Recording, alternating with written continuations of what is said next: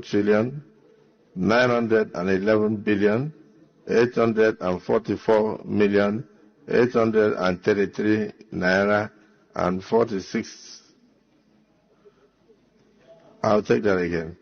1,911,844,000,000. This money is too much for me. 1 trillion. I hope that is not on the record. I have nothing new to say. People are hungry. Let them die. It's their fault. Yeah, I'm supporting Tinubu 100%. You're supporting Tinubu 100% to deal with Nigerians. Jeez. People like you. So that when next election comes, I will now see whether when people bring money, you will vote for them or you will do your conscience. Okudilio, nyekelanio. Olisa malugo mkoyene menenua. Okudilio, nyekelanio. Chukuna malugo yobia diocha. Agaranya chogo kowe bili. Agaranya chogo kowe rienio. Owe chuku bezie chuku. Nuche chukwa busigi fegemeo. Nuche chukwa busia ifegemeo. Nifo solo ne asi alibazie. Oboye bebe agaranya muliba. Oboye wuru agaranya mebibe solea. Mano agaranya mua. Oboye afiozi enipakwa. Agaranya chogo kowe bili. Agaranya chogo kowe rienio. Oboye chikubezio lisa. Kodili ma, kodili bemo. Kodili wakema, kodili wanima. Naino kwane we pelu.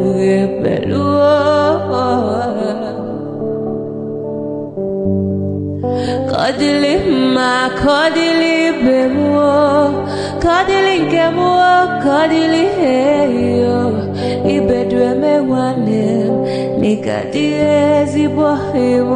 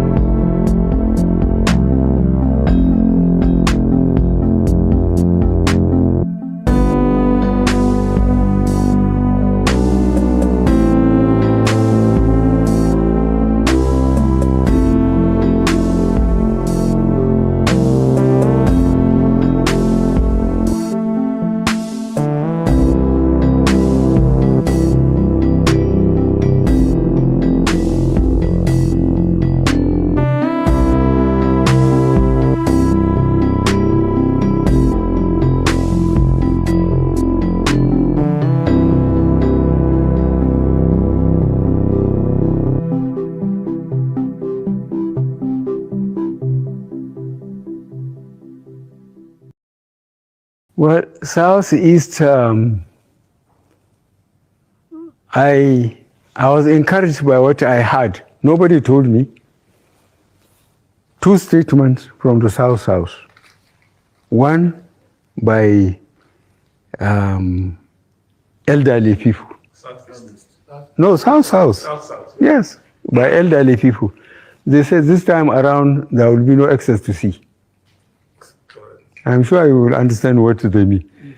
Again, the youth made the same statement. That encouraged me. So that EPOB is just like a dot in a circle. If they want to exist, they would have no access to anywhere. And the way they are spread all over the country, having businesses, having property, I think EPOB doesn't know what they are talking about. In any case, we said we'll talk to them in the language they understand. We'll organize the police and the military to pursue them. That's what we can do. And we will do it. And I am ready to die defending Nigeria in whatever way. When it is God's time for us to go, it is you no took more my going time.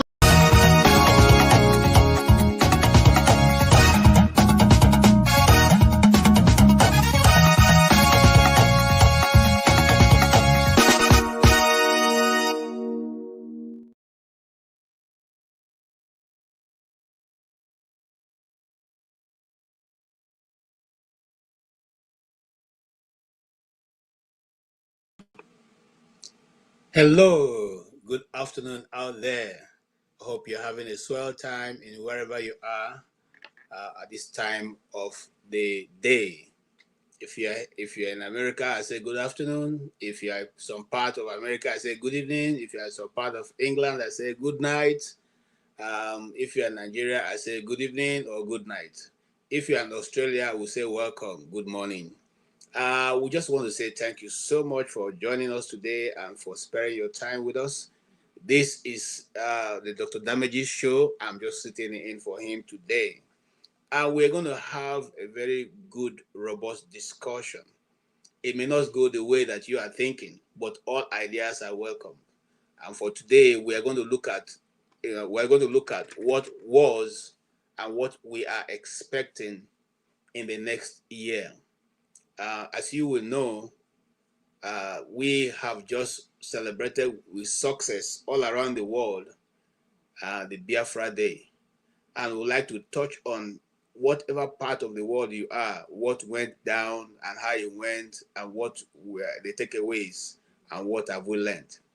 We also want to know what you are planning for the next one to come next year, and how soon we can do that will help to give us more leverage, mileage in the things that we have all called ourselves to do.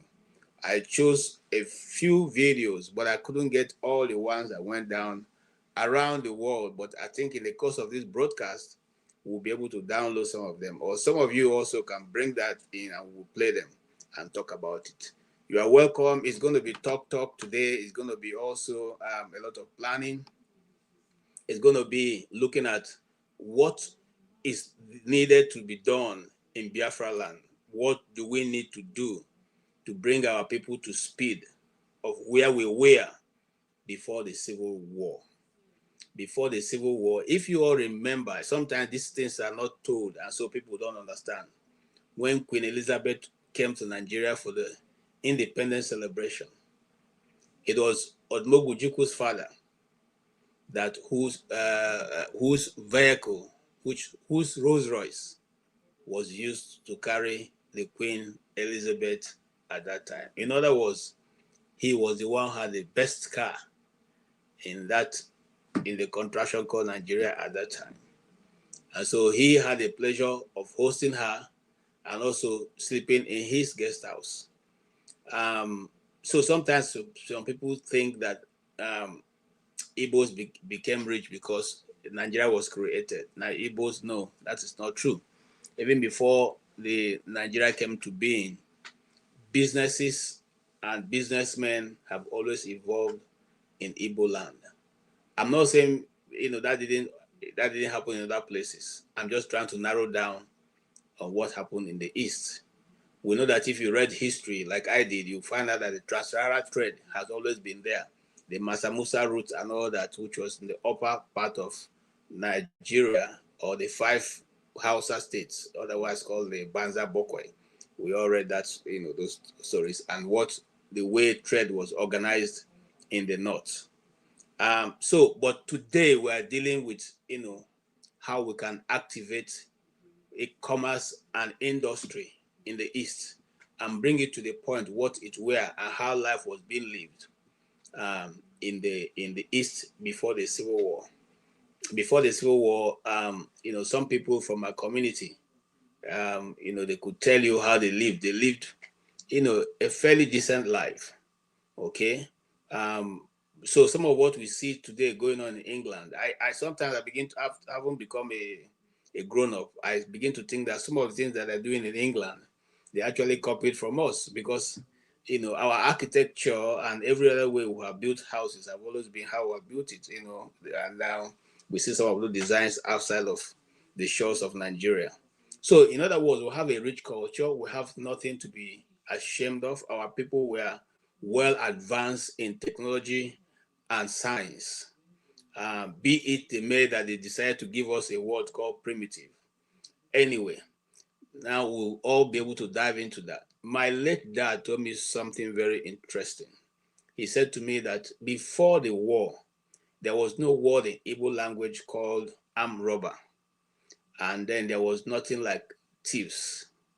But what brought about all that was at the end of the war, and 20 pounds was given to everybody, irrespective of how much you had. And so those soldiers, Biafran soldiers, who had come back from the war, who, in a family of 10, you people have 20 pounds. What are you going to do with it? And so those soldiers who came back, some of them became very irritated and became irritant to society. So as 20 pounds is shared, some of them went to the same gun which they just came back from, and they said to call what the Igbos refer to as Ojiegbe Aga. That's a person who walk around with gun, Ojiegbe Aga.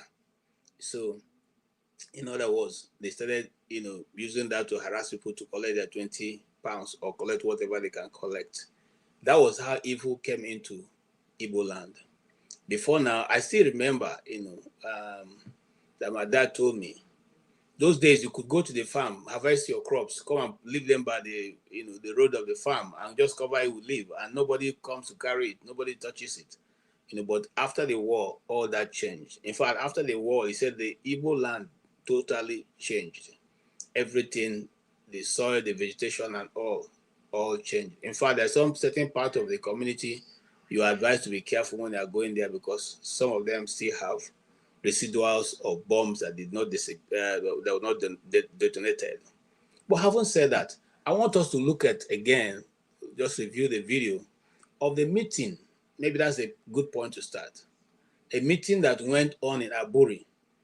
Why am I playing it? So you take away, the things I want to take away from that meeting is the report of the journalists who covered those meetings and the cordial relationship by which that meeting ended.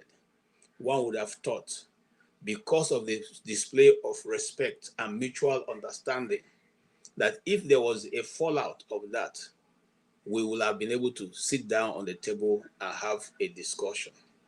But this is what we are saying now. Events have overtaken that. But I want you to revisit that part of history and then make up your own mind for yourself. Let's go there. Sorry.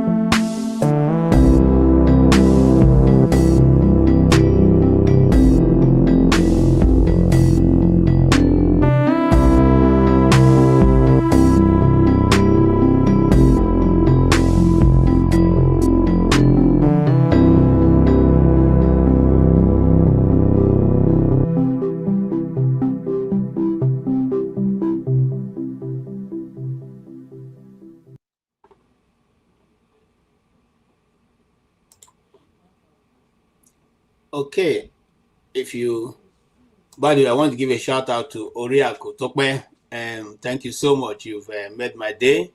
At least I can now be able to comfortably order for coffee while I'm sitting on this table this afternoon. And I pray that the rest of people will do likewise, so that we all can be joining and we can discuss in the atmosphere of cordiality. It's not, if we judge, we will not war. Let's always continue to talk. Thank you so much, Tokwe, for your generous support this afternoon. Okay, having said that, the link is out there. Let's all come in and have a very robust discussion. Going back to the video that I just showed, I don't know if you want me to play it slowly so that we all can analyze it and see. But if you look at the newspaper publication, there was no iota of the fact that there was an issue that was not dealt with.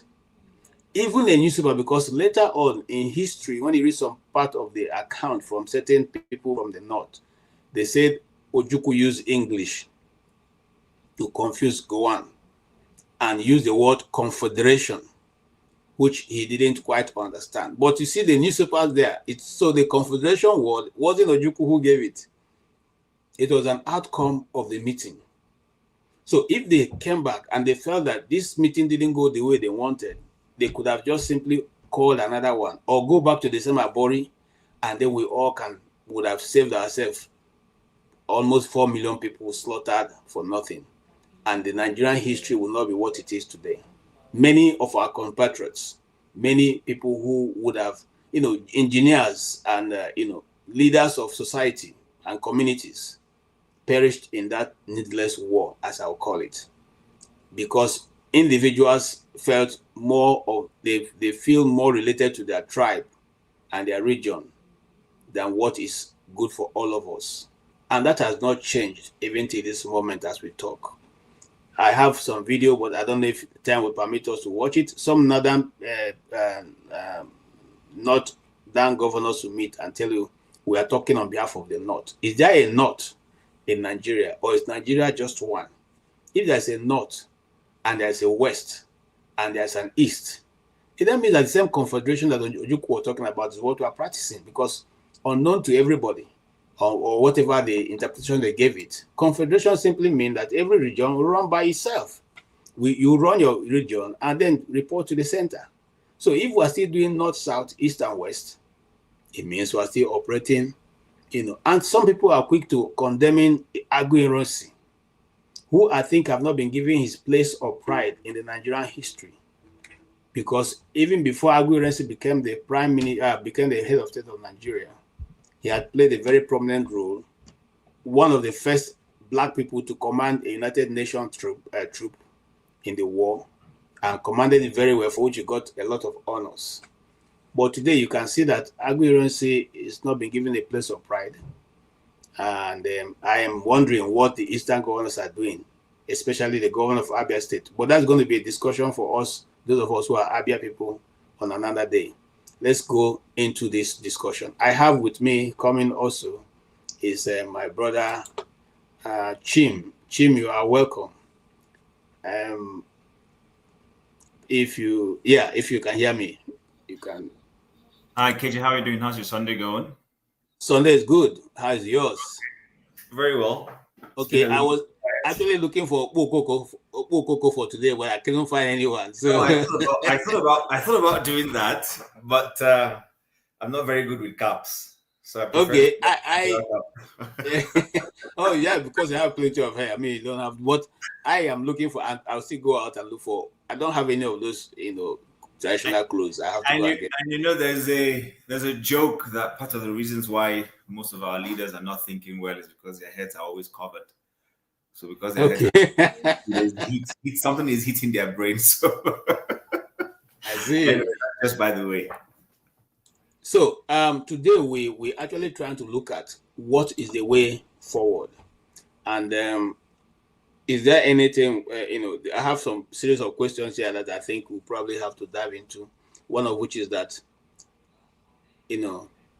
how did the celebration around how did the celebration around your area go? I mean, Was there any serious Biafra activities? And if so, do you have videos for that? And do you think we have given a good account of ourselves around the world for the 30th of May, sorry? Well, to be honest with you, it would be wrong of me to say there was any, or to say there wasn't, because I wasn't necessarily paying attention to the activities of Biafra within the my immediate environment here. So I don't think. However, I know we're going to have an Igbo Day coming up soon in August. Sometime in August. I'm not exactly sure what date they fixed it for, and I intend to be part and parcel of it. But when it comes to, if I'm correct, your question is the second part of your question being, have we learned anything or something? I'm not sure if I got that right. Yes. Have we put it for the show ourselves? Yes. Right. Yeah. So these have always been my thoughts that everything that happens to you as a human being, whether as a collective, as a society, or as an individual, is part and parcel of your history. So you can't throw that away. But we're the only group of people. When I mean we, I'm not just talking about Igbos or Biafrans, but generally Black people and Africans in general.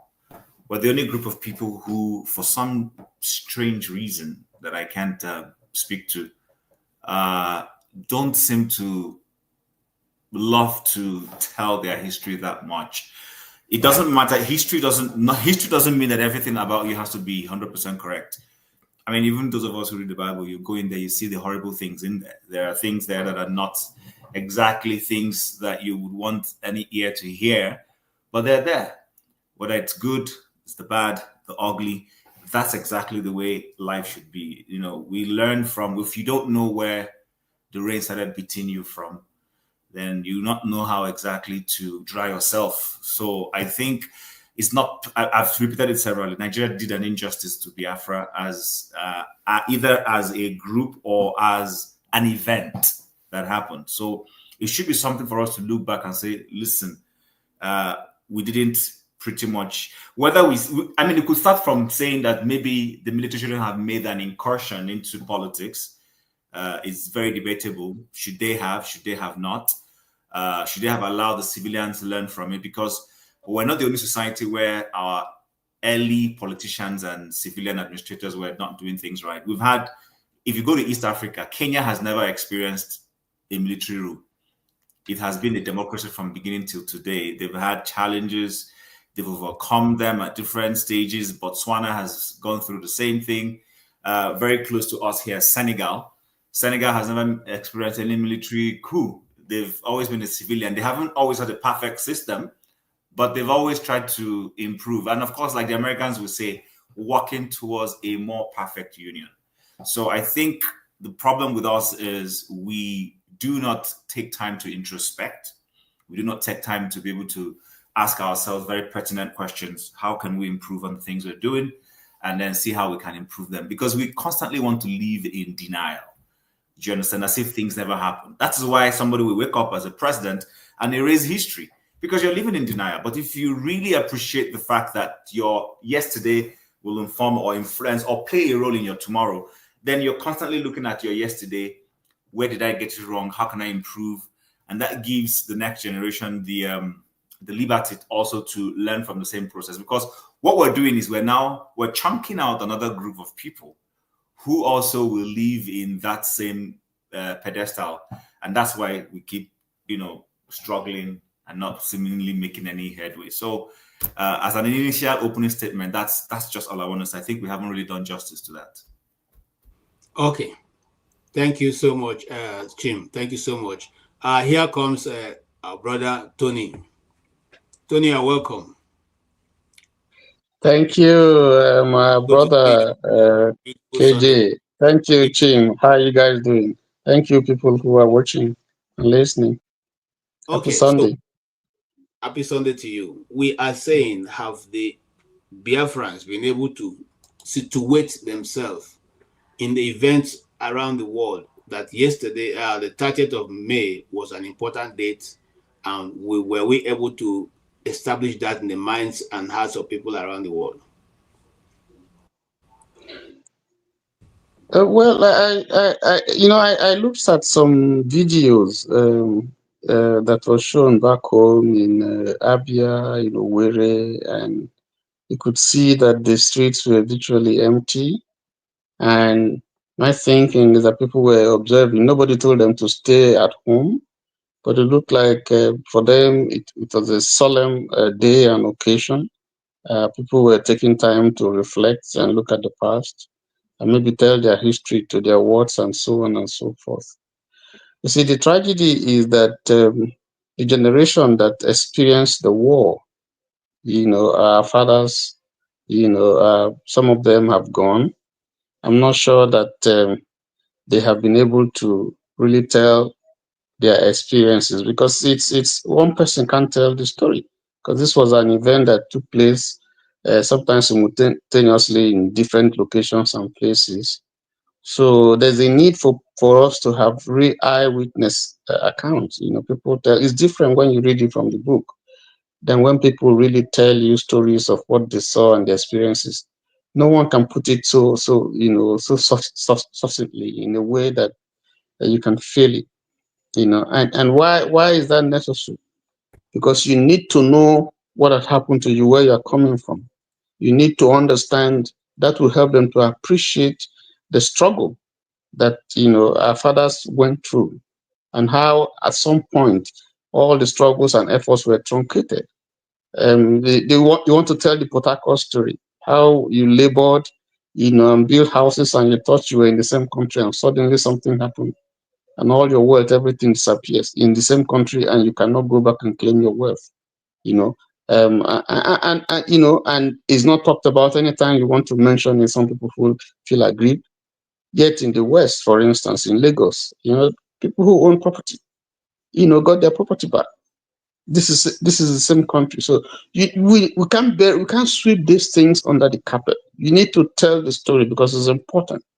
And then there are also people outside who have never gone, who didn't experience the war, who don't know the pain and the mental torture and agony that people went through, apart from probably what they read in the newspapers. It's an opportunity for us to share our experiences. Let them see, the challenge, and some of the biases and stereotypes, that they had and been sold to them concerning a certain people, concerning the events of the Civil War and what caused it. Is now beginning to break down because people are talking and people are communicating. Many years ago, you couldn't say it because the actors. I give you an example, for instance, in the story that I shared, in my narrative that I shared, and I mentioned someone who wrote on the carnage, the program in my town. Emma Okocha is dead now. When he did that, he had to run away from Nigeria because he was being chased up and down. He had to seek asylum in I think in the United States, because some people couldn't deal with the hard facts that was being churned out by him. These are facts. They would rather, nobody mentioned it. And it's probably the reason why, for instance, Ojukwu didn't write the book, even though he had the manuscripts and all that, because there are certain things you cannot say, until, when after a while, before you can say this, you can say these things. Babangida couldn't say some of the things that he said, at a particular time, because that cost him. When Obasanjo wrote about Nzogu, it cost him, but he was speaking about Nzogu as his elder brother, because Nzogu was his brother, and he took care of Nzogu's mother until she died. But for some people, once you mention Nzogu, it conjures up something, very sinister, something very diabolic, something not good. So, for some reasons, we have not been able to tell our story the way it is, and the way the world will understand. I was reading something about Steve Jobs, many years ago. As a young man, he was a Christian, and he used to go to Sunday school. And then sometime in 1968, he saw, I think it was a drum magazine then, it's extinct now. And then he saw a picture of children from Biafra who were suffering from kwashiorkor. You know, the sight was so ugly and so dehumanizing. And as a child, you know, he was miffed. It was something that really bothered him. And so he took it. He took that magazine to a Sunday school teacher and showed him this. And he said to him, "Is God aware of this? Because you've been teaching me about God, how merciful, how good He is, and so on and so forth." So he asked his Sunday school teacher, "Is God aware of this thing that's happening in Biafra?" The Sunday school teacher said, "Yes, God is aware." You know, so he said, "Why would God allow this happen?" Well, the teacher couldn't explain to him, so he got angry, and then that's how he left. He left church, and he went to yoga and so on and so forth. And then his knowledge, his understanding of God, was shifted, because he can't understand how this God that is good and that he reads about the Bible can allow this kind of thing to be happening to a people. And he didn't, I mean, all through his life. Anyway, I want to stop there, because in his dying days, died of cancer, 55 or 56. But that thing was still running around him, if you go by the thing that he said. Anyway, so what I'm saying is that we haven't had time, as a result of these circumstances or these issues and so on, to really tell our story. You want to tell it, someone wants to shut you down. You want to tell it, you want to be very careful, so you want to offend some sensibilities and so on and so forth. But we got to tell our story. And I'm happy that, there was such an occasion, a day like that, where people could sit down and talk about it. And sometimes it helps you to get closure. But we have to unburden ourselves. We have to see the nation right now, the state where the nation is. It's important that they understand the Igbo man, understand that the Igbo man has nothing against Nigeria, has nothing, that the things that happen were resulted as a result of circumstances. Some people acted as individuals.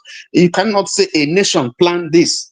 Now we're beginning to understand that people didn't sit together and say, "Listen, this is what we're going to do against Nigeria." No, it wasn't so. But there were individuals that were involved. And we now know that it was just an Igbo, not just Igbo people that did this. You had Hausas, you had Yorubas, you had Igbos, you had people from the minorities and so on who participated. But see, when things like this happen, failure is an orphan. Once you fail, everybody wants to, but success, has many fathers. So I think that's the lesson we are learning now.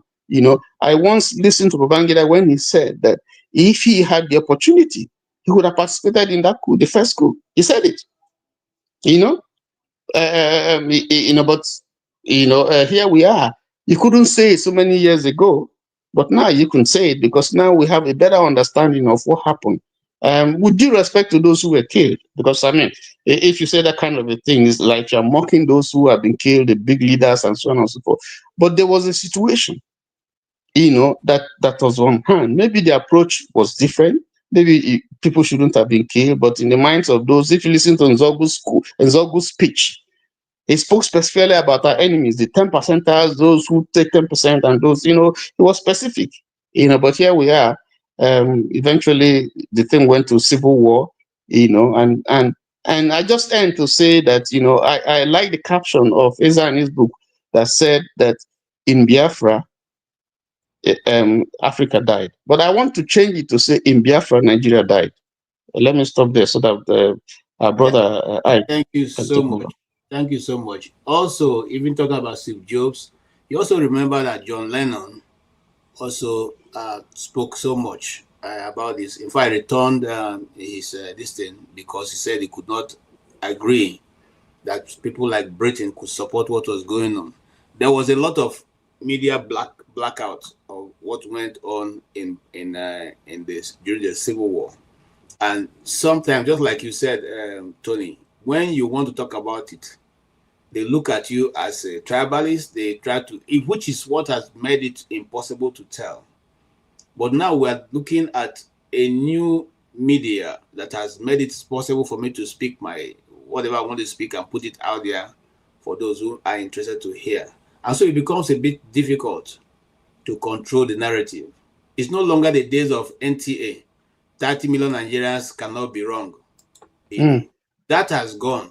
because right now we one person alone can speak to 30 million Nigerians. So your whatever you're putting out can be countered by just one person in a remote area, and that is why I said individuals who are, who have made the social media, a threat, have become a threat to governments. Now, Thank God for social media, that we can now reach the whole world and tell our story. Really help to democratize the media space, and so it becomes difficult to have you alone have the narrative. It's no longer the situation of one town crier. Everybody now can do his own crying in the town. Okay, thank you so much, Mr. Ahmefla. Mr. Ike himself. Thank you so much for joining us, and also thank you to stay humble as you have come humbly today. I like your red background, by the way.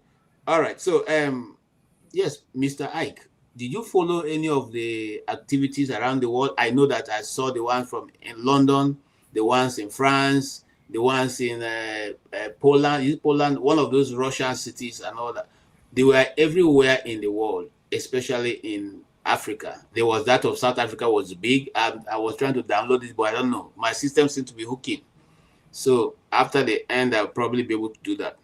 What can you say have the Igbos or the Biafrans or the people of the southeast, have they been able to tell their story convincingly? Or at least were we able to blanket? That's what we call those days. I used to work in a media organization we call it Teletron. We truncate the whole of the media for 1 week with our information. Now, were we able to do that? And can you say that we have been able to utilize? Okay, let me leave you to answer that. I'll go to the next man with that. Have you been able to do that? Good afternoon, good morning, and good evening to everybody, depending from where. Happy Sunday to every one of us. Happy Sunday to you, sir. It's not Ahamefle, it's Alamefle. So don't change Don't change my father's name. My mistake. My junior brother decided to put H on his own. My junior brother answered Ahamefle, but it's Alamefle. Let my land not be lost. Yes. Our land will never be lost. Amen. Yes, sir. I did not watch the program today or yesterday because you can see I'm putting on my office. I'm in the office working today. It is what it is. All of us who live in this part of the world. That's what it is. It is what it is. Yeah. Some of the people that we try to help in Nigeria, they're enjoying now, eating rice and chicken, and enjoying themselves. It's true. We are working. But I think, to be honest with you, I think we have been able to tell our stories. When the narrative was controlled by one platform or two platforms. But now, like as we are saying, we have been able to tell our stories. And a lot of people have been aware of really what actually happened to the people of the Southeast. And some honest people have sincerely acknowledged what happened to we, the people of the Southeast. I do not expect everybody to acknowledge that because of one sentiment or the other. But I think that technology and advancement of knowledge and the internet has helped us to tell our story. A lot of people who has never heard about Biafra before, with all the activity that is going on around the world, they begin to ask, what is Biafra, right? And we've been able to tell the story as we know. Like everybody said here, I was born 62. So by 67 to 70, you can imagine how many years I was. I was still a small boy, but I still experienced, I saw when we used to run away from the village and go to where we used to do our farm. That's where we used to go and take cover. And I could remember an incident when we were going. My singlet that I put here, this place, fall into a ditch. I never forget that till today. Anytime I'm going through that stream, that road, I still remember what happened in that particular place. When we go to that farm area, when the plane and everything has subsided, the men will go back to the village and study the area. And if it is, safe for us to go back home, we all go back to the village. If it is not safe, we, the little children and the women, will remain there, and the men will always go back home to see what is going on.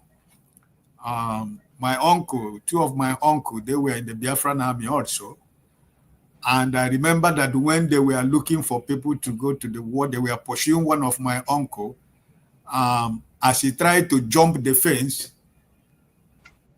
he poo-pooed his clothes because he was running to the fear of going to that war was too much for him.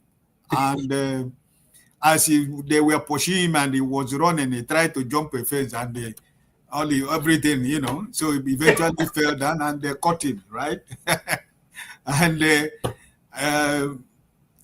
he ended up not coming back from the war because I think he got defeated already before the move. So only my senior uncle who was able to come back. But like all of us are saying here, they never tell the story. Really, they never try to tell the story. I don't know, maybe it's because of emotions or because of what they saw, right? Like we are saying here, most of the things we are saying now is what was written in the books, like Tony said. And there are so many people who participated in that war that are no more alive, many that have gone to to meet the Lord.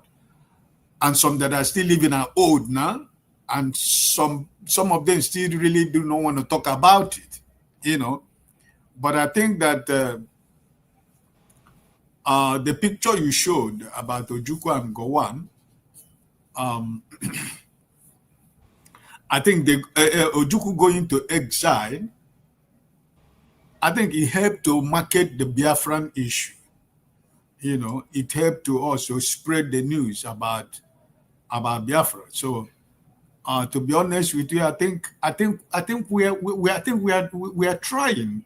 I think we are trying so far. We have done well so far by trying to spread the news, by people trying to recognize what really transpired, by people trying to understand that, acknowledging it, and some people who are bold enough that are saying they are sorry to what happened to the Biafrans. And I think for we, the people from the Southeast, it is our responsibility to begin to heal. We have to heal, but it's like when you're talking about somebody with sexual harassment, it's not easy to heal because every time you try to heal, you find yourself in the midst of certain people. And when they try to show you that you are not part of them, the memory still comes back to you back, even though you're trying to heal. You're trying to present yourself as, we know it happened, but we can still be one Nigeria. We can still be the same people, right? And so it's a process that we're going to go. And I think that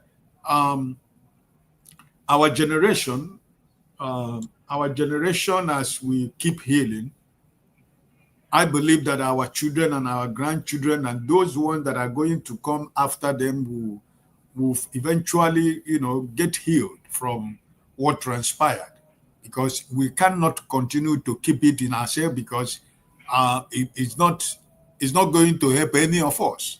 But I think that we have learned a lot of lessons.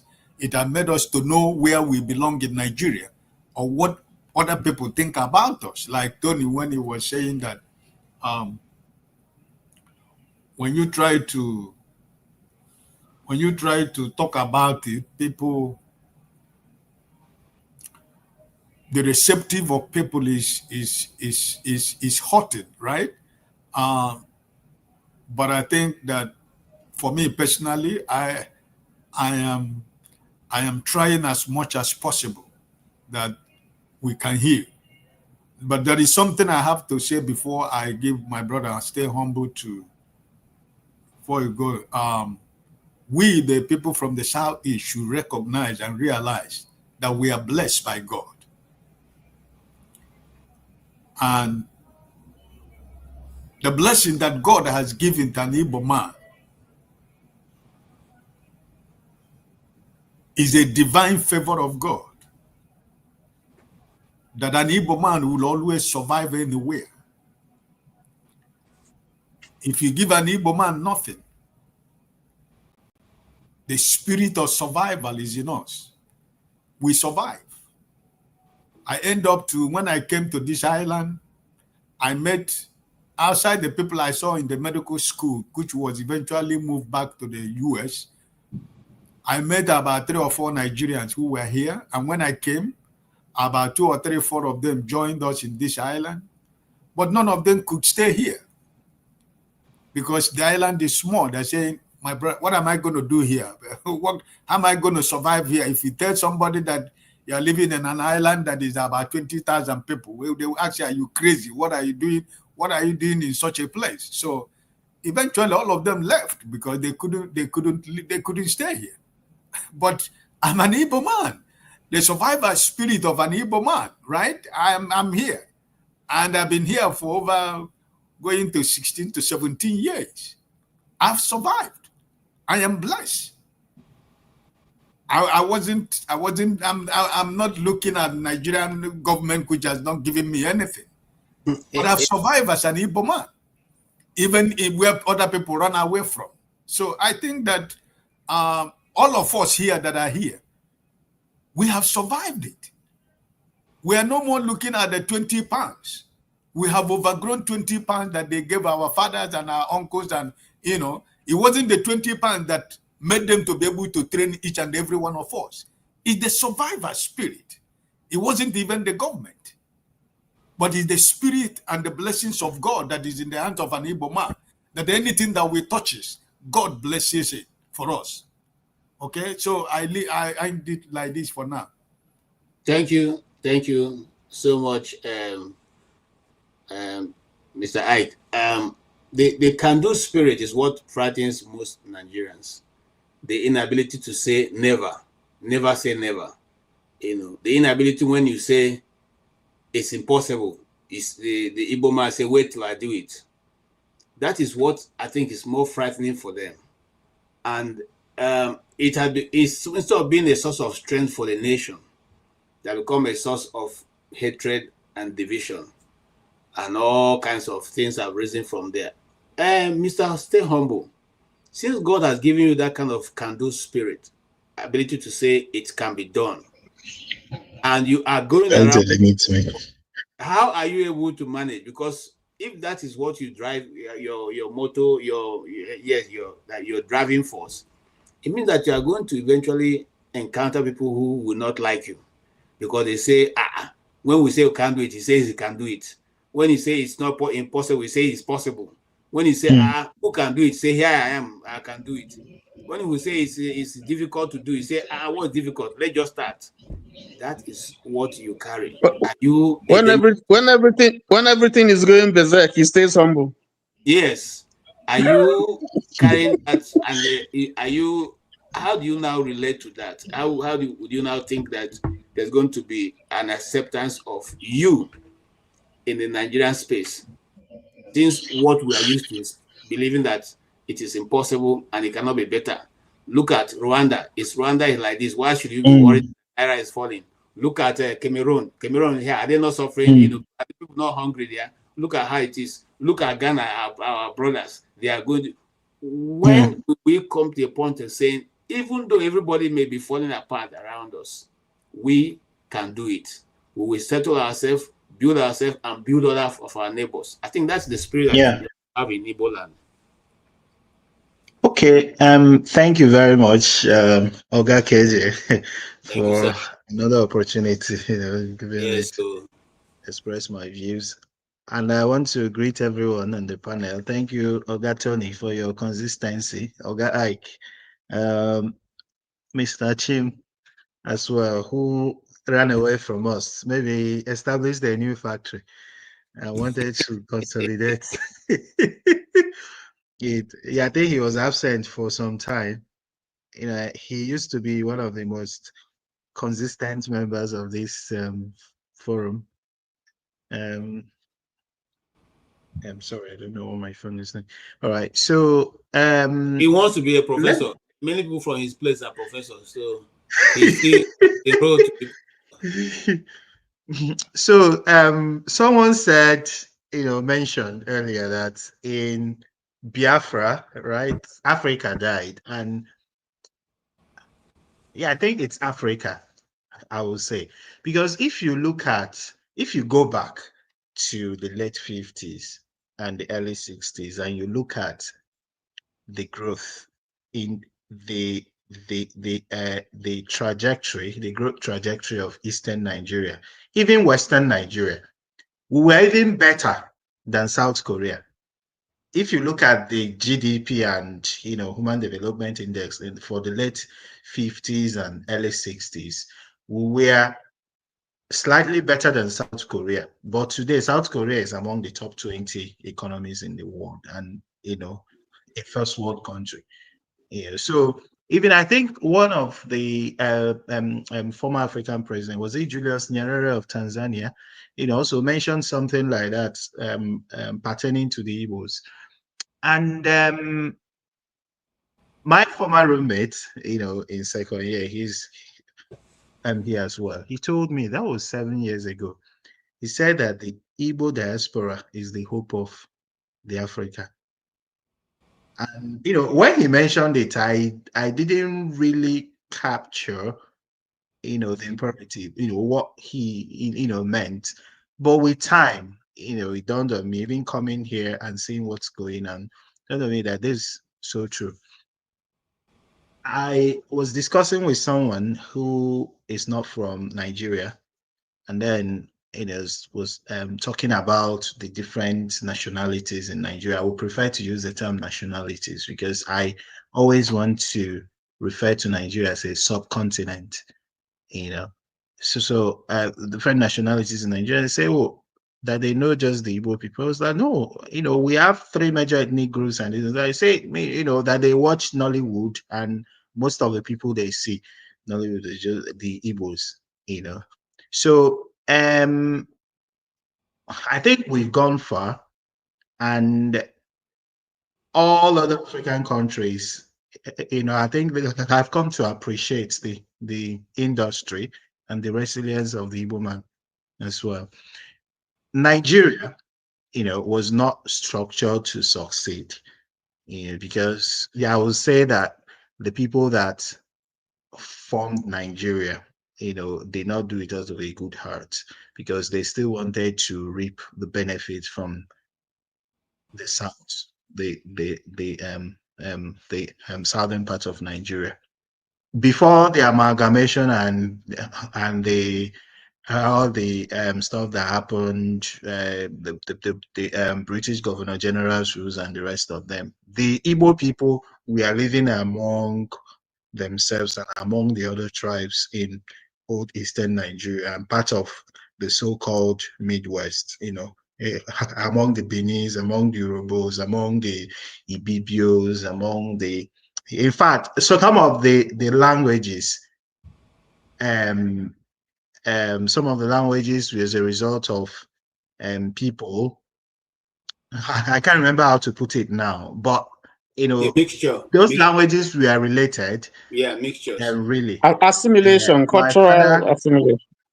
You see, let me shock you. My mom is from Chim's place, but their dialect, our place is less than 30 minutes away from each other, but their dialect is different from my own. They have a way they spin theirs, and have a way we put ours. So when somebody speaks from his place, you know that this person is from this locality. And when we speak, they know that, oh, we are from that locality. Now, some people have used that now to say when they are Ikwere people, they say that we're not Igbos. So Chim can easily say he's not Igbo because his dialect is different from my own. I can also say I'm not Igbo because my dialect is different from his own. even though we're just less than, I mean, what is 30 minutes? Less than 30 minutes away from each other. Yeah, away from. Okay. So we also speak to that because that has brought so much division that was not there in the first place. So while I was growing up, I think my father told me something about, the language. He said that if you slap an Ibibio man, that he will speak Igbo. You know all these things that people will be speaking for ne till something happens, and then they will say, "Oh, Chim," that kind of thing. So if you slap an Ibibio man, he will speak Igbo. That's just to show you how closely related, those ethnic groups. We even say that they are tribes, because the difference between tribe and the ethnic group, So the Igbo man, I would say, has gone really far, considering what transpired during the war. During my first job, I think my first job after youth service, I was just saying, okay, next.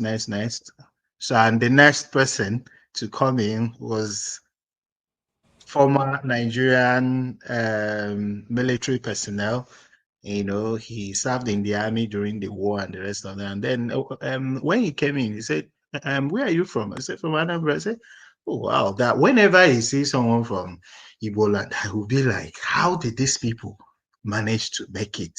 Because he fought the war, he saw the level of devastation. He said he never imagined he never imagined that the Igbo man will ever rise. That whenever he sees the Igbo man, that he'll be like, that God is really with the Igbo people. So I think that we've really gone far. Some people criticize us, oh, we do this, we don't speak our language often. But if you look at our history and what we've gone through, we've tried to modify some of our cultures. We've tried to modify some of our ideals and traditions and the rest of them to adapt to the Nigerian situation, to cope with the hardship and everything. I think we've really gone far. We've made tremendous progress in all aspects. If you look at all the indices of life, the rankings and the rest, the Southeast has been ranked number one in most of the things. Children in school, people that have access to water, this and that and that and that. I think we are really doing well. I don't like to use the word Southeast for the Igbos because it's just political, really. The South, Zeke and the Ekweme were the people that convinced Abacha to divide the country into 6 geopolitical zones. Why did they do that? Because they wanted the people of the so-called South, the Niger Delta people, to have their own region, because they being with so the West and this thing, the West tried to put enmity between them and Igbo people, but them having their own region will give them a sense of belonging. One. So also, I think they were the ones that convinced Abacha to create Bayelsa State. So Bayelsa State is like 70 to 80% Ijaw, right? Yeah. So that will make River State to have a somewhat Igbo majority. You see, yeah. So the wisdom in creating the 6 geopolitical zones, was to give those minority ethnic groups a sense of belonging, their own regions. Yeah. So I think that will go a long way to reduce the antagonism, between them and the Igbo people. I would think so. All right. All right. Thank you so much. KJ, sorry. I want, if you can allow me, I want to share a testimony I think I've shared here before. I'm talking about that survivor spirit, right? Yes. Go ahead. You know, when I came to this island, I think I shared this story here before. Where I'm working presently, the first place I came to look for a work when I came to this island was this particular company where I was working. I'm working right now. And they told me there is no vacancy here. So eventually I got a job with a catering company that caters for KLM, for Continental, for Delta at the airport. So I worked with the company for about 5 years. And when they decided to move to the Aruba, the next island, they offered me a better salary and a better incentive to move to Aruba with them. But I said, no, I cannot move to Aruba. I have to remain in Bonaire. Because my wife works in the government and I'm not ready every weekend. I fly to Bonaire for a weekend. I'm not ready to do that. So I stayed back. Then I came back after 5 years to this particular company again to look for a job. And eventually the day I came, they asked me to bring my application. I brought my application. And when I walk into the office of the supervisor, who has to interview me, the first thing he asked me was, do I have a Dutch passport? I said, no, I don't have a Dutch passport. And he said, okay, sorry, they are looking for somebody that has a Dutch passport.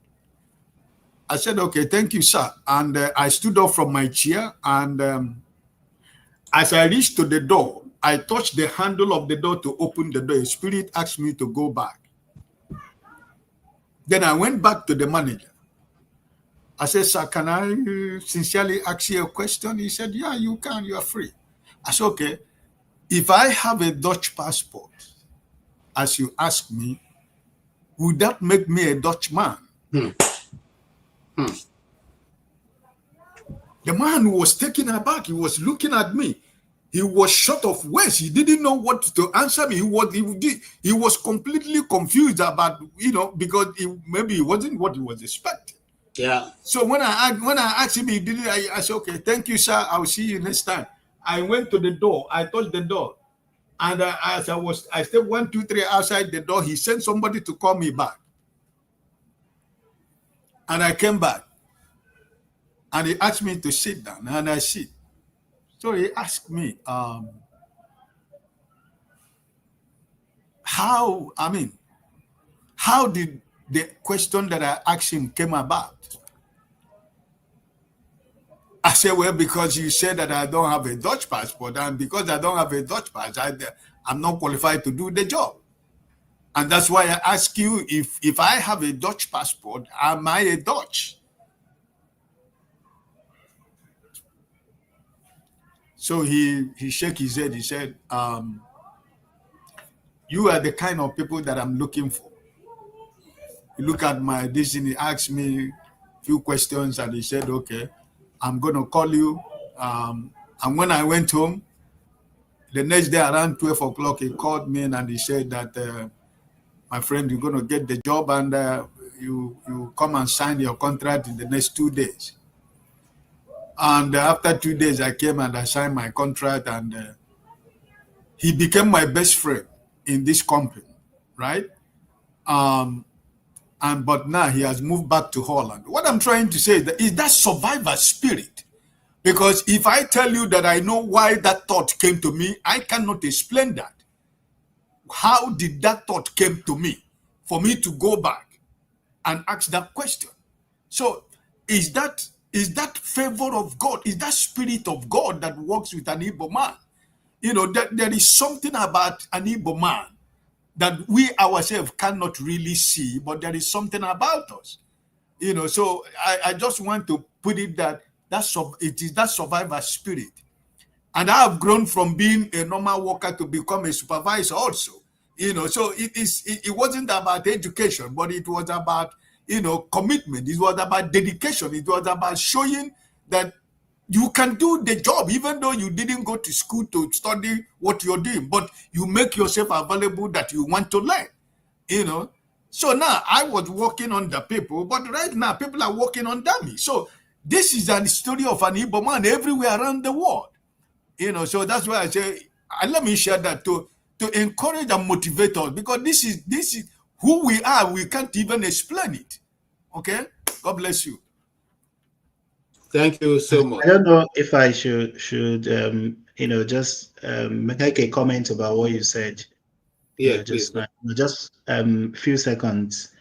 When I was working in Oyo, yeah, I had the opportunity to work in the heart of Yoruba land, you know, just for a short period of time. Yeah, and I had conversations with some people. I had the opportunity to sit where Yoruba we were having like very deep conversations, and then someone mentioned, you know, he called Yoruba and said that the reason that they're afraid of Igbo people, you know, because of so and so and so, you know, he listed the qualities, you know, why they're afraid of Igbo people, even politically and otherwise. Say that they're so united, you know, that they don't even sit down together to say, okay, we'll do this, but they just have that oneness of spirit, and they just move, and you can't stop them.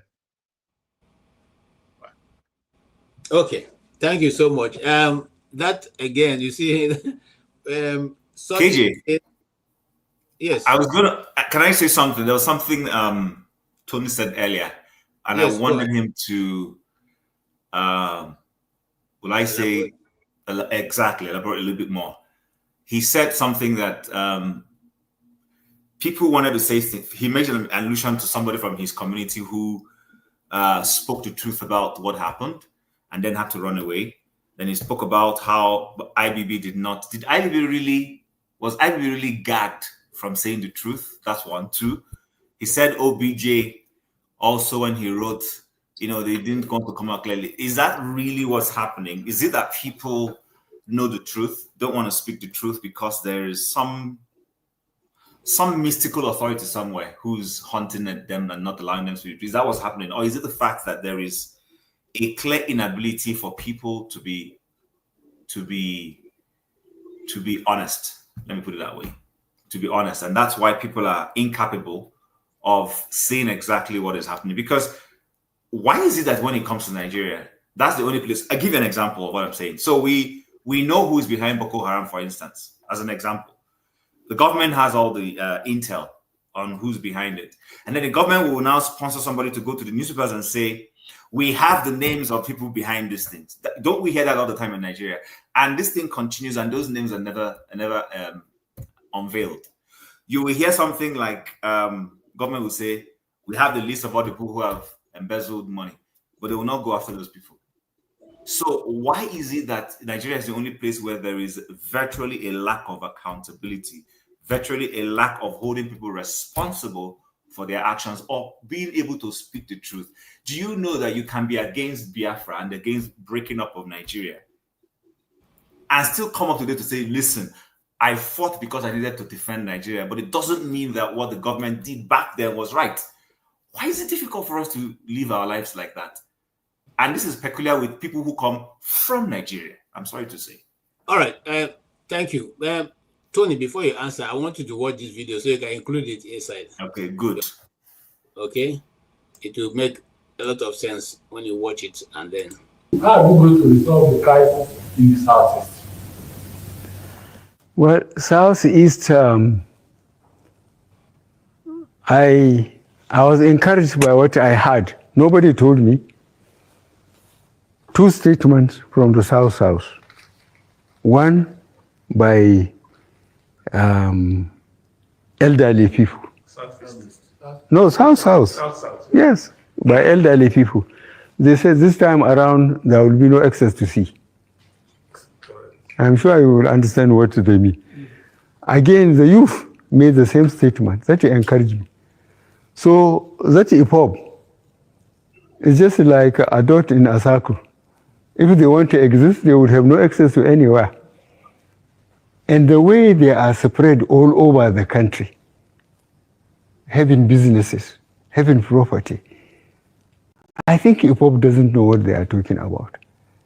In any case, we said we'll talk to them in the language they understand. We'll organize the police and the military to pursue them. That's what we can do. And we will do it. Okay. Yeah, you can go ahead, sir. Well, you know, that's speech by the former head of state has come, and president came under quite a lot of criticism because I think for me it's marks of someone. I mean, for someone so who is so highly placed, who fought the war, who had colleagues before the war, before the coup, who had Igbo officers and so on as his colleague and friends, you know, and who had the opportunity to rule this country as a military head of state and as a president.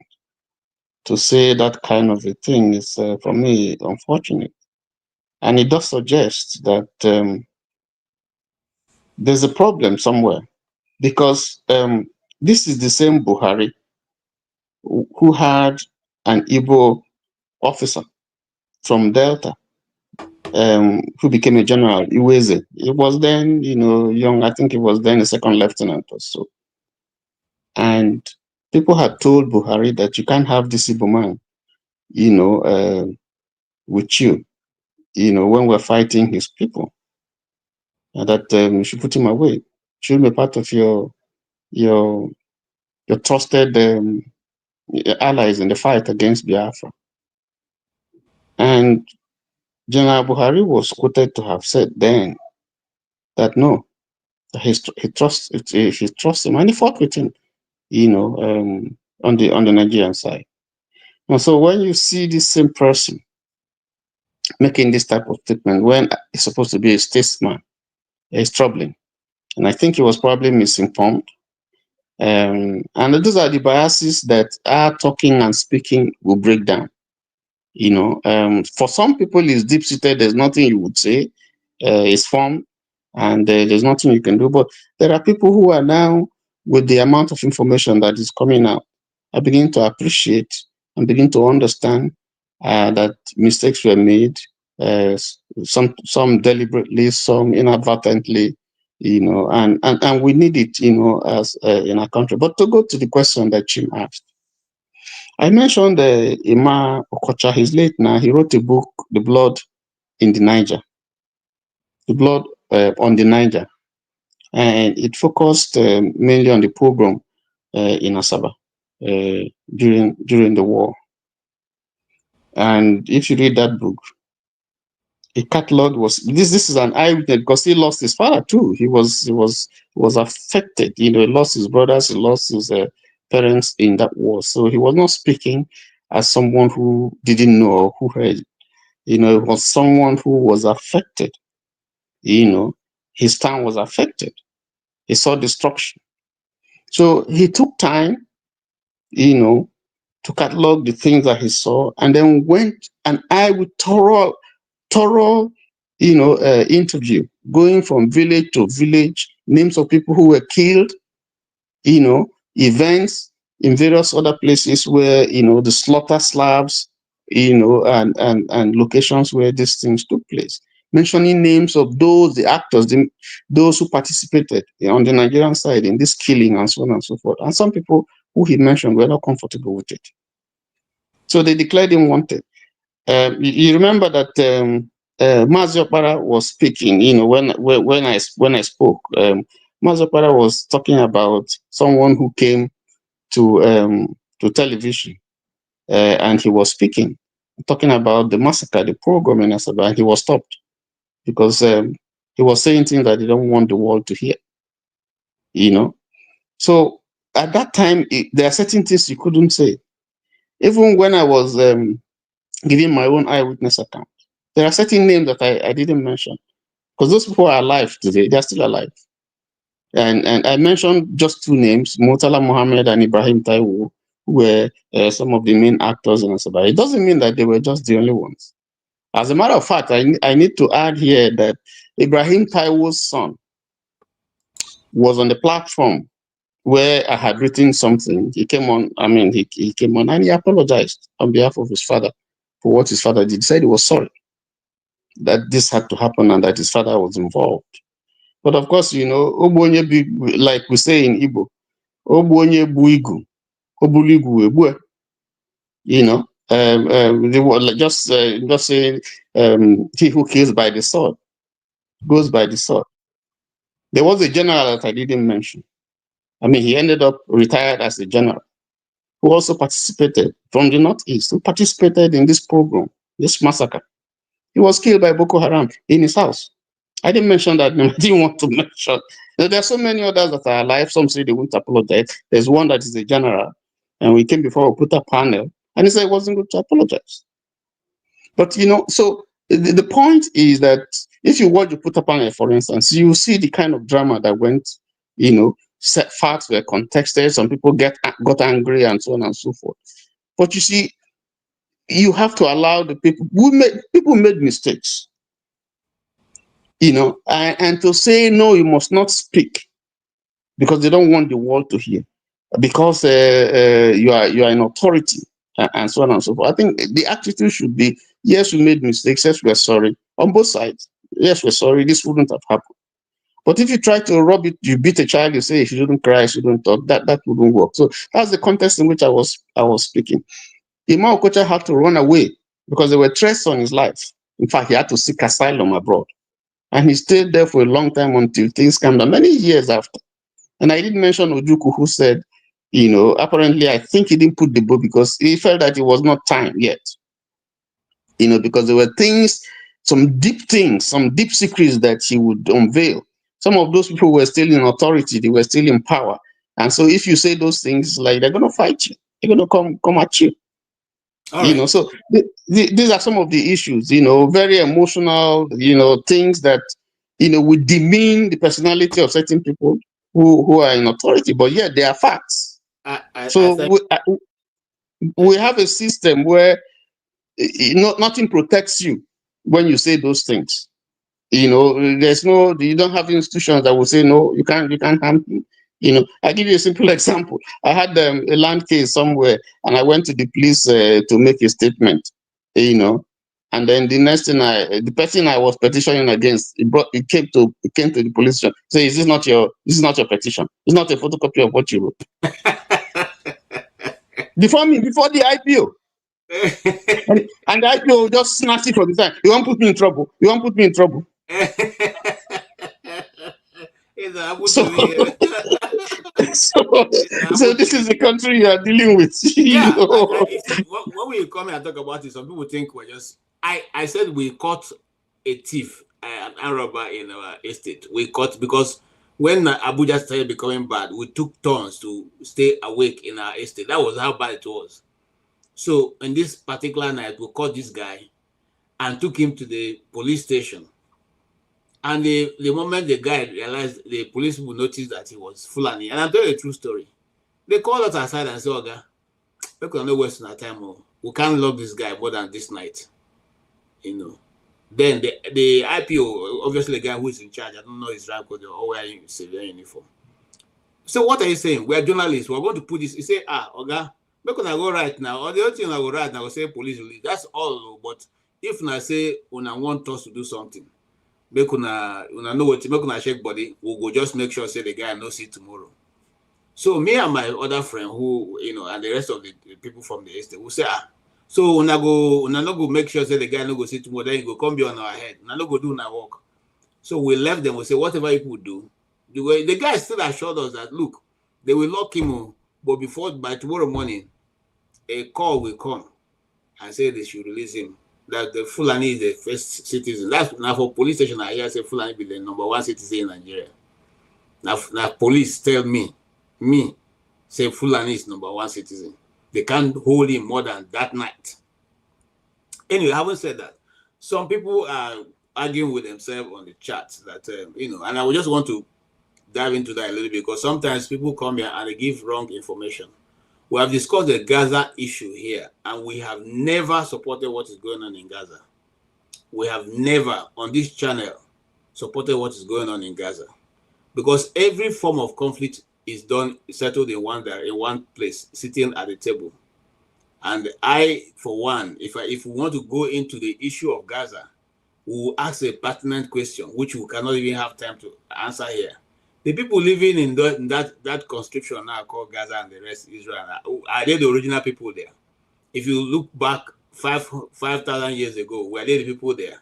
Let's not go there, but that's a discussion for another day. That's not what we are dealing here. What we are dealing with now is an issue concerning the Nigerian situation and the Igbo man in question. What is the way for the Igbo man? And our first question, which have not been, which we just exhausted now, is: were we able to put that issue of Biafra back in the map, in the news around the world? And so far, all the panelists have said, yes, we're able to, some to a large extent, put it back in, into the media space and make people talk about it, which was what we're aiming at. Now, discussing on this issue earlier on, Dr. Damaji told me something which I like to quote, and he spoke it in Igbo, but I'll translate it in English. He said, "What people will always do you something. People will always do something bad to you, but what is more worse is what you do to yourself. So, what we do to ourselves is more worse than what people will do to us." Sometimes I think that the Igbos also have not been fair, enough to deal with the issue that the fallout of the civil war. For instance, if there was no crime in Igbo land before the war started, if there was no lexicon in Igbo language as an armed robber, which they had to coin two words together, Ojiegbaga, that's the direct coinage of that thing from my own tribe. My dad laid that to me. There was nothing like that. There was nothing like that before the Civil War. It was after the Civil War, and people were given 20 pounds, irrespective whether it's a community savings, whether you were a billionaire before that time, no matter how much you had, and how many members of your family, you get 20 pounds. And so that brought evil to a large extent into Igbo land. The question now be, how do we now rearrange ourselves and advise ourselves and plan ahead to get rid of evil in Igbo land? I say this vis-a-vis what is going on now in Anambra State of the native doctor who multiple bodies have been found around his compound. Such people before now do not exist because they will be thrown out of the village. They don't even exist because they would have been found out. But now this evil that came after the Civil War is gradually spreading to other places. How can we handle and bring ourselves back to that lifestyle that we used to live before, that we are all our brother's keeper? Izukama Neji, that's the right word, that's the word they use. Izukama Neji. How do we go back to that place and re-establish ourselves and our children and give them the understanding that with us, the life is a communal, one person, all for one, one for all. Yes, I'll come to you. I think Chim is busy. So Chim, are you listening? Okay, yeah. So you go ahead, Chim. I don't know if you heard my question. That's why I say you. Can you please repeat it again, please? You see what I did. Indulge me, because we're many of us talking out, discussing with somebody on the side, please. All right. So we are saying that, how do we now reestablish ourselves in Igbo land and bring about communal living, as it were, and reduce the level of evil that has come with the Civil War? Knowing that before now, in my lexicon, there was nothing like armed robbery.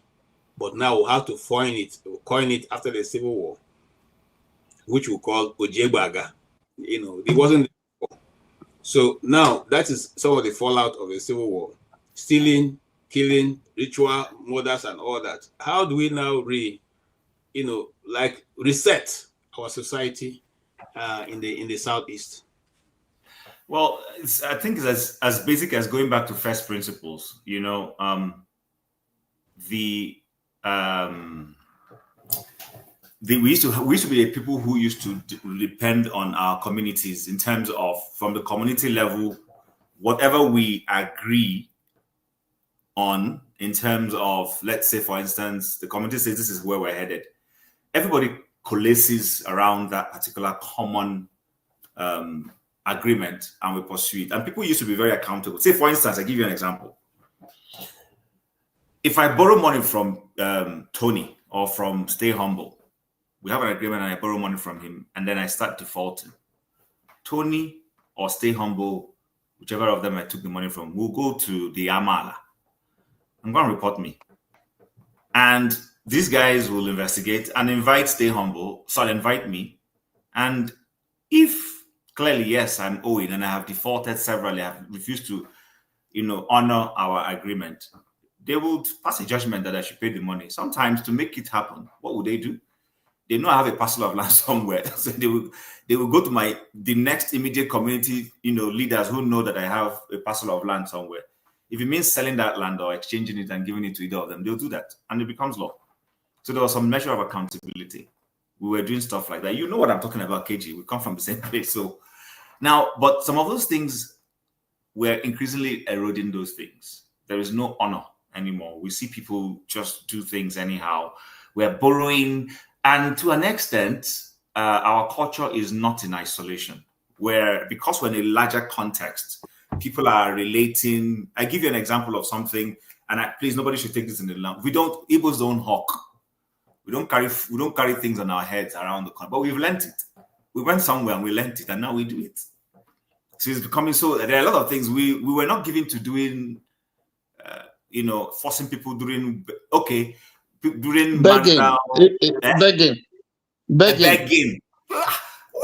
It was. When you sit down, you see people doing those things, and you wonder, where did you get this from? This way, and when you say people think, oh, you're big, no, you don't beg. If you have a need, you go to your brother and explain yourself and seek help. But now you see people begging, nilly-willy, doing all manner of things, and you're wondering, where are these things coming from? So, number one, go back to first principles and begin to correct those things. These are foundational issues. And once the foundation has been shaken, then things are going to go south. So we need to go back and start sorting some of those things. That's why we're seeing there's one popular, I don't want to give him free airtime. He's one of those 3 or 4 young Igbo men that are so much money now in Nigeria. You know them. There is, one of them was kneeling before a certain political figure recently. You don't see those things happening in the past. Why would you see those things? The kind of people I want us to go and emulate is people like Koskaris. You heard what he was saying the other day about life, explaining to us how we should work hard and all those things. Those are the kind of people we should be emulating. Those are the kind of people we should bring out. Integrity. Exactly, integrity. Do you understand? So these are things that we used to have, and we've started losing them. But we can go back to them. And what it requires is for a couple of people to stand up and say, this is how this thing should be, and begin to enforce it. Most of our political office holders right now from the Southeast are sellouts. It's difficult to count up to 4 or 5 that you can, both male and female. It has nothing to do with male. Even the female ones are even worse, doing all manner of things. So we need to go back to first. There was a time where you would not vote certain kinds of people. Those people won't even show up. They respect someone like Sam Mbakwe has in Old Imo State. They Sam. Or they respect the guy from Afibo, although he threw away Thank you very much. These are people, the man from your place who used to be Colonel, who used to be the Ohanese Secretary General. What's his name? Raf Uweche. Where are those? So if those are the kind of people I'm talking about. Do you understand? So we now have criminal-minded people who easily sell out. Look at what this guy was doing the other day, and how many you are doing. I don't know who was he trying to please. He sponsored Hajj from Akano Airport, and the first international flight that flew was people who were sponsoring to Hajj. What bearing is that to? I mean, without sentiment to any ethnicity or whatever, what benefit is that to your local? Let's be honest with ourselves. Why are we pretending? When people start doing stuff like that, this is 419 behavior. Yeah. Otokoto people. So, and those people are the people who are currently running politics in Igbo. People who belong to Otokoto. That's the truth of the matter. Anybody who knows what I'm saying. That caliber of people, they're the ones running affairs now in the Southeast. And so you can't have those kinds of people and expect that things in the Southeast will be properly. Those people, the guys I didn't want to mention earlier, are their boys in business. They are the ones now helping them run them. Forget what you're saying, you'll see. All of these people are all tied together. So I think the moment we're able to start telling people the truth, Amari Kweche came to Imo State as governor, and he was doing something that the former Eze Njemanze didn't like. Many of us have had this saying. And the man appeared to him and told him, Ikweche, Nakwecheki, Bangida, Kwabako. And they knew what he was saying. You understand what I'm saying? So these are things that we need to begin to go back to. So like I said, go back to first principles. Anytime we start, you can't break yourself against a principle. You are the one losing. Principles remain principles of the way life should be. So we can sit down here now and postulate as much as we want. But if we don't go back to those first principles, we'll still getting the same kinds of results that we're getting. Thank you, Chim. Thank you so much. Yeah, Mr. Tony, welcome. Hard Not. I will come to you, Mr. Tony. Go ahead. Yeah, I agree 100%. In fact, 110 over 100 with what Chim has said. You know, we have to go back to the basics.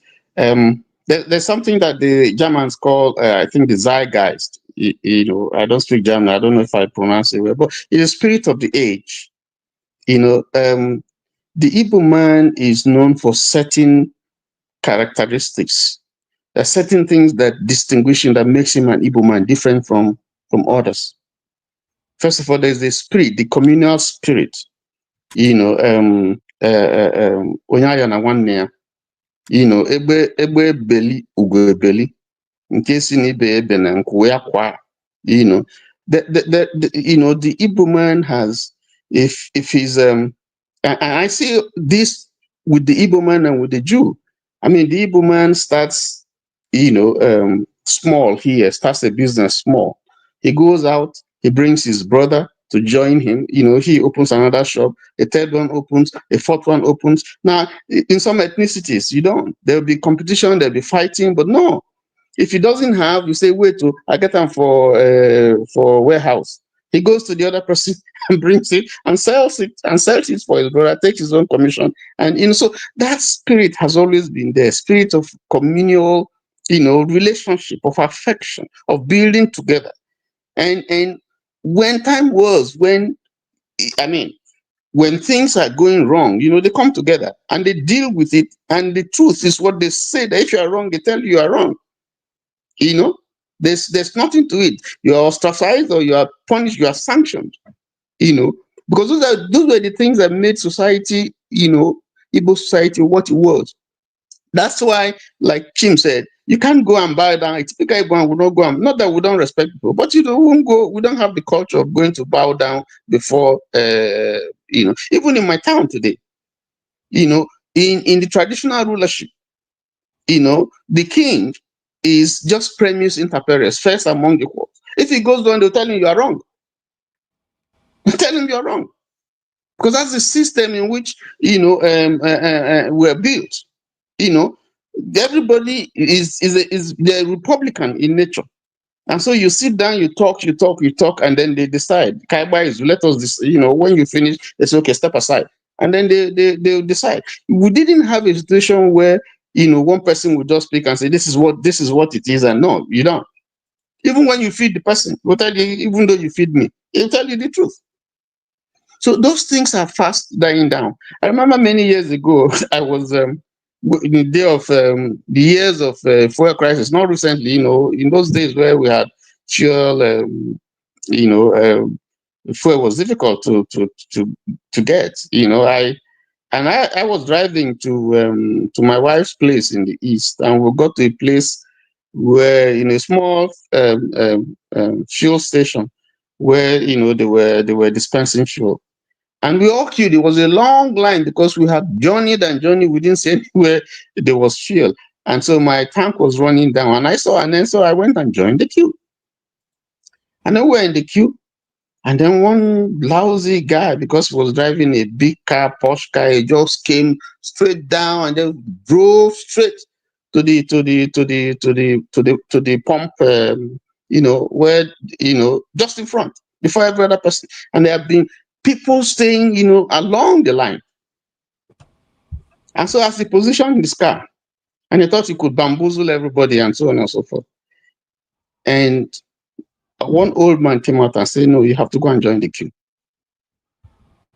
And then he started insulting the old man. If you see what they did to him with his car and with the way he was dressed and the chain and so on and so forth, people say you can't do that. And you can't talk that old man because he was correcting you. So and even when the guy dispensing the fuel wanted to, give him, fuel before every other person, they told him you won't sell here, and they stopped him from selling. I'm just simple example. I'm just trying to say that there were values that we cherished that made society tick. There were values where there are certain things you would not do. It is a shame to the family. It's a shame to the name of the family. Your name was it was what you held high. They could mention this family and they say, yes, that's a family, not your money. It was your conduct, your family name, good name, was better than gold in those days.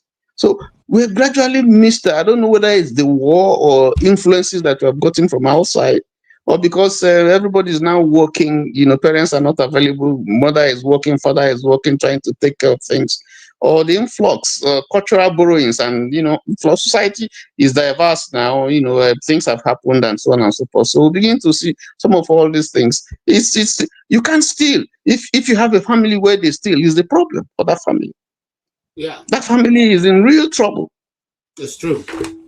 You couldn't. No, they won't marry from that family. They wouldn't. In fact, they ostracize you. Yeah. We used to have Adolfia and all that. You did something very wrong. When the person dies, they go and bury the person in bad bush. They won't bury him in a regular place. Yes. So these were some of the things that kept society together. But I don't know how we missed it. It's not that it's peculiar only to the Igbo man, but I was speaking about the Igbo culture and Igbo people. But these were the things that made them unique. If he says, Professor Lumumba said something. He's a very popular historian and, goes around African countries. And he was talking about, he was talking about the Igbo man. So if you go anywhere in the world and you don't see the Igbo man, move away from that place. It's not a place to live. I heard it. Yes, and he meant that to say, listen, he was speaking to the, ingenuity, the industrial nature of the Igbo man. He's industrious. He's there. He will start small, and he'll be patient, and then grow. And you watch him grow from little beginnings, and then he grows up, and then in doing that, he gets someone else that is going to mentor. And so that you have a chain, a duplication of that wealth distribution, not keeping to himself, as we now see today. If once he starts growing, then he must affect some other person, get someone to learn and train, set him up, and then that person transfers the same thing, and on and on and on and on, and eventually you just have a clan of people who are commercially doing well and doing great. Okay. All that, has changed. And then we need to go to those basics, because those are the things that make society tick. All right. We need to begin to tell our children that story and begin to let them know that good name is better than gold. That's our culture. That's our value. And that's who we are. Let me stop there. Thank you so much. Thank you. All right. Yes, Alamefla. Please go ahead. And just in case you don't remember the question, I can put it up for you if you want. No, I remember. Ezinulo, chetara those days. Ezinulo, one thing one ya three men na your family. You might ever got that family. Every other girl in another family is not going to get married. Those things are things that we are taboo in Ali Igbo before. It's something unheard of. But right now, it's a normal thing. You know, it has become normal. You know, it has become part of anybody does anything. The issue of community, I think in some community is still working. In my community is still working. For example, even in another country, when there is a contribution for security and other things, you have to pay your own. It doesn't matter where you are. When it's time, when they tell you that is the next 3 months, if you don't pay, they go to your family. Anything they see there that is worth that amount of money, they take it from the family. It's still going on in my community. Exactly. So up to today, it's still existing in my family, in my community, right?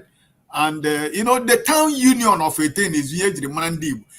This is one of the things a lot of people in Nigeria is afraid of Igbo man, because wherever we are, this our town union meetings, this Igbo meeting everywhere around the world, where we come together every month ending to talk together, to eat together, to organize together. Is something a lot of community, they try to emulate, but they don't last. But everywhere you find an Igbo man, we try to have a community, where we meet each other at the end of every month, So I think part of the problem we are suffering is the so-called, like everybody has spoken, the borrowed cultures and change of lifestyle. People are copycatting something. Before, mentorship is part of the thing. But this time, no young man want to be mentored. They want to be Obi Kubana, even while they are still in class 1. They want to be Obi Kubana. They want to be Imwani. They want to be, and because of that, you see a lot of crime that is coming into our communities and hamlets and villages, because nobody wants to be mentored, But some of us who pass through that mentorship, there is a kind of discipline you display wherever you find yourself, because those days when young men and women listen to their parents, they tell them what is right and what is not good. And most of the things we do is what our parents tell us to do, I think I told my story here the day we were talking about the new Pope. I said I was asked to go to seminary school when I didn't want to go to seminary school. When I passed my common entrance of normal secondary school, they say I cannot go. Then I passed Federal Government College Okpalanim for scholarship. They say no, I'm not going to go. Until when I passed my seminary school, they say, everybody is rejoicing. Now you can go to school because they want me to become a reverend father, right? And by the time I get to class 1 in Umowa Seminary School, after the 3rd term, because seminary school Umowa and Umowa Technical Secondary School is opposite, and the technical school is between boys and girls, and some of the boys in the seminary school they sneak out in the night to go and feel good. You understand? So, and at the end of the day, man, I said this is not my calling, right? And but the only thing I didn't miss was the discipline, respect, humility, service, patience. Those are the qualities that I've carried in my life up to today, right? But at the end of class 3, the last term, I decided to move to Lagos. Nobody knew. Only my senior brother knew that I was going to Lagos. So I left. I didn't even go home after the end of 3rd term, because normally you have to go back home, go to the reverend father of your parish, which you have to report every Sunday or every morning mass. You have to be there to serve mass. And when the school is over, you go there, you make a report, then you take the report back to school. From there I went to Lagos, and when I went to school, I went to CMS Grammar School, Bariga, Lagos. So that's how. But there are so many things that we never lost touch of that. But right now, look at the children we have in this developed world. In a situation whereby now you can discipline your son or your daughter. If you do it, the government, I don't know if it's the same thing in US, because the Dutch law is that you don't have right to tell to discipline your child, to flog your child, or, because if he goes to school to make that report, you're in trouble. You're really in a big soup, right? So it's just the grace of God.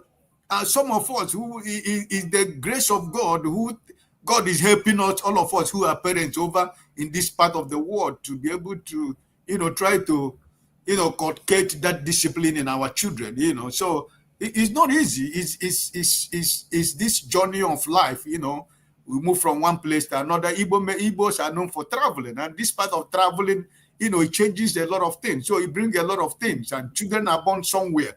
You move from Lagos, they move you to Calabar, you move the whole children, you move to Calabar. From Calabar, you move to Asaba. From Asaba, you move to Gongola, you move Port Harcourt.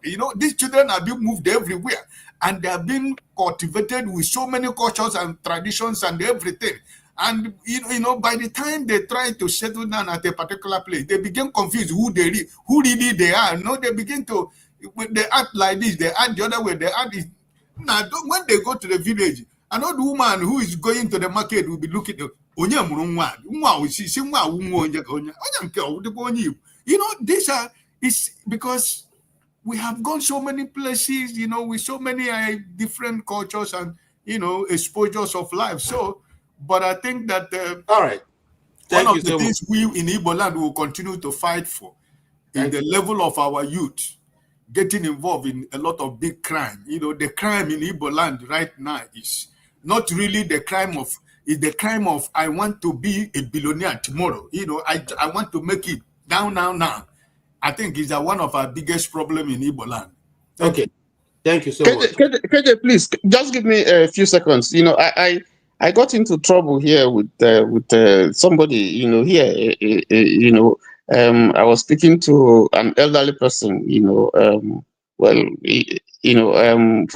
doesn't understand my culture, and I was talking to him because he's an elder. I was looking down while I was speaking to him, and he got offended. He said I should look him in the face. Yeah. That I'm insulting him by talking down. So I said to him, I'm sorry. That in my culture, you don't talk to an elder looking him in the face. You look down. So that I was actually respecting you. So we have a cultural difference here. I can't call you by your name. Sometimes they get embarrassed when I say sir. They say, why are you calling me sir? So I can't call a senior, someone who is my senior. I call him by his first name. That's against my culture. That's disrespect. So some of these things I think that are influencing all these values that are not part of our culture, and our children are internalizing these things, and it's helping to, they're confused because which one are you going to follow? These are some of the erosion that we have in our culture that is, causing the problem that we're discussing now. So sorry, yeah. Thank you so much. And that's why I've made it a habit to constantly tell my son, we are not Americans, we're Igbos. And Igbos have culture. And that culture you must maintain. When you leave my house, you can decide to do whatever you want to do. As long as you are here, our culture and our tradition must be maintained. And that is because at the end of the day, being Igbo, if you go back to your land, just like Mr. Ike has said, if you go back to your community, you don't want people to begin to ask, Onye Murongwa self. Anyway, stay humble. You have followed the discussion so far. Yeah. So I think I will like to focus on the solutions. Really, I'll just touch some of the issues pre-war. Pre-war we had standards. I remember my aunt told me that when they were in primary school, so that people that came back from Western Nigeria, Midwest, were made to step down by 2 classes. At least a class or 2, because the standards were clearly below what was then in the East, and even today, even after several years after the war, when you look at an average Igbo graduate and then compare them with an average graduate from the other sides, I won't mention them, names specifically, you see a clear difference. Yeah, I worked in Lagos, and we had to look for translators to translate for Yoruba speakers, and then you want to look at the highest level of education. So they see that this person has completed secondary school, really, and they wouldn't be able to to engage in any conversation, communicate clearly in English language. So it was that bad. That was what we had going for us before the war. And also we had people that were ready to be the lone voice, to say, look, even if everyone is saying that this is black, whereas it's white, yeah, I will say it is white, whatever it will result in. So we had such people who will not be in a room where they're conspiring against some people or someone, and they will all keep quiet. You will have at least one person that will say, look, I'm not going to be part of this. So that was the Igbo man also for you. And now the war came with its own repercussions, all right? All the adversities, that we faced after the war, the 20 pounds, the Igbo man had to look for a way to survive. And, so many of those things were eroded. And, we had to borrow and buy other people's cultures and ways of life, etc., etc.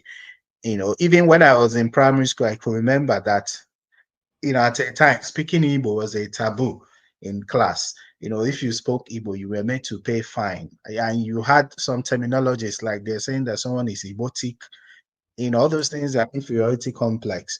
We were battered psychologically, and politically, economically, so we had to find a way to survive. And that meant that we dropped some of our values and we borrowed some other values that were not really going to make our society grow.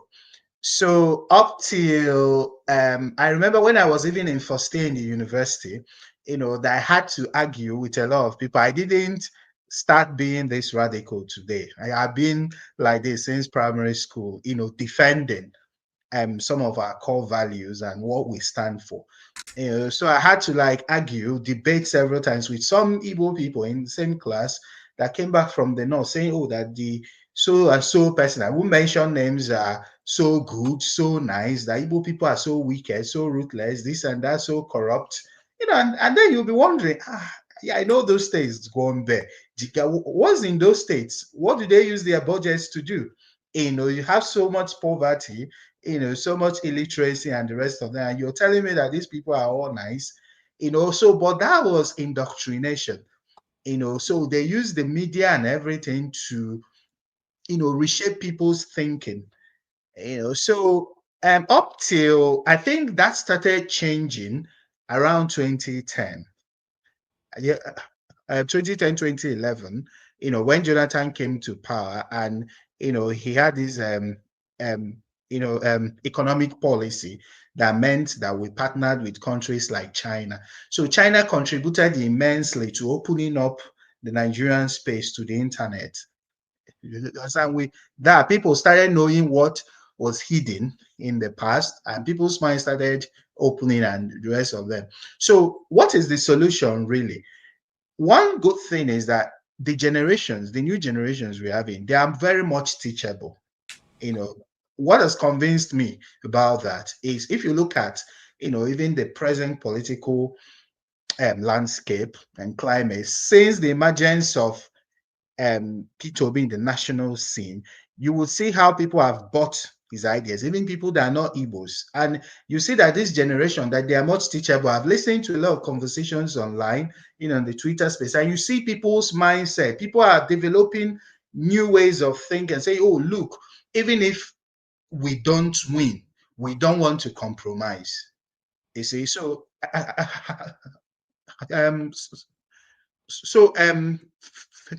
political figures like P2B and the rest of them, they're helping to reshape how people think, see politics, and the rest of them. And then, so we have a role to play as well.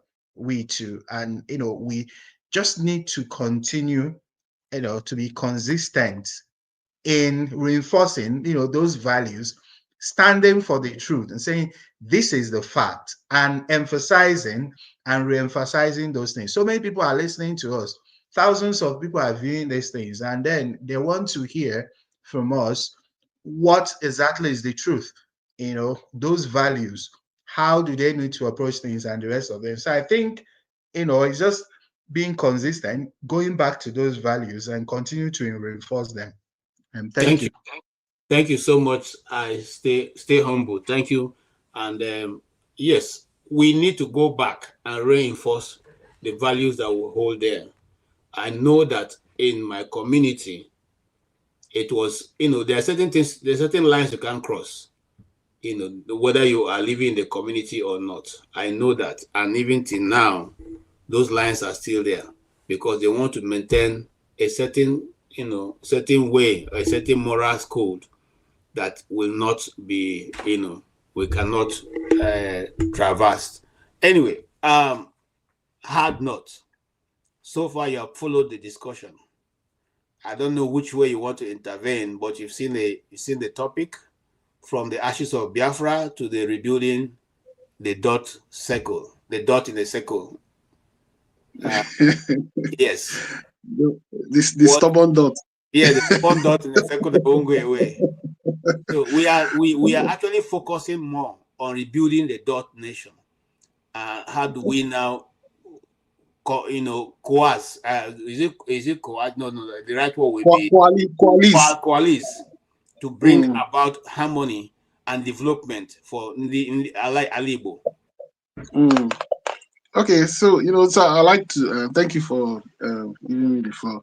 So I like to approach the profile the solution by first of all making sure we identify the truths of the problems.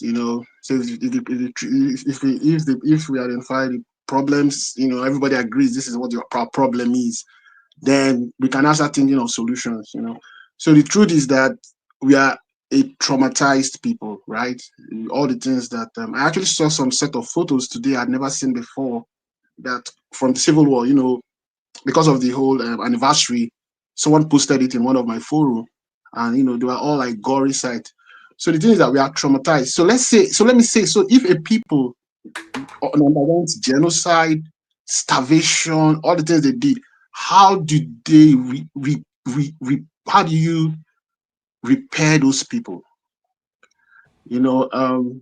So I feel like in our case that there was an obligation to the Nigerian state because we were reabsorbed into that state, and then there was also an obligation to ourselves. There was things we should do for ourselves, and things that the Nigerian state should have done for us to help us. Now, for ourselves, we've done extraordinarily well. In fact, we are like a miracle. Our story is miraculous. From the Nigerian state, I don't know to what extent, I will say that. So when I look at our problem, that's how I want to look at it. So all the things we've atomized. So because I don't think that enough was done, or maybe on the Nigerian side, then we did not get enough healing that we needed. Because the healing was supposed to be economic, political, social, cultural, psychological, something that should be wholesome, so that, because you have, see the way I think about it, you have young boys who went to fight in the war and then they came back and then they're in class with other people, and then they go into the workforce, people are so traumatized. You tell them just forget about it now. Okay, so now having this problem as Ndigbo, we understand it right now. So the absence of help from Nigerian government, how has it kind of impacted us? Or let me say the efforts we've put in to help ourselves, how has it helped us positively, and then maybe some negative impact, right?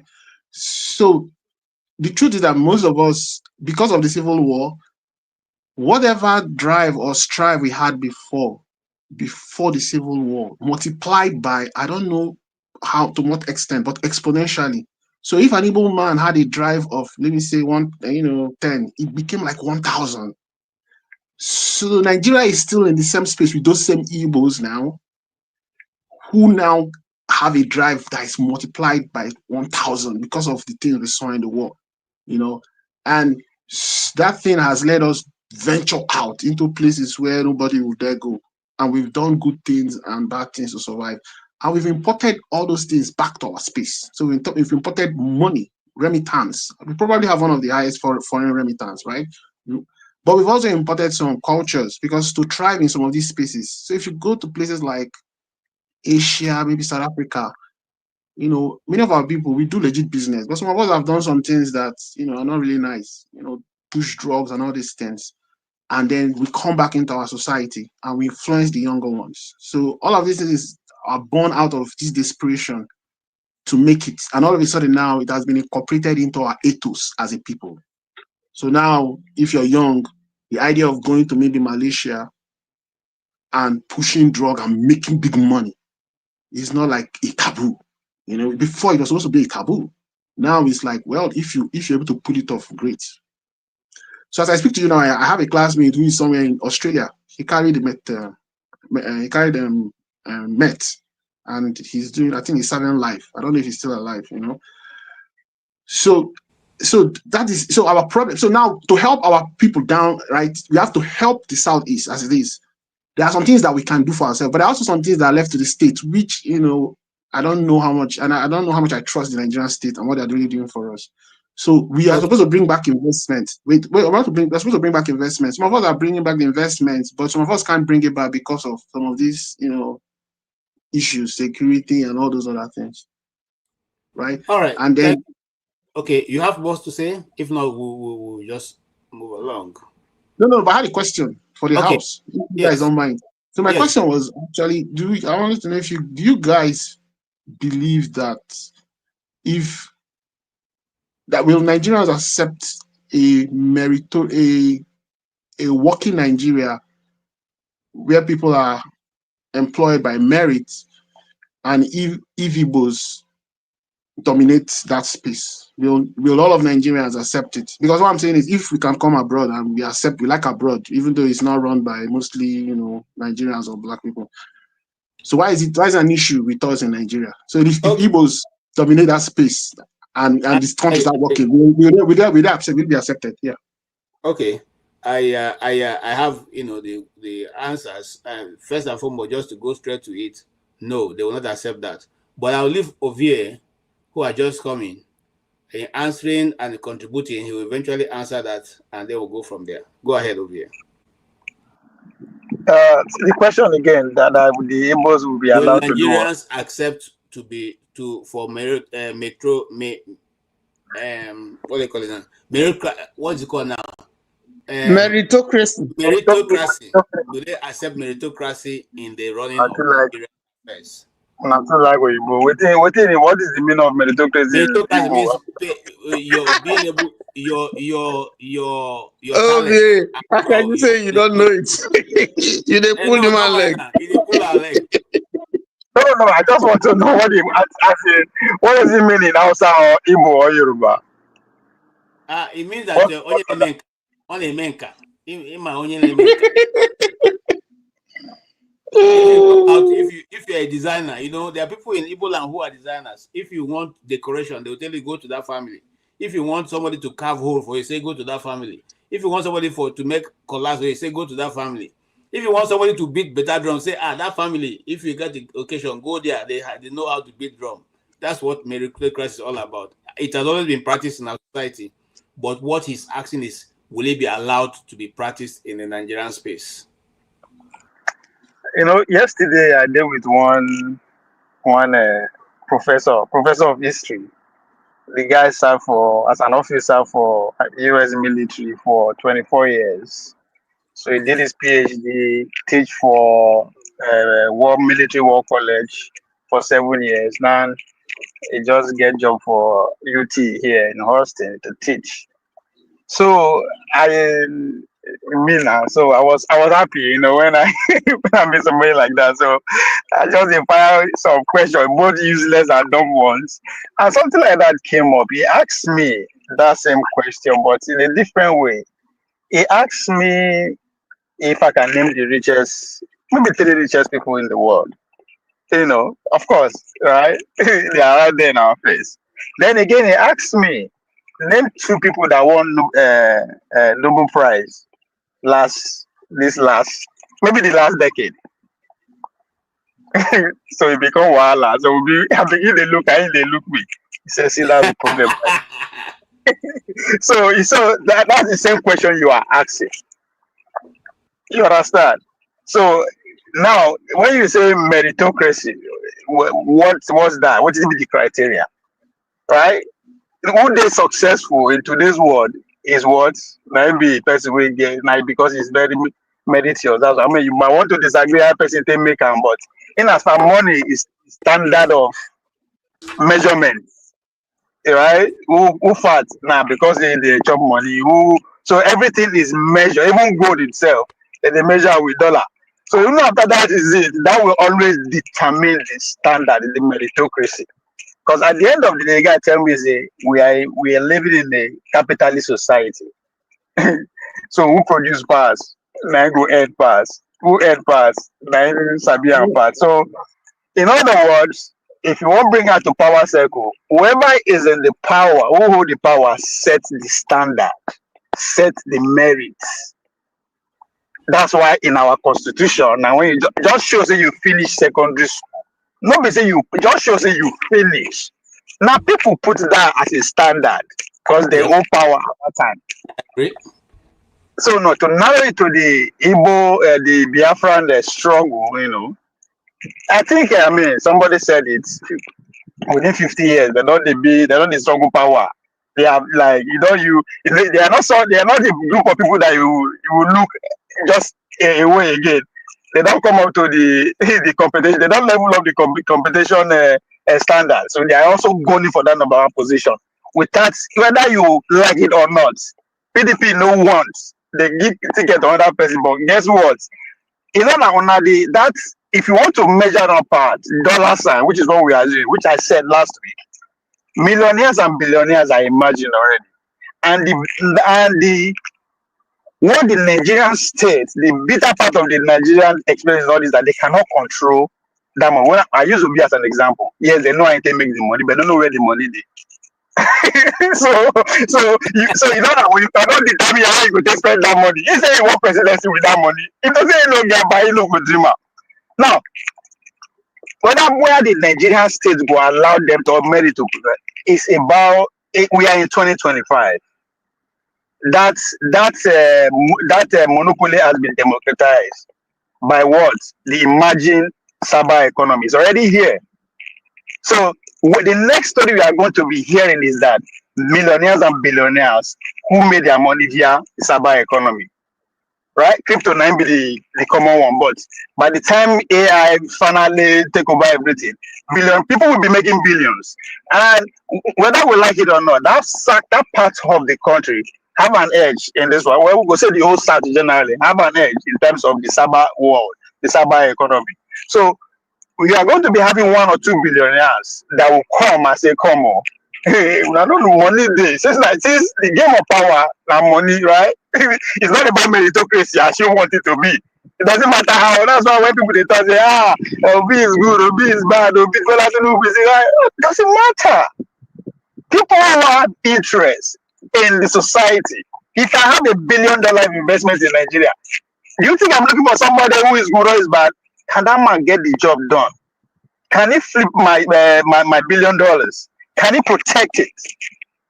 However he does it, I don't give a hoot. Right? Just so my interest is protected. That's how the game is run. So it's all about if not, what is I hereditary there for some places? So we should understand how although the fact that we see one go heaven, so it would be very hard for us to stomach the reality of how things work because we believe that some things are divine. Now God they give power. Allah now they give power. No lie. Money now they give power. Because the Muslim community no go say na Muslim. The Christian no go accept them, but he's in power. So in reality, we are in an age whereby you can't control how much somebody makes or how he or she makes his money. Because that's what is happening in Nigerian space. Those who make billions were controlled because now the same true oil mechanism, all of them were controlled. They have some leverage, they have access to power. That's why they are billionaires today, not because one can't they don't produce anything, they don't discover anything. Right? They just manipulate all of us, then they make money. None of them produce anything that can save us or save our life. So if that is the criteria, it's just a matter of time before you go as a 1 billionaire his business is cyber. He's a billionaire, but he live in one remote village in Ilewe. He know what I speak English. But he's controlling billions of dollars empire that can easily be leveraged to get power. Okay. So the North are having the upper hand because they have billionaires, and that's what Bola Tinubu is trying to level up. I said it when he take power. I say more billionaires will be created narrow it to southern people, come down to Yoruba people, and more poor people also be created. So you can already tell there are 1 or 2 billionaires already who just emerged in the last 2 years. Okay. So let's move on. Thank you, Ovie. Let's move on because there are other topics we also need to deal with before we round up. Now, the other question that will be coming will be this. How do we prepare for the next Biafra Day come 2026? And should we build our own memorial centers in our communities to memorialize those who died in the Civil War? In other words, in every community, every locality in the Ndigbo lost people. In your own community, what should be the memorial that we should put up? Can we have like a cenotaph where the names of every individual who took part and who either living or are no longer living will be immortalized? Can we build a hall? Is it something? Because we cannot just continuously to celebrate every year. We need to immortalize those names. For instance, there was a young man who burnt himself in the front of the UN building. When Ojukwu passed, I heard that Ojukwu instructed his wife to build a memorial, a house to that young man, Bruce. What's his second name now? She actually built the memorial to that guy in their place there. These are things that I think the Eastern governors can be able to do without having necessary to wait for the federal government. These are things that Igbo people, instead of spraying money in parties, can actually do to immortalize their brothers and sisters who are not. But I'll leave it to the panel. Let you guys tell us way forward. Yes, Bro Tony. Yeah, that's a solid point. But before I go to that, I'll answer that. Just indulge me. To the previous discussion that we're talking about, what do we do going forward? How do we? So I think that first of all, we must the question of who we are as a people, must be the central focus. We have an identity.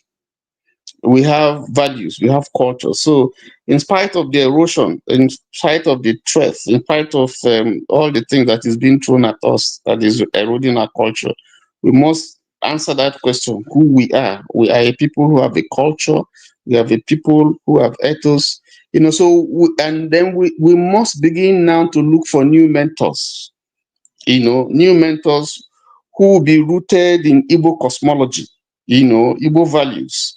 And all these things about fake drugs, ritual killings, worship of money, mediocrity instead of merit, like some of this ingenuity in Aba where people will make products, nice products that can compete internationally. Instead of putting Aba made, you put made in Italy. That mentality has to go. We must be proud of who we are as a people, and then so that we can stand tall. I'm proud of who we are as a people. But to answer your question that you just asked now, in my place, for instance, there's a memorial. I did say that there, the killings, were scattered all over the place, but they were, centers where people were, mowed down and buried, in mass graves, and so we have a place like that where you have a cenotaph. And then you have the names of those who were killed there, in some places you don't really know people were buried, you don't really know where they are buried, but at least through documentation and stuff like that, we've been able to find out, you have areas, you have places where you have a cenotaph, for instance, in Asaba, where the major killing was done, mass killing was done. You could go there and you see those who were killed. They set up a memorial, for them there. So it becomes something history that you have passed to generations after generation. So I think that where possible, we could have such things, like if you go to Umahia, you see the bunker, you see some of the things that in the war museum, you see some of the things that were used during the war. They tell a story.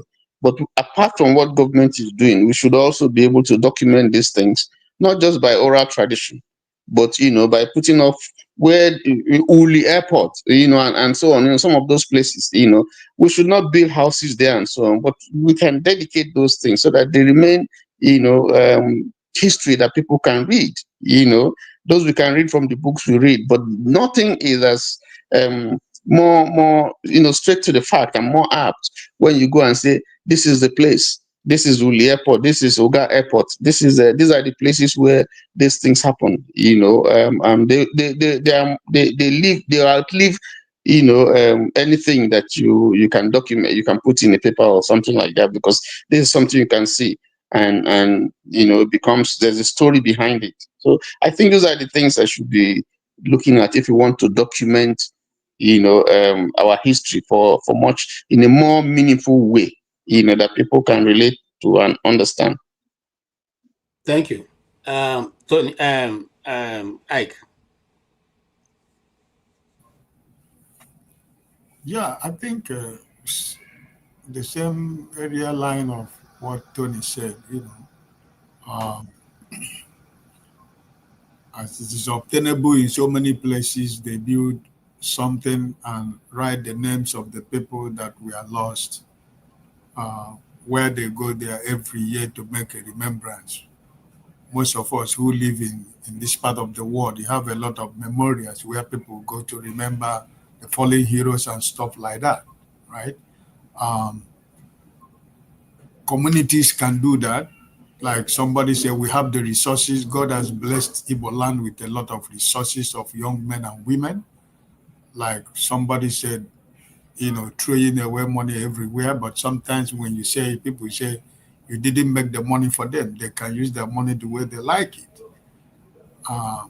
But these are the things that I think that that is good for us to, it's part of, it's part of the history, it's part of our story, it's part of who we are, it's part of trying to heal and to remember that from where you started and from where you are right now. So it will be a good thing.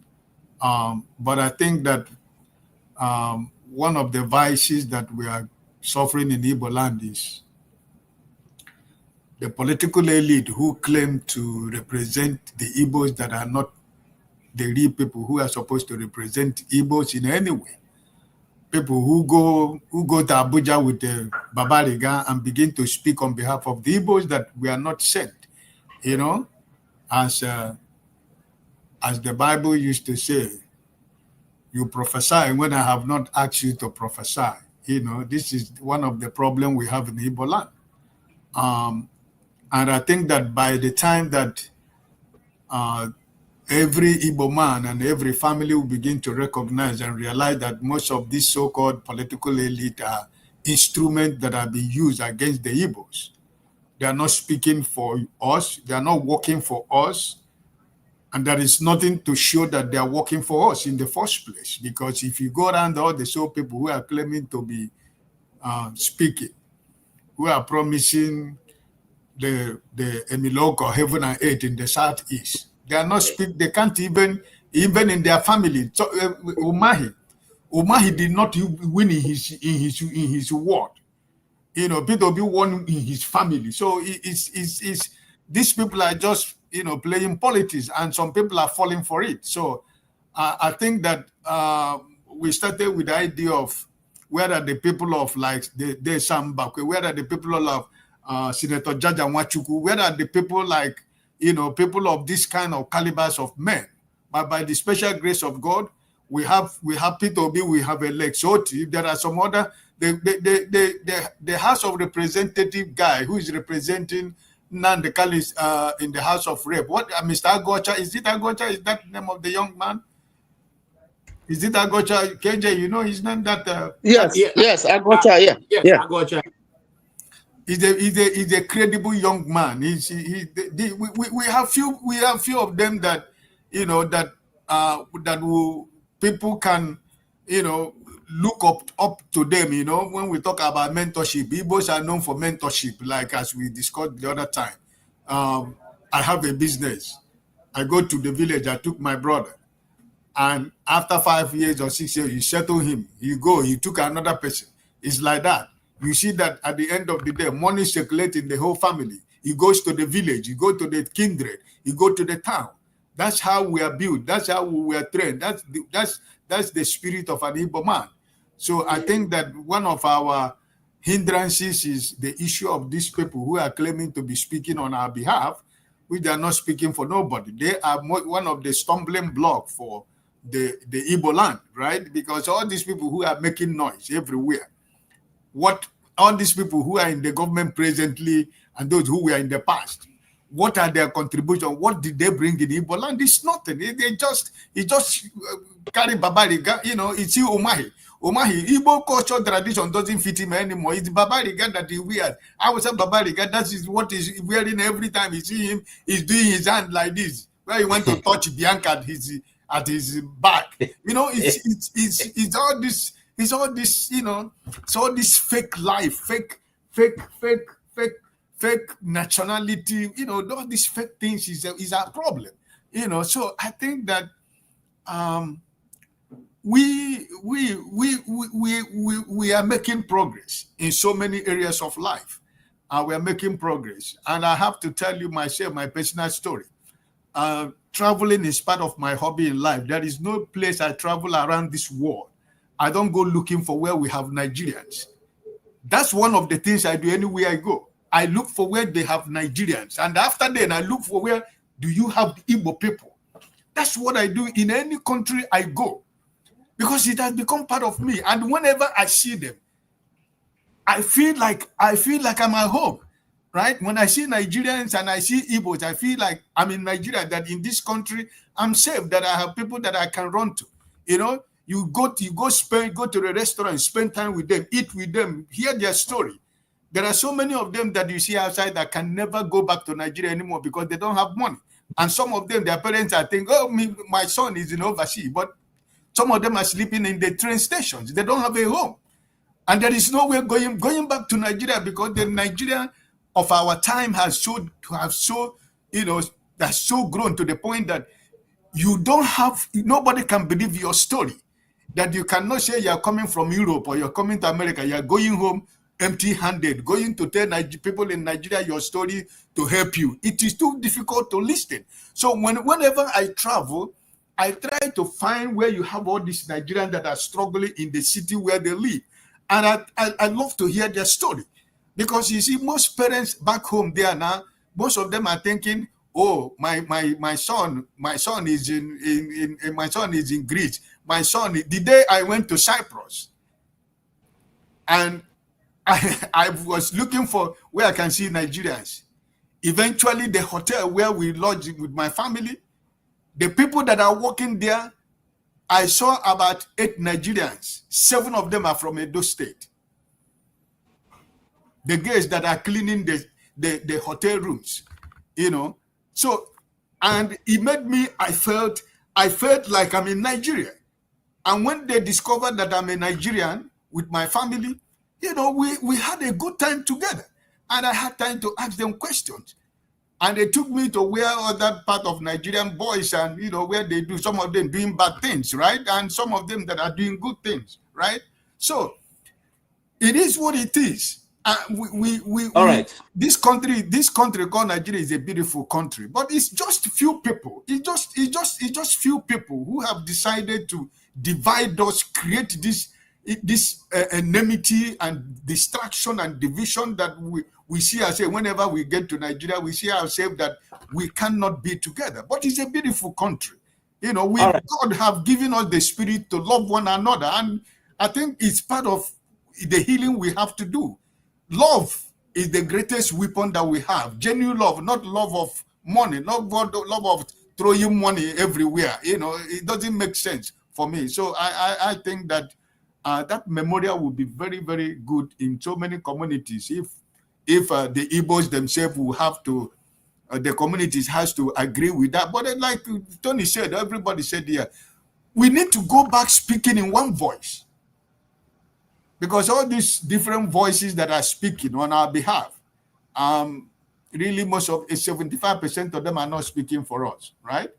So I think it will be a good thing in 2026 if something like that can happen in communities, where the names of those people can be remembered. People will go there, sit down together, and those who had who were alive during the time can tell their story to their children, to the younger ones, and for them to know that, where you find your mother today or your family today, if you think your father is not rich, by the time you listen to that story, he will be able to tell you probably why your father is in the level of his financial status, why things is like that with people. So I think it will be a good thing to tell the story.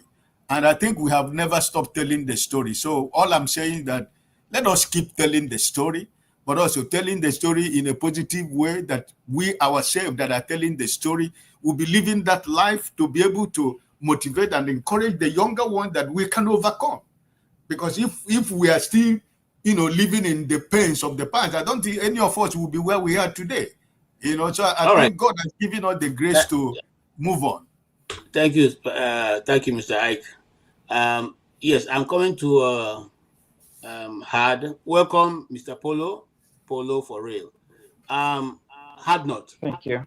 You've seen the new question, so I don't know if you can walk us through that while you add a little bit from what you have heard so far. But the next question will be, how can the people of the Southeast work towards healing and reconciliation? In this wise, we are looking at the fact that as it is now, not a lot of closure has been brought. So somebody has two devices open on. I can hear my voice. If you have two devices, please shut up. All right.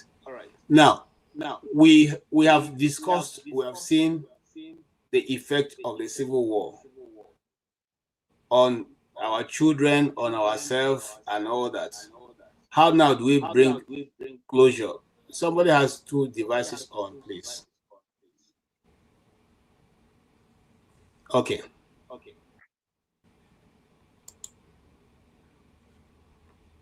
How now do we bring a closure and reconciliation permanently, and then to foster a way forward in the Southeast?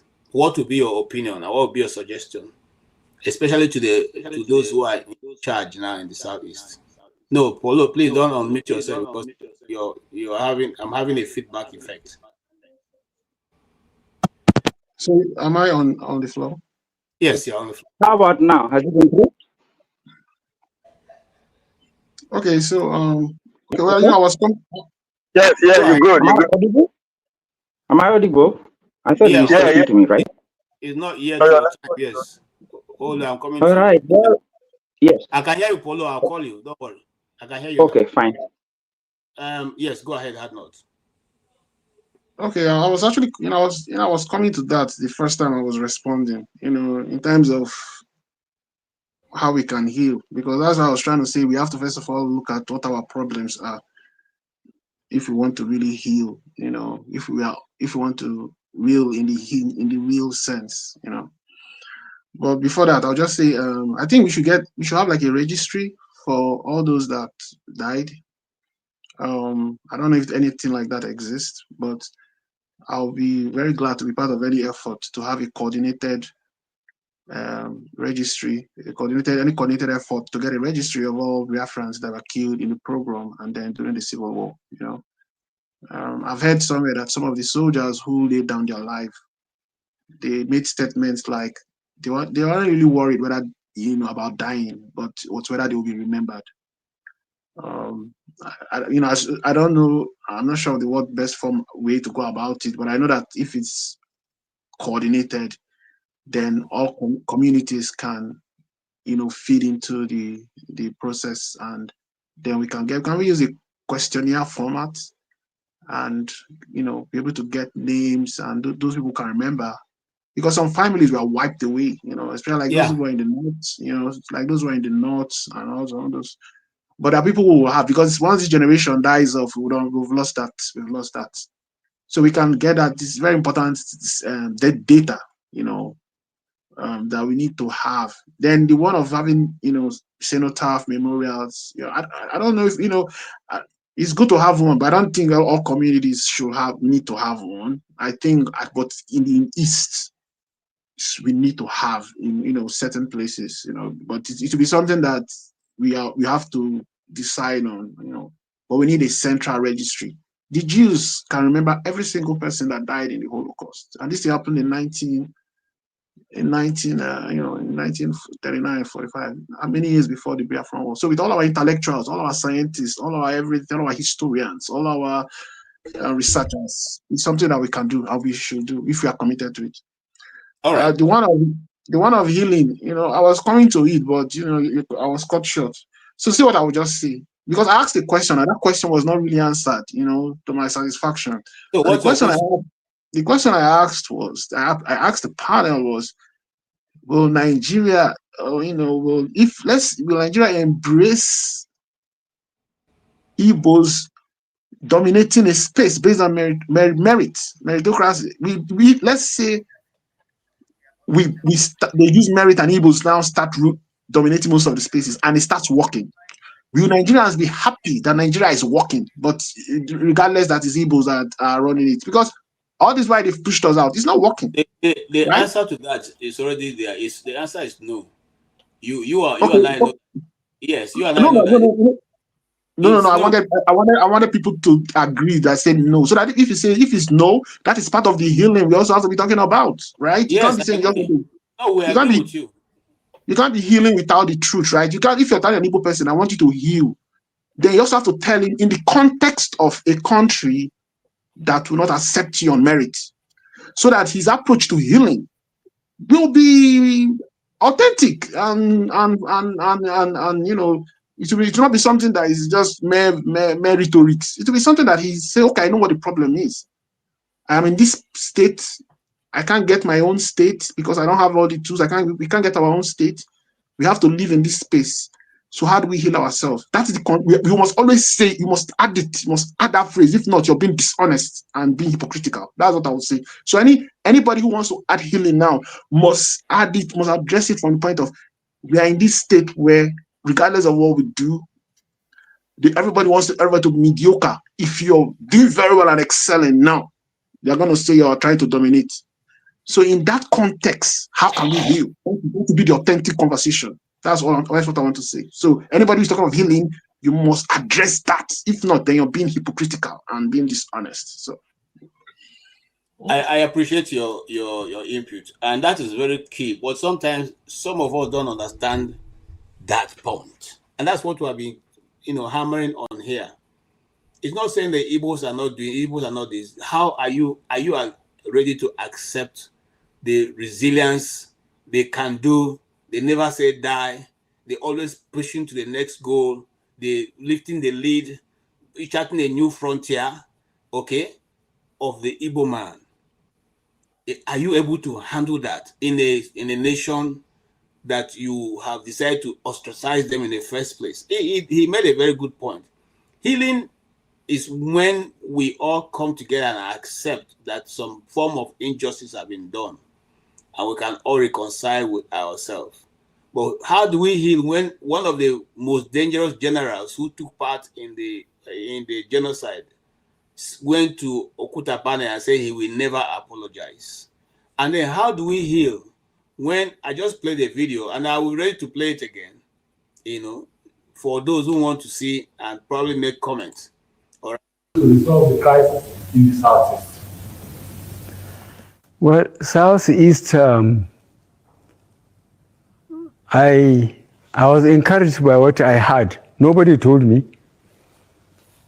2 statements from the South. One by elderly people. No, South. Yes, by elderly people. They said this time around there will be no access to sea. I'm sure you will understand what they mean. Again, the youth made the same statement. That encouraged me. So that EPOB, It's just like a dot in a circle. If they want to exist, they would have no access to anywhere. And the way they are spread all over the country, having businesses, having property, I think IPOP doesn't know what they are talking about. In any case, we said we'll talk to them in the language they understand. We'll organize the police and the military to pursue them. That's what we can do. And we will do it. Okay, that is much clearer than anybody can ever interpret. What he said is exactly what they are doing right now. They are pursuing, they've set the military against the Igbos, they've set the police against the Igbos, and the Igbo villages have become the place of bombardment. It's not where the terrorists are ransacking states, So in that context, how do you want there to be a genuine reconciliation and to reabsorb the Igbos into the national, space? If you allow me to use that word. So the question is, if the person who is the leader of the nation sees a particular part of the country in this light, saying this IPOP, they know that they are building, those IPOP build houses around Nigeria. No, so he's referring to the Igbos. In other words, the IPOP he has replaced with Igbos. They have properties all around Nigeria. So the question now is, you see the deep, I'm sorry to use the word, but that's the right thing. The hatred the guy has always had for the Igbos, you're supposed to the fore. Because if I was a leader and we're looking for reconciliation and such a question comes to me, I don't think I will answer that way. I will simply say, look, it is now time to reconcile the nation. That will give more this thing. Look, the war has been fought and lost, and now it is for us to build together. But I don't know. That's my own opinion. And I think Ovie and CM and me can all have a different opinion. So let's hear from the information warfare. Reconciliation. Isn't it funny that after the war, they say we should forge ahead? 50 years, we are still talking about reconciliation. And that is because the reality is right in our face. Now contestation of ideas, right? The South, the Christian religions or the Muslim religion. There's no way you can have this two ideology in one space without one trying to dominate the other. That's the rules of the game. That's the reality. So when you see the president speaks like that, that's because it's point blank, right? He's going to organize. So that what happened 50 years ago. He mobilized the military men and able men. So it's not something new anyway. It's within the human story. That's who we are as a human being, especially conscious human being. We always have that belief that I am better, I am superior. And once you have that mindset, it comes with the nation state. And for the fact that they try to force us for these two ideology to exist, and it's over 60 years, and it's still as if there's no even solution inside. It tells you that what is happening, the only way, as far as I'm concerned, that if we have to live in the same place under one federation, is to actually go full republic. You have to go all the way to the nativity of democracy. Give every state its autonomy. Then the competition began. Then you split every state. But once this idea of joining everybody together, it's very easy to emerge as the way democracy put it. The majority will always emerge from way. However, they want to define what the majority is, which as far as I'm concerned, majority is defined, but not necessarily by the number, but the numbers of amount of people you are allowed to participate in that process. The numbers of amount of people you are allowed to participate in that process. That is how you have 7 states in some places, you have 5 states. That is how you are going to have primaries. Primary is a selection process. It's not by election. So that's the real rules of the game. But they will just tell you, so democracy is the majority carry the vote. Yes, who define the majority? What constitutes the majority? So it's until we have a state autonomy that we can live under one federation, or maybe two-state solution where they are telling it in Gaza and Israeli people, two-state solution. Because that's the only way, because there's no way, because at the core of the Islamic religion is that the Islamics must govern anywhere they are. No other authority can. So when you have that, I show that when some Nigerians don't know that is the core of the and again, it's not a bad thing, right? Everybody has to have a plan to survive in this world. You have to have a plan as a single individual, as a group, as a community, as a family. You have to have the plan. If that plan is working for them, so be it. But the question is, what is your plan? You can't be crying that, oh, the game is not fair. It's never going to be fair.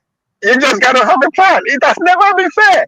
Even up to today, the socialists and the capitalists are still head to head. Go on the fire every moment. Policies are define each other. So that is the reality of life. You forget everything first for a minute. That's the reality of life.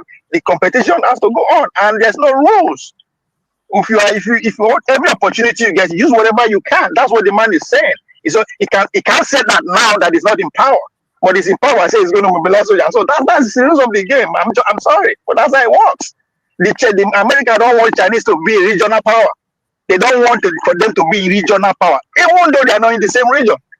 Hey, you cannot like it or not, but that is where we are. So the struggle continues. So another two-state solution or republic, every state has its own autonomy, and we find a way to in the middle to give them few responsibility, military, foreign exchange, or whatever. But as far as we could day together like this, the competition will continue. All right, thank you so much. I appreciate that.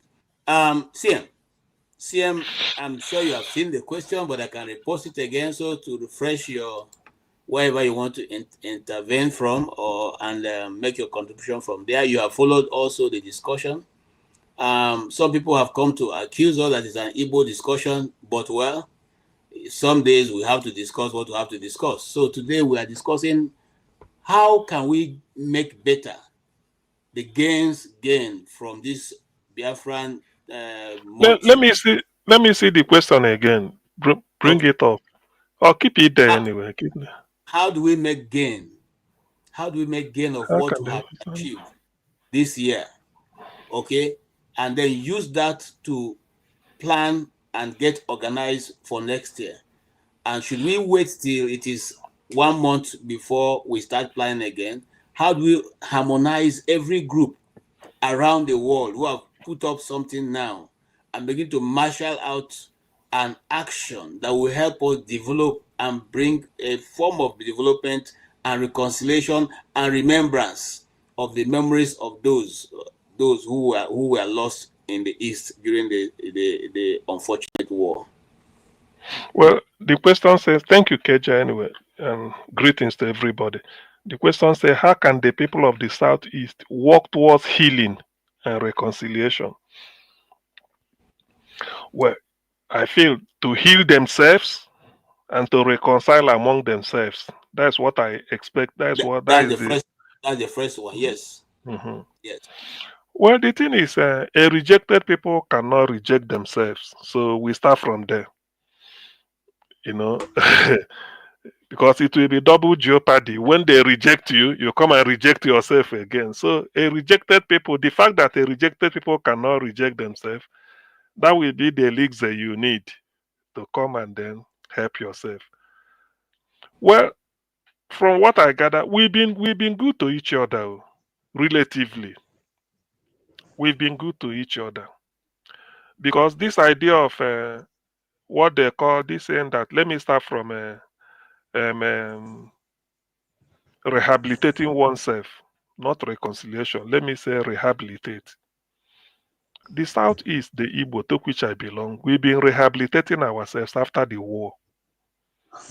Rehabilitating ourselves in the manner that we brought about this idea that you train a competitor to come and compete with you. You open a business, you go and look for somebody from nowhere who is not related to you.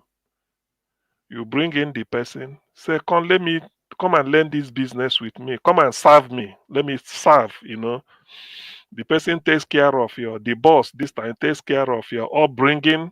Sometimes you are in school.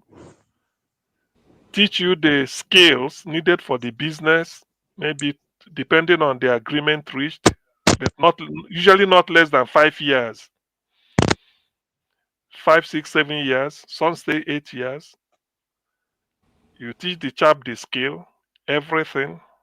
At the end of the 8 years, based on the economic situation and the cost of the level of inflation, you help the person to say, look, now I want you to be free. If it's like a university you've graduated, go and set up your own. You give the person money, and the business the person is going to set up is the same business you are doing, you the boss. In most cases, it's still within the same market area. In other words, maybe something like less than 100 meters apart. It does not necessarily mean you go to another city. And the person start competing with you. And in most cases, because you are the boss, you will not be sending this chap. The way it works is you bring him maybe the first year, he stays in the shop, he sells for you. Second, third year, you say, look, this thing, we buy it from China, or we buy it from, say, Kanu, and we are selling it in Onisha. Say we are buying beans from Gombe State. We bring it down to Onisha to sell, or to Aba. Your own is that you know the cost. Everything is brought to you. Now I want you to go there and transact and buy the thing from Gombe and bring down, or you go to China, anywhere. So by the time that chap is going, the boss is no longer going. You stay back. When the chap becomes free, he will go back to where he buys it. He will tell those people, I'm now on my own. I'm no longer with that man. And they will still trust him, because in fact, he's not the face of the business. So such a reconciliatory something, I mean, that's what Ndigbo used to rehabilitate themselves. And they made so many billionaires out of everything. In some cases, some may say, your master will say, no, I don't want you to go. You are the taproot of my business. Let us do combined now, in which case we are now in a company. You have your share, I have my share, because the boss has known that since this chap came here, he's the person I'm sending around. My business partners in China, France, Germany, it's him they know. So if he goes now, he will be transacting on his own. So let that connection, let me retain it. So that was how so many businesses sprang up among the Igbo. And that was what we used to rehabilitate ourselves. 20 pounds, we didn't go anywhere. Of course, we know that the plan of Nigeria was to make us a destitute. What is it called? If you know this story, because sometimes when people hear that Ndigbo want to leave Nigeria, some people will just be so emotional as to say, who are they? Like Buhari saying, they can't go. You can't box me in. You can't. At the end of the Civil War, I just read this because so many truths are coming out. I will look for it again. Go on, because of the oil boom. Say the European people, countries were telling him, this is the time to go industrialization. Gowon was trying to ask them, what really do they mean by that?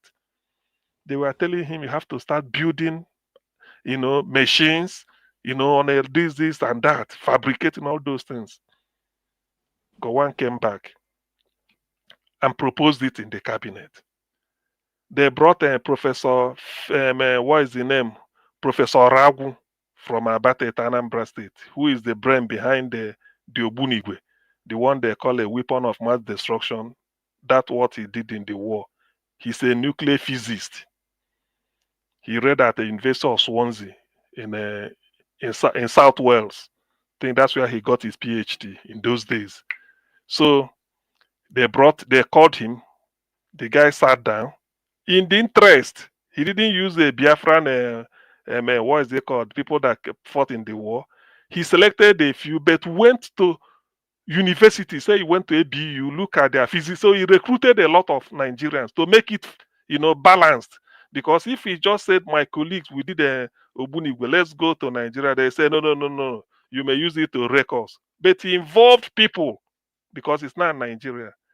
Say Murtala Mohammed came, opposed it. Murtala Mohammed said the people, so what is technicality? We are talking of this, you are involving them. That was how they dissolved that thing, and that opportunity was lost. Now you have to look in ways. That was part of the plan was to put what they call a project development agency at Enugu, and using University of Nigeria and Soka Department of Chemical Engineering as the resource, but all those things didn't work. So talking of have we rehabilitated, in fact, I even given Ndigbo credit. If not, Harvard Business School cannot be studying this idea of apprenticeship, because the essence of apprenticeship is for you to train your competitor. It's not done. It's not done. The person you are training will compete with you. And in most cases, as you are getting old, remember you may be 30, 40, to bring him when he's 18. In the next 10 years, he becomes 28. And you are getting to maybe 60. So the thing is that spirit of let us rehabilitate ourselves. A rejected people cannot reject themselves. So Ndigbo has done it excellently well. I won't blame them. The only thing is that federal government have undermined them, like Buhari saying they are dot in a circle, and then the youth of some places in the riverine area has assured him, and the elders has assured him that this time they won't give them access. You see, you pity illiteracy. Today, the president of Ohaneze Ndigbo is Ikwere. Today, the president of Ohaneze Ndigbo is a man called Senator Azutan Bata. He's Ikwere man. Ohaneze Ndigbo, for those who do not know, was registered, formed after the war by 7 people. Jerome Udoji, Nnamdi Azikiwe, Dennis Osadebe from Asaba, Francis Ella, Ikwere man, Emmanuel Agoma, Ikwere man, and then the father of Obiwale, the father of Okewale, former president of Nigerian Bar Association. So 4 were Ikwere people. The rest 3 were Igbos of maybe Anambra or maybe Imo or whatever. But people do not know. These are facts. I'm just, sort of divulging here. But when you see Buhari, he will be there saying dot in the circle. You don't want that. So which means you want to box Ndigbo in. That tells you the intention. You can never hold, you see, that's what they call air that we breathe. You breathe in air. You can't see the air you are breathing, but you know air exists. When the trees are waving their leaves, you see that the wind is blowing, because wind is air in motion. The fact that you cannot catch the wind, hold the wind, you cannot hold the wind the way I'm holding this thing. The way you can't hold the wind or air the way I'm holding this bottle, nobody can stop Ndigbo. Any day, anybody can hold the wind the way I'm holding this, that day you can stop Ndigbo.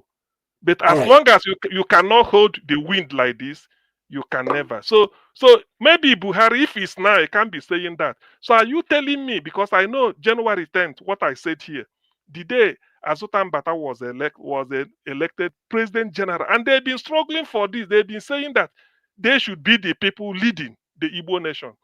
When you now draw the map of Igbo nation, it will end in the Atlantic. So what is Buhari talking about?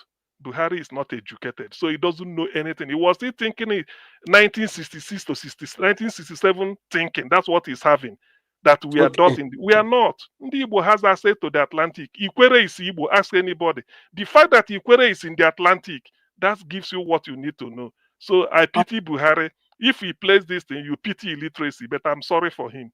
Thank you. Thank you. Thank you so much, Dr. CM. And it's good when we come to such debates, we come with an open mind so we can all learn. Polo, you are welcome.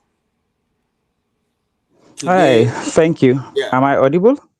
Yes, I'm sure you have followed us also in our discussion. Of course.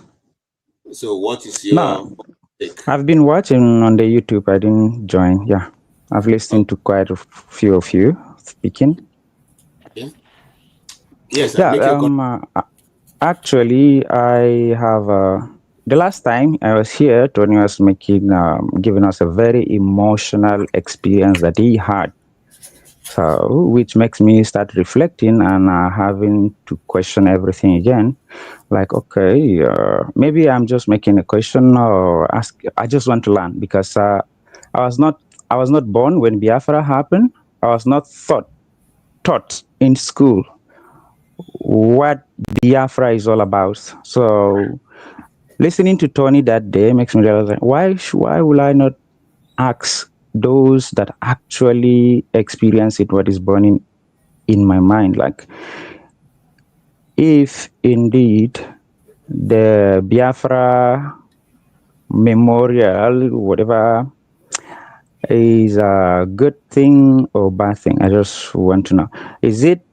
Are we doing that reminder every year to remind people that war will only beget war, or we are still trying to open up the wound that has not been healed every other year, just to keep reminding people that you have been subjected to this by this and these people. Therefore, they should carry the revenge forward from father to children to the generations. Is it the revenge or vengeance or the appetite to have your own state that is the core idea of the remembrance there, to remind people that this is actually terrible, or we have not gotten what we wanted yet, but this is what happened. Never do this with these people, never, don't trust this, don't do this, don't do that. I'm just saying, I don't know. I already admitted, I don't know. I was never taught anything about Biafra. So the best way I can learn it is from people that actually experience it or are living in it as we speak. Just like how this guy got emotional that day because he has seen it with his, he's an eyewitness. Then again, another thing that I'm thinking about is like, wait a minute, I have not seen the Igbos that I've grown up seeing packing out from the north and heading back to Igbo land or Biafra land to fight for the independence of Biafra. Is it because they know something that those in Igbo land or Biafra land doesn't know, or it is in their best interest that Nigeria continue to exist as one, not divided, not small niches, divided across tribes and religion sentiment and whatever? Then again, yeah, I was like, sorry, please, can I land? I'm just making it. You're asking me for my view. Sorry, yeah. So I'm asking Tony the point, and then secondly, I think if we can only be humans, the reconciliation will start. We should not. We should stop seeing ourselves as labels or tags. We should start seeing ourselves as human beings first, that deserve the respect and dignity and have the right to life and to flourish in any part of the country with no restriction and to the best of what his intellect can give him. Not just seeing people as Fulani, Hausa, Igbo, Yoruba, or looking back and then thinking that, okay, you still did death to my people, but let's move forward. So if you can start by seeing at the basic level, I mean, on the communal level, I've never seen any Igbo man. I live in Yola, the capital of Adamawa State. I've never seen anything happening, anything negative happening to Igbos. Those Igbos that I've been seeing while I was growing up are the same Igbos that are old and have their children as my age mates, still doing their businesses here. But I realize how the news works. They will just pick up an isolated incident that happened and then keep on amplifying it or make it front page news. Isolated incidents. Suppose if I now get into a business with an Igbo guy that is mutually profitable for both of us, the news will not carry that. If I shake a hand or help an Igbo person to do something, or an Igbo person help a non-Igbo person in Igbo land to achieve something, that will not be shown in the national newspapers. It will just, they only focus on the negativity. And if you focus on the negativity, it will only benefit the politicians and the people at the top. At the basic level, as citizen, ordinary citizen, we are all suffering from what those people are doing. It is not like if the Fulanis or the Hausas or the Northerners are ruling. The bag of rice in a market the price will slightly be different between if you are southerner or easterner or westerner, whatever you are. If the bag of rice is 300, you must pay 300 regardless. So how does having somebody that call himself Fulani benefit me if I cannot benefit, if I cannot get access to good road, if I cannot get clean water, if I cannot get good education? Why? Even if he is a Muslim or Fulani or from area, if I cannot get those basic things, why will I be hacked because he's a president? But if I can get all those things under any other tribe, why will I go for Fulanis that I area that I know I could not get all these things? And then again, the people like me and probably ordinary people here understands that at the basic level, all of you know some Fulani northern people that are very nice and very good. I can also point out that I know this person and I'm not scared of going to this area because of my identity that I'm Igbo and I'm Fulani. But why are we allowing the politician to prey on our division, tribal sentiment, and religion? So that's just it. But let me just refresh it. One, the point of the memorial. Then second, the way to move forward. And then third, I just want to learn and then be a passive listener. And if somebody makes a case and I feel like I can contribute, then I will go in and contribute. Please, Tony, I need your answer, please. Thank you. Okay. Thank you, Polo, and welcome to the platform. First of all, let me thank you for the sentiments that you expressed concerning my narration of my eyewitness account of what happened in my town during the Civil War.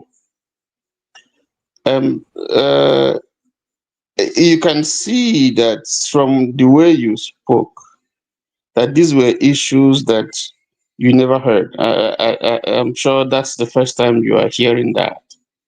And while I was speaking, occasionally I see you, covering your face and, giving the appearance, even the way you speak, that, that touched you. I thank you for that.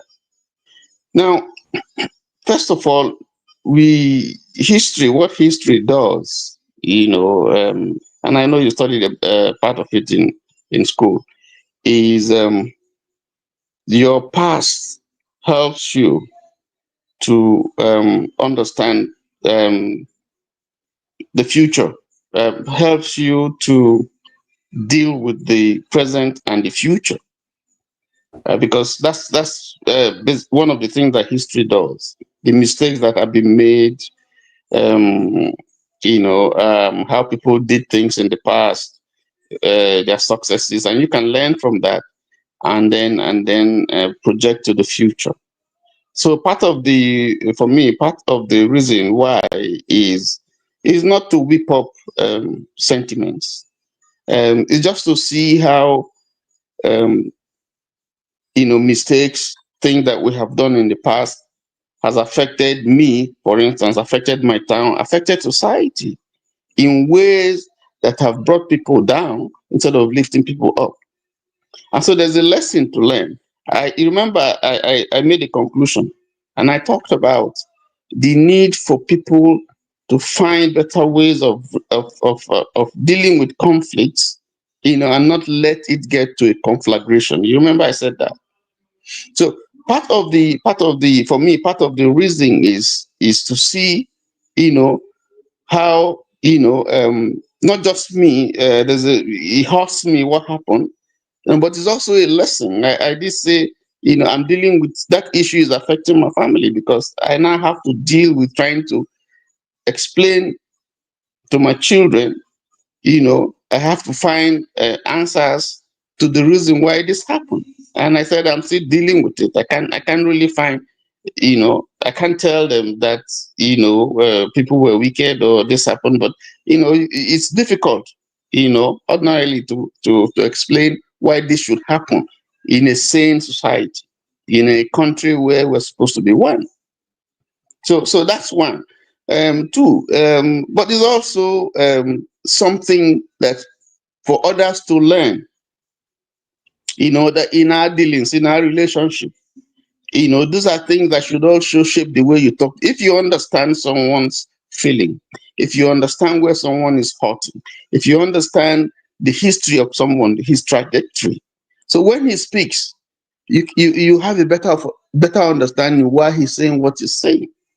So when you listen to some of the things that people say in this platform concerning Biafra, how grieved they are, you know, you know, you can understand, you can relate to it. And then in your relationship with that person, you would know how to deal with him. It's important. I think what has happened in Nigeria is that much of this history has not been told. And it's not just for Biafra, it's for the entire, because it's not only Biafra that was hot. You know, there are other people who are hot. You know, soldiers who went to war on both sides and were killed.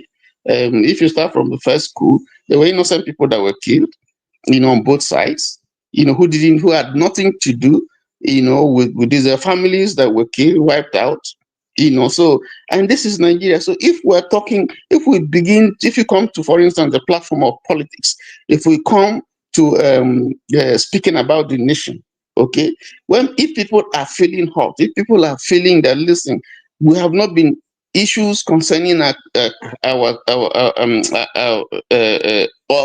has not been well handled, has not been grappled, and you don't want them to discuss it, then is a problem. Because healing cannot come unless you allow people to ventilate their anger, and then you can give them a hearing, and then you can sit down. But if you say, no, you can't say it, sweep it under the carpet, then it's a problem. So that's one of the issues. So it's not just that one is saying, you know, when you did this to us, we are not going to agree. But even the acceptance of saying, yes, some of these things we did it in ignorance, we didn't know, or it has happened. Please, how do we move forward? And then even in articulating ways and measures to move forward, you are honest, you are fair, there's justice. I mean, this is not the only country where you have had civil war. Rwanda did it. Many other places people fought wars and they are moved on and there's reconciliation. Okay, so that's one. Two is also a lesson for us when we look at the histories and the things people are saying, that war is not something that is desirable. It doesn't bring progress. Most of the time it's destruction on both sides. You know, so even in managing conflicts, because it's a normal thing, it's a basic thing in human life, there will be conflict, there will be misunderstanding as long as there are human beings on earth.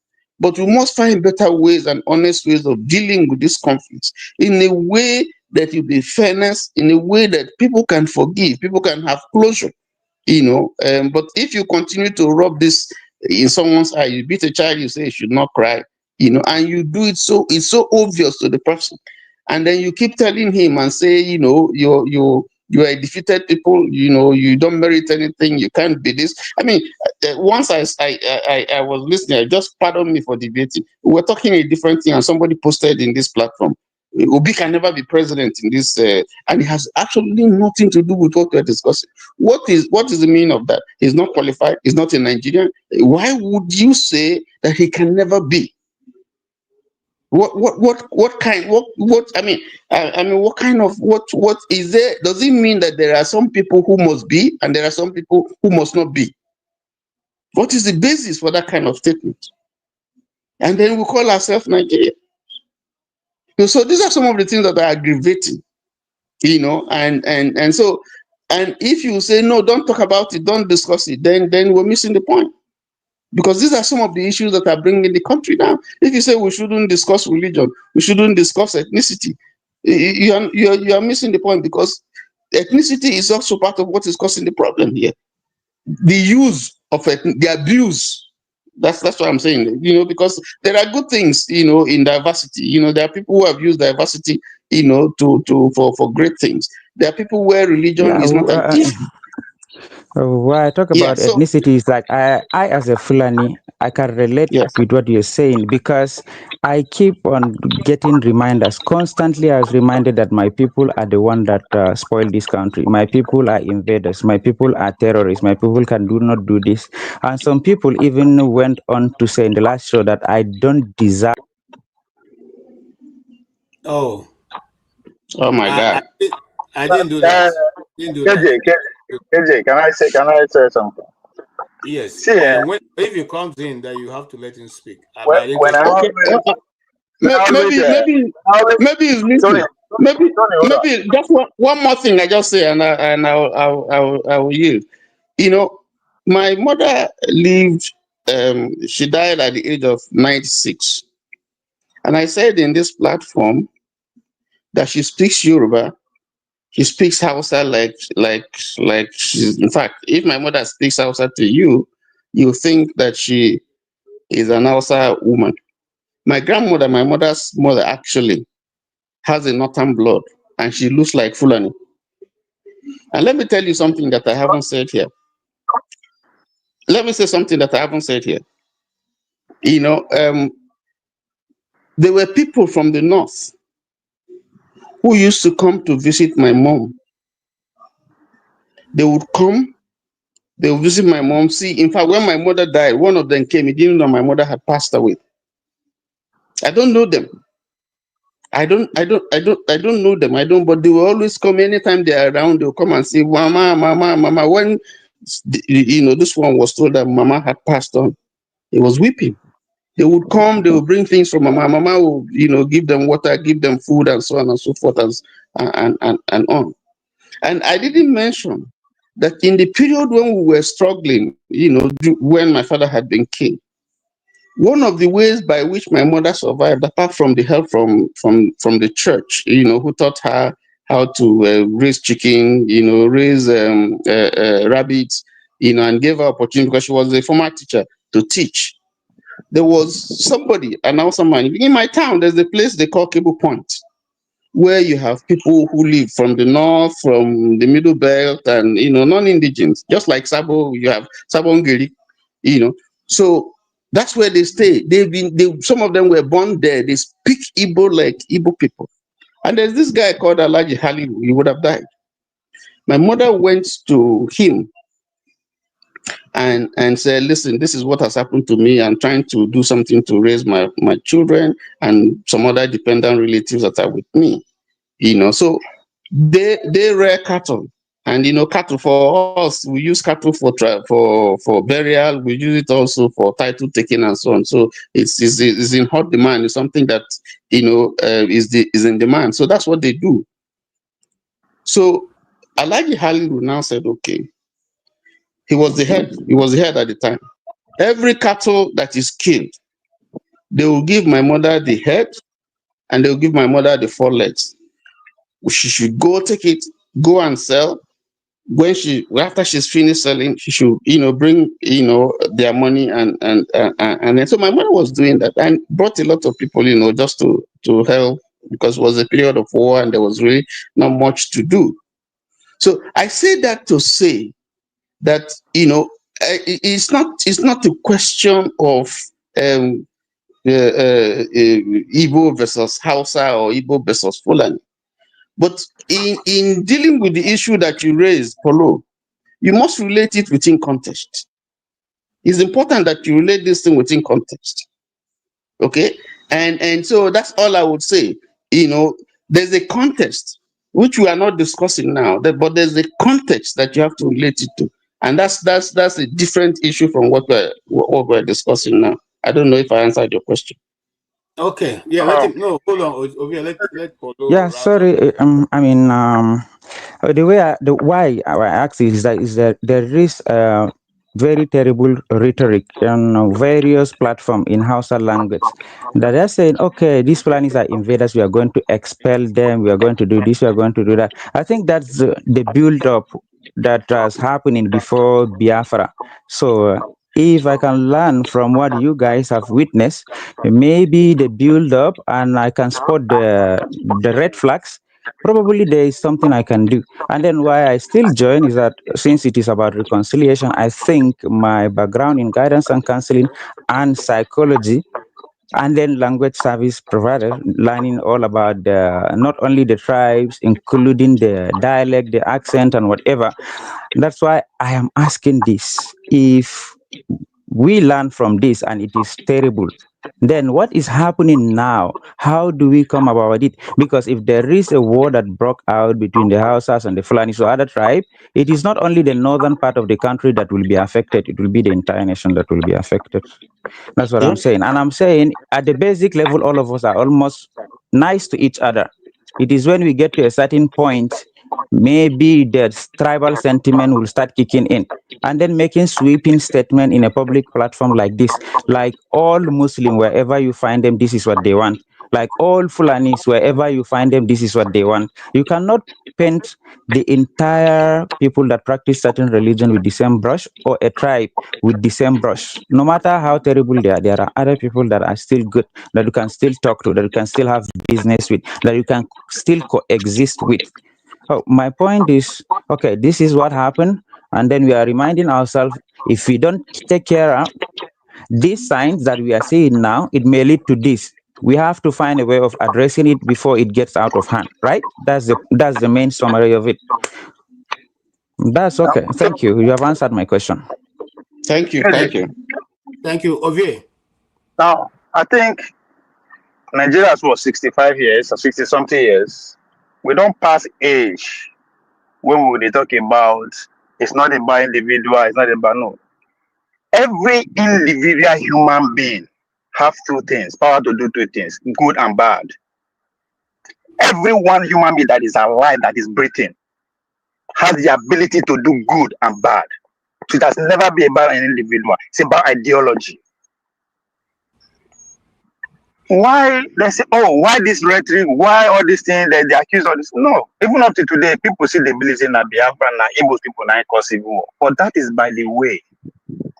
In the human experience, as we speak, Japan 4 years ago, in the first time in their existence, have given order, drive their parliaments to rebuild their military. Germany are doing the same thing. Pretty much virtually every nation on earth is doing the same thing. You know why? Because part of the agreement after the Second World War was never again that the map, the current map of the planet Earth should be changed or should be altered.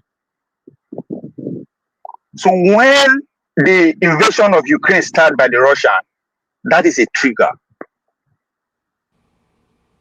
So for person to come and say, how should we remember the people who lost their life or what they believe on, the heroes of our past? It speaks at the what I've been talking about, power. Now only person with the power will tell you, do this, don't do this, stop doing this, stop doing this. If I have my way, every single individual that lost their life, this is our life, in civil war, we will remember them one by one. It doesn't matter if it takes 10 years to do it. It is part of our experience. Nobody, no one power can switch that. We are still in the same countries. Let's move forward. Some persons will come out and decide to say, where I live, in my immediate neighborhood, this is the kind of law that will exist. If you call this person name in vain, you are going to be killed. If you do this, you are going to be killed. And guess what? Constitution back and up. But again, they will come tell me in my own house what I should celebrate, how I should celebrate, how I should not celebrate it. Power. It is a shame that we don't have a memorial built in the memory of people that lost their life. It is a shame. Now, if they say why some section of the country they act like this, it is because they've seen something familiar. As we speak, people are still being murdered because of their faith and who they are. And you now expect me to say, no, I have to prepare. Because after they finish with those people, after they finish with my neighbor, it's going to be me. As the reality of human.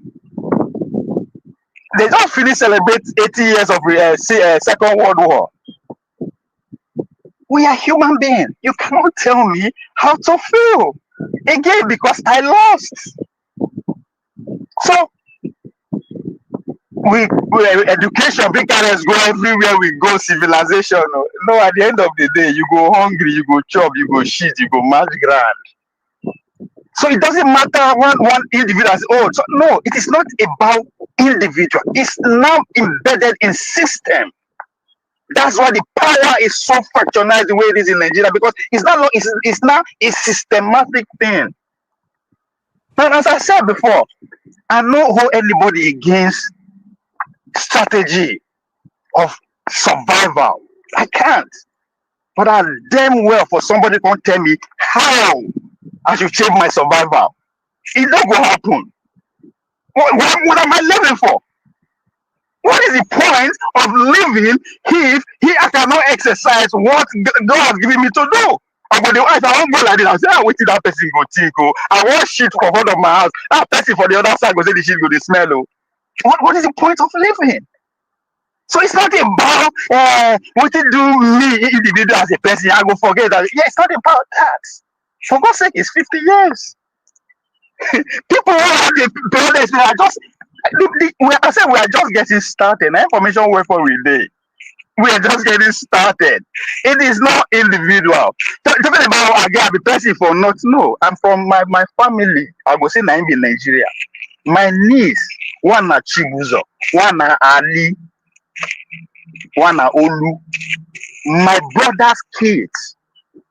I lived in Medugri. My family, my brother said that one's married from north, married from east. So the idea of Nigeria, if you cut me to Nigeria, you go see every part. But it's not about me. It's not about me. It's about the generations to come. The people that went to war because of me, my generation, because we are not born. So the idea of reconciliation is first of all, not telling me how to do my way of life. Because for us to actually live peacefully, I said it, everybody will get law. Because I am waiting for the day where Edo State will get law saying now Juju now will go to worship. And I don't expect anybody. That's what the constitution said. That's why I say state autonomy. I'm saying it for a reason. When the northern states come out to say Sharia, they are doing it in their right. It is right. It's in the constitution. That's what democracy is all about. You understand the beauty? All right. Yes, we are not enjoying it because there's somebody at the way they mobilize the power. That's why we are not enjoying it. I am supposed to be able to do whatever the fuck I want. So the idea is very telling that yes, the victor have the monopoly of everything. Once you win, it's always like that. So now poverty has nothing to do with individuals. It's about survival. I'm sorry. I don't hold anybody against how you choose to survive. Nobody should use it against me. How I choose to survive. All right. Let's see. You want to weigh in? Can I say something before? Yes. See. Hold on. Let Ike say something. Okay. Polo, I thank you that you are with us. I know you have been with us for some time, and after some time, maybe you were busy with school and things like that. But the day that my brother Tony spoke, I was not here, but I'm happy you came back and you have expressed your feelings and your understanding. I mean, this is today, I'm so happy that you came back to make the comment you make. It's a sign of, people trying to realize and trying to recognize the situation and the feelings of other people. I just want to appreciate you for coming back with, to sympathize with Tony, because you listened and you went home. You give a thought, and based on your thinking and what you normally used to hear before, probably change your perspective a little bit. And that's why you decided to come to be part of it. I love that and I like that. And I want you to continue to do that, because when we talk about national reconciliation and healings, it's the only way we can. That's the only way we can heal. Because now that you can tell somebody in either your friend or your neighbor or your family, it's true, I was not told about this, but I had somebody who has real experience. And I think we begin to have another perspective on how we can deal with each other. And I think that when you want to talk about national reconciliation, we have seen countries that did that. For example, in South Africa, they did national reconciliation. It doesn't. Amen. Let's be constitutional. If the constitution there, they no go. They no poverty no go there as it is. So they no go see the fight. Trump no go the pull himself for White House. No, there's nothing like that. There was a forced reconciliation. There was a forced reconciliation. That's different. That's the deals where they force us to live together. So we should go to the cause of it. The information are out there right now. Nobody saying conspiracy theory or anything. So the South Africans were forced to have that agreement. That's why we see they call Mandela as a traitor. So at least when Tony started, he spoke about Rwanda, where something like this happened. Sorry to budge you. The one that said like the same thing. There's no way in history when minority go the government, you think it's okay. It's just a matter of time. It's a time bomb waiting. They were also forced to live like that by the Clinton administration. Go ahead. I believe that the easiest way for everyone to recognize or, reconcile with his friend or somebody that offended you is by acknowledging your mistakes and your errors and your fault. And when you acknowledge that with an open heart, the person will always forgive.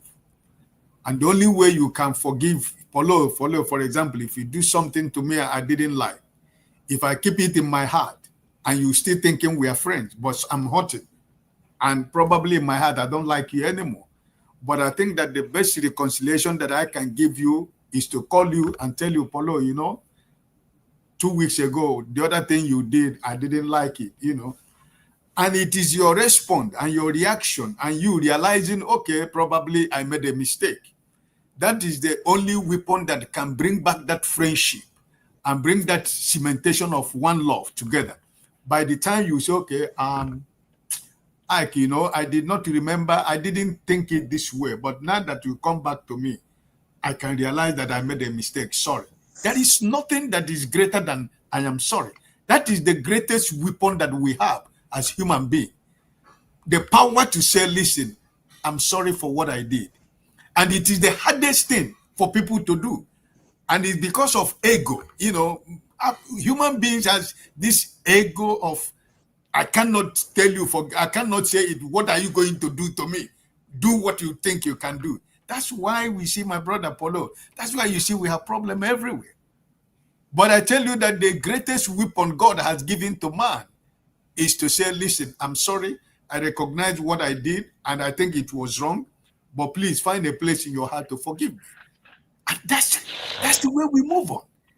And that is the proper reconciliation. Because if we start in that manner, the politicians will not bring your head and my head together, because we have understand the principle of reconciliation, which is, listen, brother Ike, I'm sorry for what I did. And when the politicians want to bring that their politics, say, hey, sorry, please, go far away from me because I have no problem with brother Ike. I have reconciled with brother Ike and we are good. You see, this is the only way we can fight this. But without not fighting, without not saying it, we say, okay, let's move on with it. It's not easy. You can't move on something that somebody has to tell you, listen, I'm sorry. What I did, I was not happy. So if that person is able to be courageous enough, be bold enough to tell me, Polo, I'm sorry. I went back and I give a thought. I remember what I did. It was wrong. And the other side also will remember, hey, listen, there is also something that I did to you and that I didn't tell you, but I did something like this. Now I can tell you, Polo, sorry. This is the way we move forward. But it shouldn't be, for example, after you stab me at my back, and after my healing from the stabbing, you want us to move on together like that. No, because you should be able to say, hey, brother Ike, when I did that, I was foolish. I didn't know what I did. Please find a place in your heart. I know that I cannot remove that mark at your back, but just because I realized what I did to you, I'm sorry. That's all. All right. And there is one more thing. I realized that what I did is wrong. And is there anything I can do about it? Please forgive me. You forgive me. I acknowledge I'm wrong. You forgive me. Is there something I can do about it? Obviously, I cannot bring back the debt, but is there any other thing I can do? Okay, this is what you can do if you want to make it right. We'll give you this time to see if you are actually sincere, if your apologies are sincere. Then we'll give you time and watch you, how you interact with our people. That's how we move forward. Information warfare is saying is not about individuals, it's about people at the helm of power. We are here now as a group. We don't know in the next 10, 15 years who will be in that position of power. If that person happens to be here and we all agree that they with reconciliation and whatever, then if he got that power, he will still reflect that I once had these people talking about this. Why not? Why can't I be the person that will start the movement, even if I cannot achieve what I 100%? Every invention starts with a thought. It starts with individual. Every movement starts with one individual conceiving an idea and then believing that this idea will work. If you take away peaceful resolution and reconciliation, what we are left with is war and bitterness, an ever-ending war that keeps on repeating itself. He talked about after Second World War, the agreement was we should maintain the same border, which means we should maintain the same border with Biafrans in, not having a Biafra state. But the border has been broken. Everybody knows that. Everybody knows South Sudan, Eritrea, the war in Serbia, how the USS are disintegrated during the Cold War. We know the maps has not been maintained.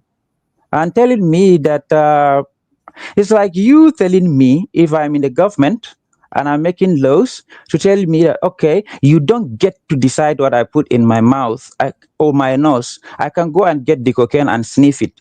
Who are you to tell me what I can put in my mouth? Who are you to tell me who I sleep with? Who are you to tell me this and that? There are certain things that obviously you don't hold a monopoly of knowledge that, okay, this is the best thing that will happen to you.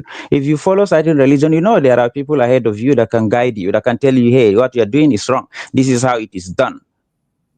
Somebody will always tell you how to do, and it is not because they are criticizing you or they don't want the way you are living. It's because they want to correct you off path of them. It's not gonna stop until you stop him. Okay. Right? Let it finish. Let's make progress. No, let's make progress. Udo is right. You are right on one thing, right? And I will say it. Before I say it, when I use the Second World War as an example, I said that to say this. I was not talking to you. I'm talking to information warfare. I'm not referring to you. This is information warfare speaking. All right? So, okay. I use that. Let me make him understand. I use that as an example. 1 minute. Yes, I use that as an example because when this Benue's and the neighboring states are being invaded, you expect other states to fold their hands. You are right. The map of the planet has been altered already. Hence, everywhere extension. So, any moment from now, it will explode. But you said something that I agree with. That if somebody apologized and he said, and that person accepts your apology and give you a chance, I want you to see if you are going to do something different. This is what you said. That's exactly what the Biafra state did. They've given Nigeria 50 years to see if they are remorse, to see if they can acknowledge that yes, we did these people wrong or not.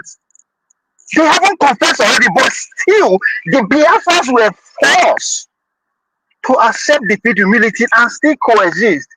Give them 50 years. But look at the kind of rhetoric that is coming from the president's mouth. So pay attention to the way you talk. So everything that you've seen has been exhausted. Aburi Accord was part of the also reconciliation. So every step of the way was taken. 50 years is not enough to be patient and want to see people who did wrong to come out and say we are sorry and we are going to do right. Even if they don't say it, action they say speak louder than voice. So just because you see one people man they check for not, that is not enough. No, let's move on. We need to move on because Spencer is here and he's going to make this thing. So let's move on. I will not want to go. Sorry, I CM and I will not. Just hold on this topic. I know that's why Pansa came in. So let him make this thing, then we can go to the next topic and we'll start rounding up. Yes, thank you very much, KJ. I appreciate you staying longer. I remember when you started, the first time you started being a moderator here, you couldn't wait to get out of here, and you weren't staying that long. I believe that the pastor that we used to have here, Pastor Okra, he was influencing you in a bad way. You're staying longer. You're doing a fantastic job. You learn all that talk. But let me say that it's funny. He's doing a fantastic job. When he tell you your time is over, now you begin to complain. Yeah, that's true. That's we all do it, right? But Pulo, I'm so happy you're back, and you're having problems with your connection. So it's funny that when we recover people here on this platform, someone like Pulo is getting stronger. His voice he's making points, but don't expect to say things that are improper and we let you get away with it, or we're not gonna give you cookies. Like I said, a lot of the behaviors here and pretense. A lot of Nigerians, they like to pretend. Is it only the Igbos that were hot during the war? The Igbos fought a war. Are you trying to tell me that you don't know what it feels like to be hurt by others and you don't get an apology? The most vindictive people. Absolutely. Okay. You are not here when it started. I started by acknowledging that. I started by talking to Tony. I started by saying I didn't know. Please. KJ, I'm going to explain. You are not there, please. KJ, I need your help to mute him now. Remember, he's one of my favorites on this platform.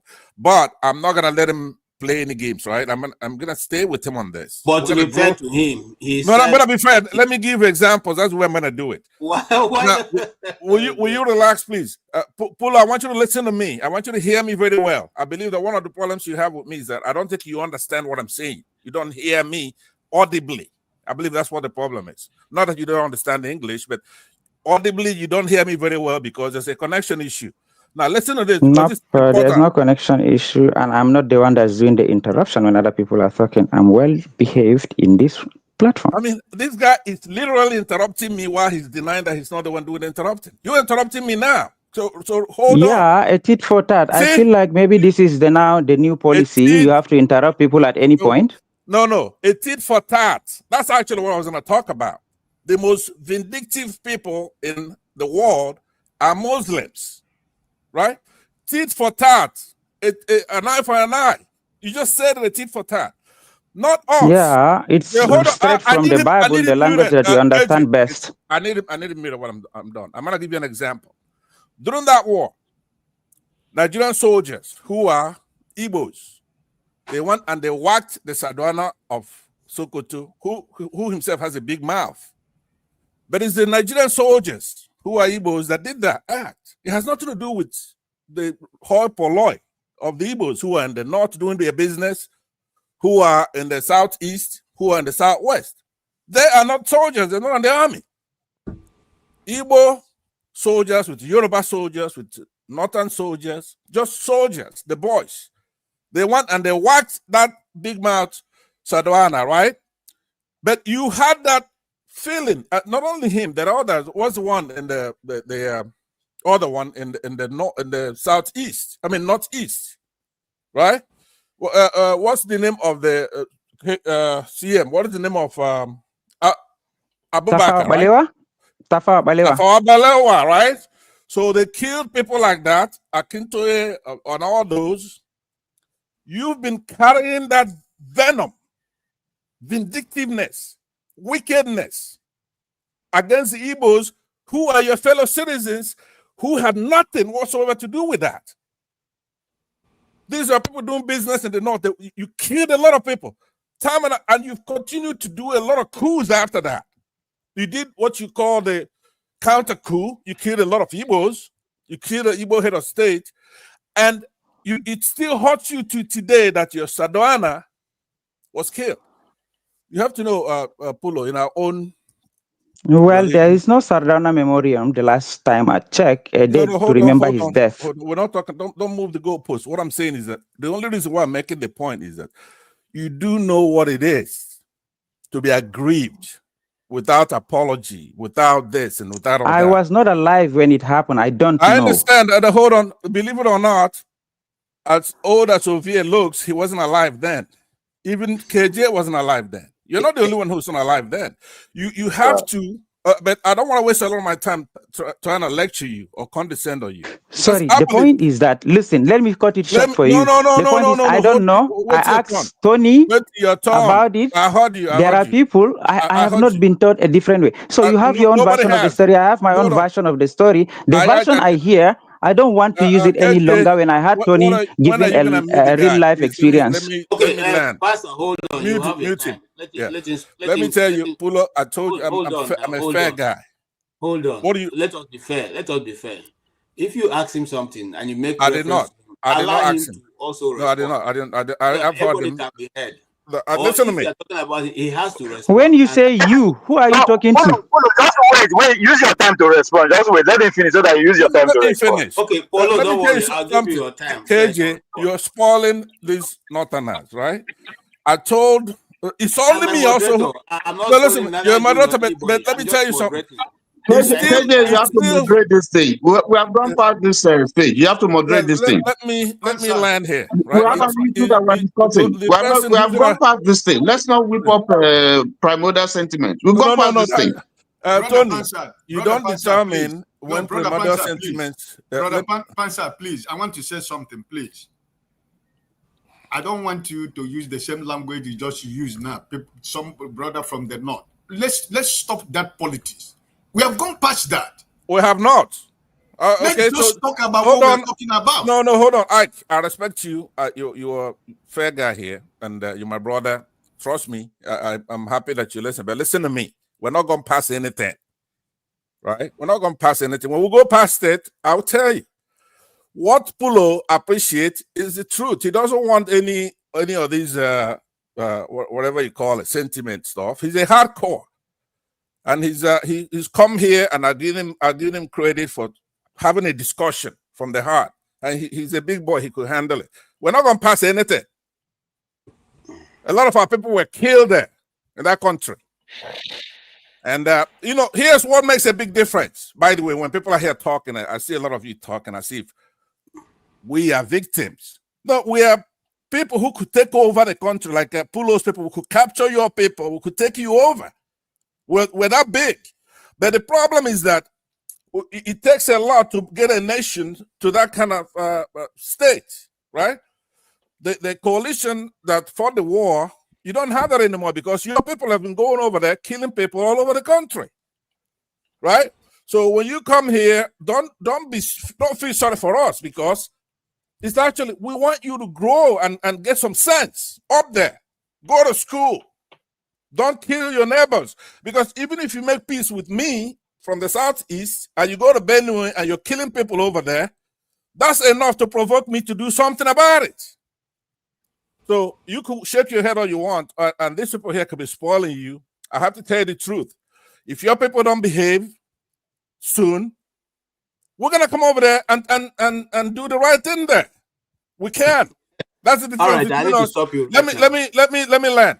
That's the difference between us and let's say Benue people, right? We can defeat you. We want to get along because we want to do the right thing and obey the Constitution. We're not doing it because we're victims, like these people are telling you, and you're correctly telling them.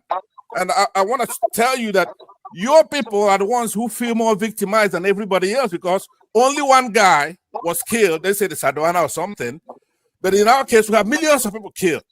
In our own religion, all men are created equal. Every single one of those Biafran children that got killed is just as important as that's your big man. Yeah, everybody created equal, except when you're having a pogrom and Spanish Inquisition and all the nasty things that happen when you're taking back Jerusalem. You're telling me about religion being pushed. Religion, my ass. Okay, let me land. It's my turn. It's gonna be a turn very soon. I'll be done here. Oh, all I'm saying is, Pastor, can I land here? Can I land? No, you are no longer land. I give you time to land. You're finished. Why is it that every time I'm here to talk, you want to be disrespectful when I'm leaving, when I'm getting off the... When I talk, I normally get off the stage. I need a chance to answer the allegation, please, when he's done. Why are you being disrespectful to me when I'm leaving the platform? Why? Who do you think is going to tame this Pulo? Why will you make is it you or is it me? Why will you make false accusation against me and then leave the platform? It's people like us who are going to solve the problem. It's not you who is whistling around. It's me who's going to take care of those terrorists up north. It's not going to be you who wants to get along and make peace with everybody that you see. All right, I think all right, so I'll leave, but like I warned you before, if you're not going to be respectful, I'm not going to come back to this show. Well, I will not come back, and if you have Pulo, you can have the rest of them here.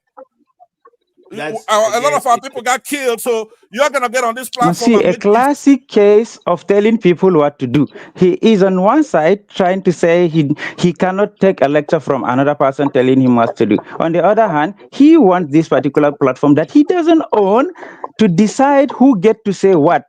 Are you blackmailing the platform, Dr. Damages, for having this platform that I'm not going to attend again? Are you trying to blackmail him? Like, if you cannot contain people with different opinion than you have, what is the point of the free speech? Okay, I'm going to answer you that I'm gone. All I'm saying, you have a lot of people to talk to you. All you have to do is respect my time when I'm talking, and I respect yours. It's a very simple rule here. You have spoken for more than 10 minutes now. Okay, but it's also a rule of thumb that when you finish, you kind of round it up. You say, okay, go ahead and round it off. You know, that's what I'm saying. No. I've told you to round up many times, and you're not doing that. So I didn't hear you. All right, and if you're gonna be fair, like I gave you credit here, I don't want you and I to be having this kind of stuff. Listen, I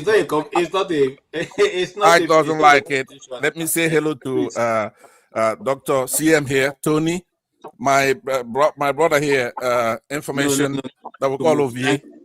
I'm gone. You keep. By the way, I could tell Dr. Damage. Okay, Polo, you can make your tell point. Dr. Damages to fire you. Okay, I find the idea very absurd that remember, if I didn't forget what the Bible says in the book of Ezekiel, says, a son shall not bear the iniquity of the father, neither shall the father bear the iniquity of the son. The righteousness of the righteous is upon himself, and the wickedness of the wicked is upon himself.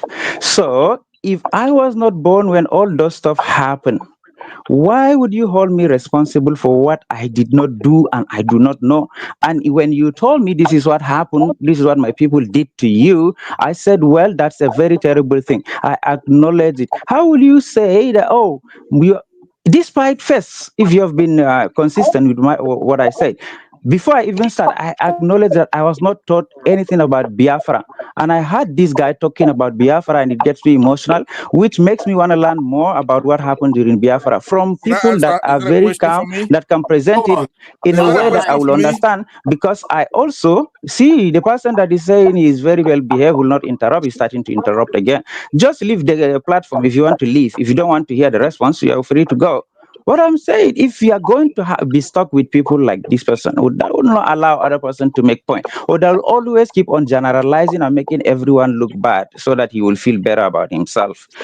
You said you, as though I'm the one that went to your people and did the wrong thing, or I connive with them to do all those stuff. Why would I carry another person's cross? Why can't I be? I didn't choose to be a Fulani. I didn't choose to be born in the north. I didn't choose to be raised by a Muslim family. Neither were you. So we are all forced to accept the label that we are assigned to, then carry other people's grudges and take it further in our own life. Why carry this heavy burden that we cannot just get rid of it and find a way of moving forward? I'm not done. Please be respectful. Be respectful, please. Be respectful. It's my turn. Be respectful. It's my turn. So if you're going to have, you don't brush people. Okay, Islam, this is what they want. What? You have the nerve to come and say that Islam is a broadcast religion when we know the terrible thing that happened during the Crusade and the Inquisition, and even what we are going through now. They didn't come with the intention of, they came here with the intention of doing their business. Then they saw an opportunity of indoctrinating people to follow their religion. And then they did, and then they know it will not work. This side is Christian, this side is Muslim. Maybe if we join them together, at least we will have our hands on both pies. Whichever one we want to use, we will use it and discard it, and then get another one from the other side, while other side is grooming up. Why will we have to carry this hatred forward? I told you, I don't know what it feels like. I was not born. I was not told this story. The stories I keep on hearing is a story that favor my own people. But if I can hear an alternative story, I know there is a two sides of the story, the victor and the vanquished. If I can hear from the other side of the story, I will make my own rational conclusions. But if I keep hearing the same story from my own people, and you keep hearing what is pleasing to your ears only, you don't want to hear any other point of view, how do you think you are making a rational argument there? I am expecting that I'm dealing with Can I take matured 30 seconds from and you? well-reasoned people that are not thin-skinned, that can just be offended with just one word, even though I All right, didn't say any Pulo, word can I that is take 30 offensive. seconds from, let me Nope, use 30 until I seconds. said thank you, please. No, Why are you keeping on disrupting me? You said you're going to leave. Leave. Wait a minute. Let me If you're not leaving, then I will leave. Thank you for having me. Be my I guest. didn't intend Bye-bye. to leave, but I'm not leaving anymore. You're not Thank gonna you. leave.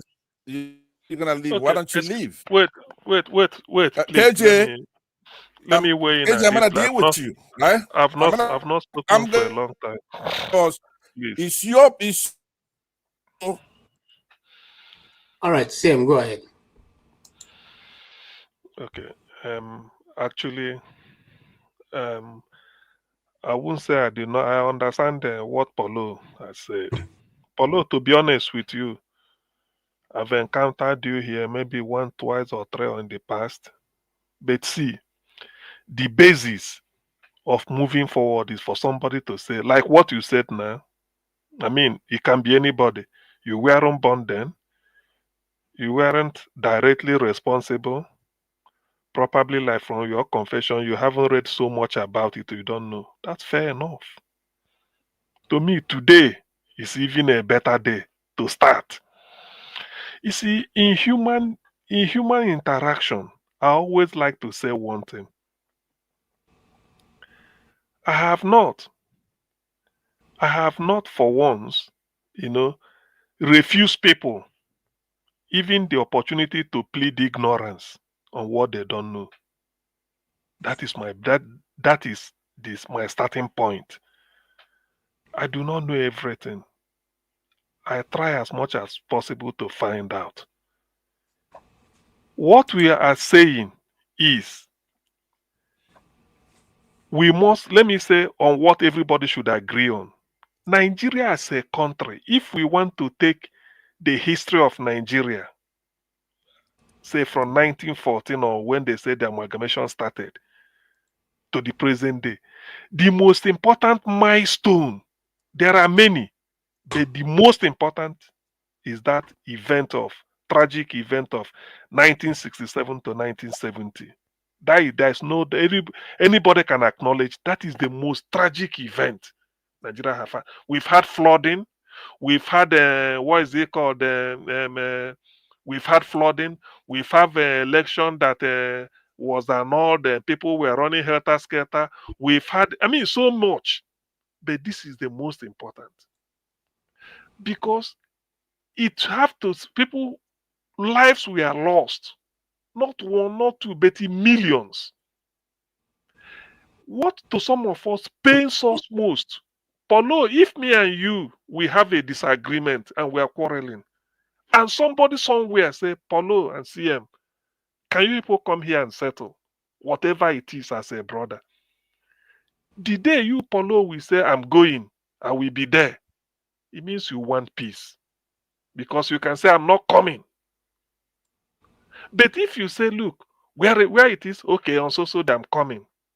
Let me come and tell you what really happened. Then me, I will say I'm coming. The fact that two of us agreed, it means we want peace.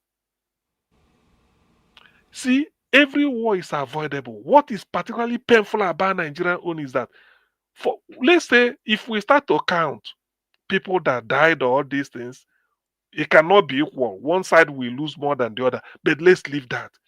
When two people agree to go and then look for a solution in a foreign land, Nigeria and Biafra went to Ghana. Then Nigeria, the East did not go as Biafra. They went as part of Nigeria, the Eastern region. 1967, there was no Biafra in January. They went as Eastern region. The rest, go on representing the rest, because Ojukwu is saying no, you can never agree again because of the killing. That was what Ojukwu was saying. Say the Gowon doesn't want to stop the killing. Ojukwu, by his own admission, you are looking. The killing after the January 1966 coup that killed Sadwana, Tafawa Balewa, Lagema, Abogu Lagema, John, Colonel Palm, and Kuru Mohammed, so many of them with what is the name? Premier of Western Region, Akintola, Okotiebo, Minister of Finance, 21 of them that were slaughtered. After that, there were waves of killing of Ndigbo openly in the north by men. Okay, that is the anger. Some people might not contain, not everybody. So somebody might say, no, I don't bet. There were many. Okay, that trailed till the north. Now decided on their own accord to plan a counter coup, which they executed perfectly on 29th July. Okay. People were massacred. Ndigbo were just the way it even happened, if you must know this, is a case of soldiers living in barracks, the way they live together. They blow bigo to summon everybody in the night to come out. At Abeokuta barracks and at Ikeja barracks, all the soldiers came out, hoping that they will be deployed to something. They have to separate them. The southeast, the Eastern region soldiers the other way, the rest the other way. All of them were just more than 300 in a night. They're all gone. Okay.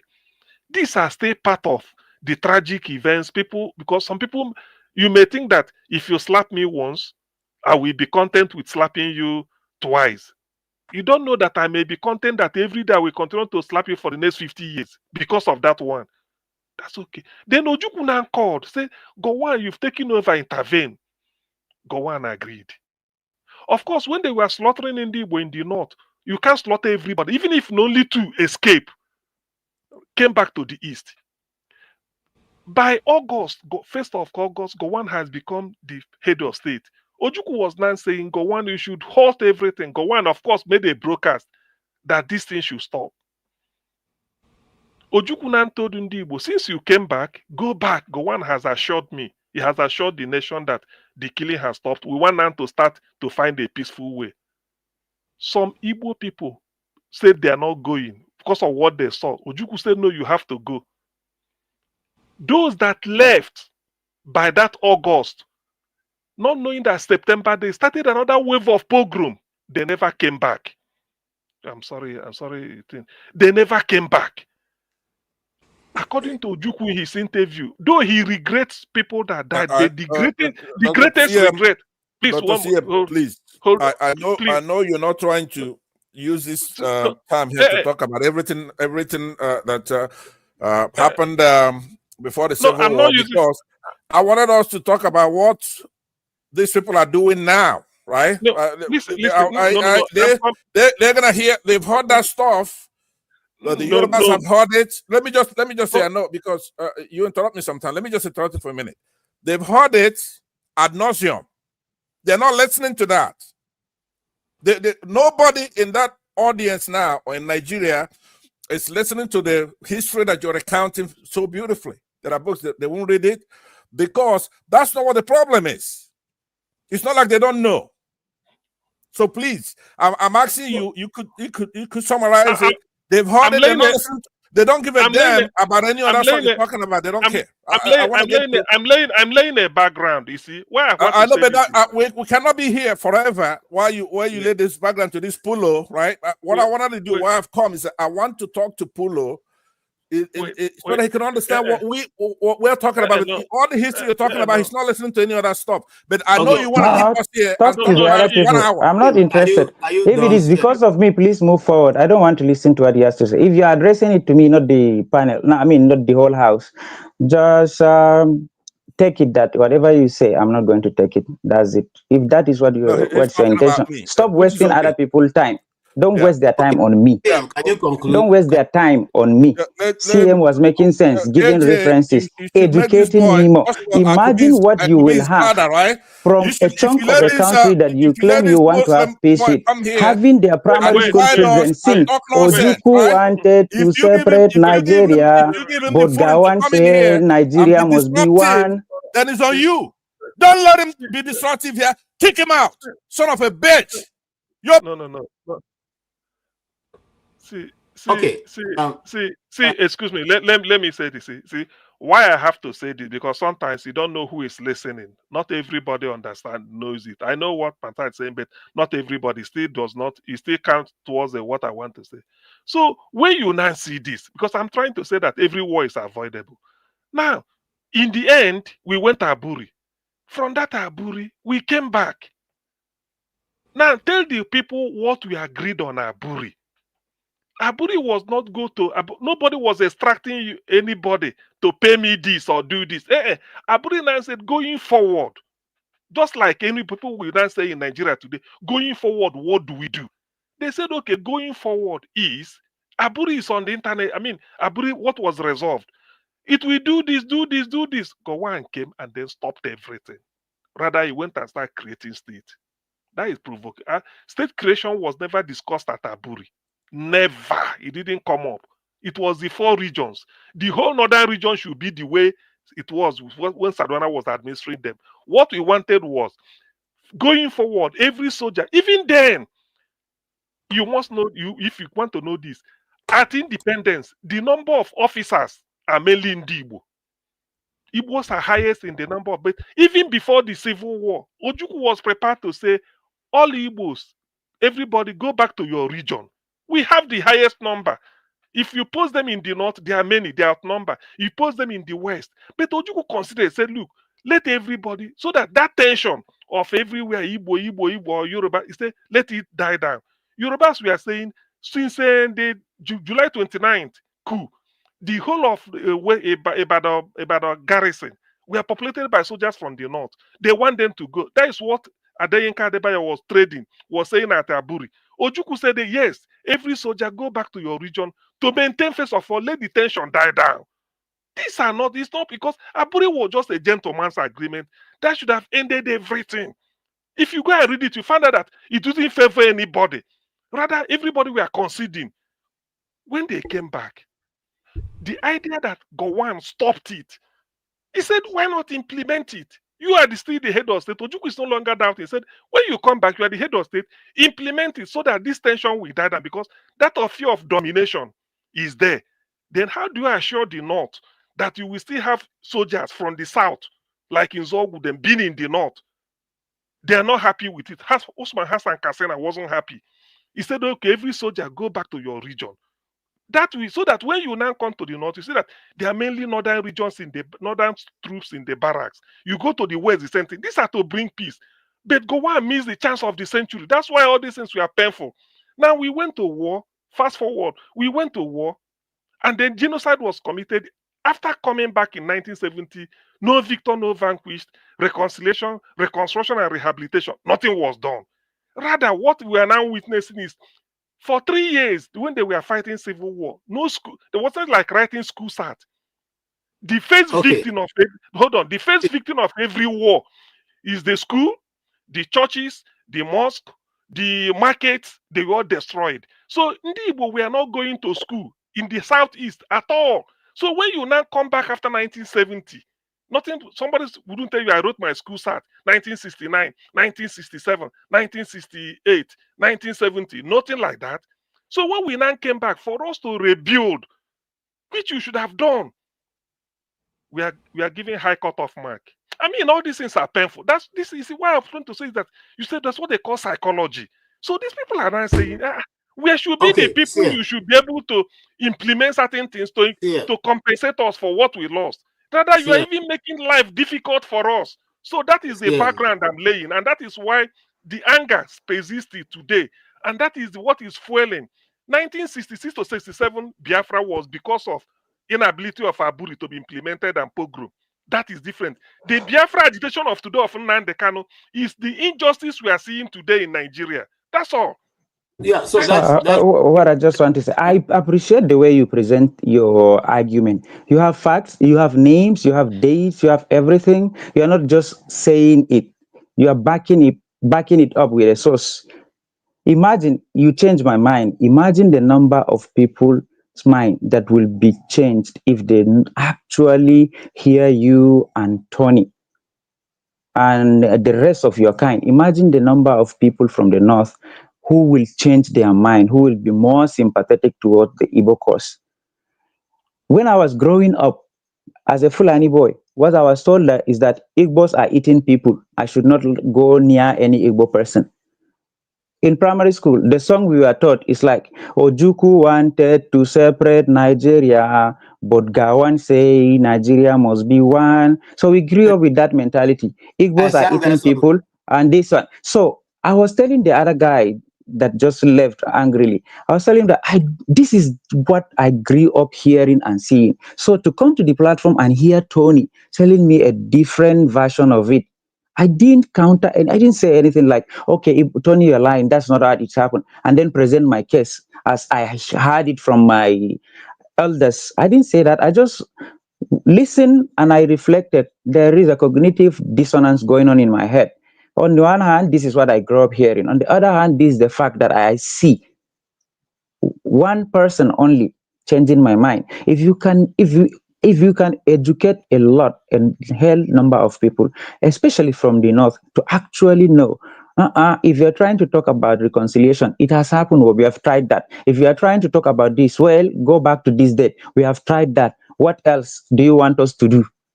But I don't even know those things that you're talking about. I don't, honestly.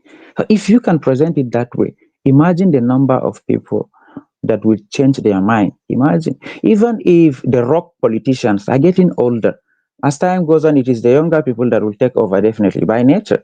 So if a lot of people have this mentality that Igbos are bad, they eat people, and Nigeria must be won by fire, by force, then we'll continue to have this problem till thy kingdom come.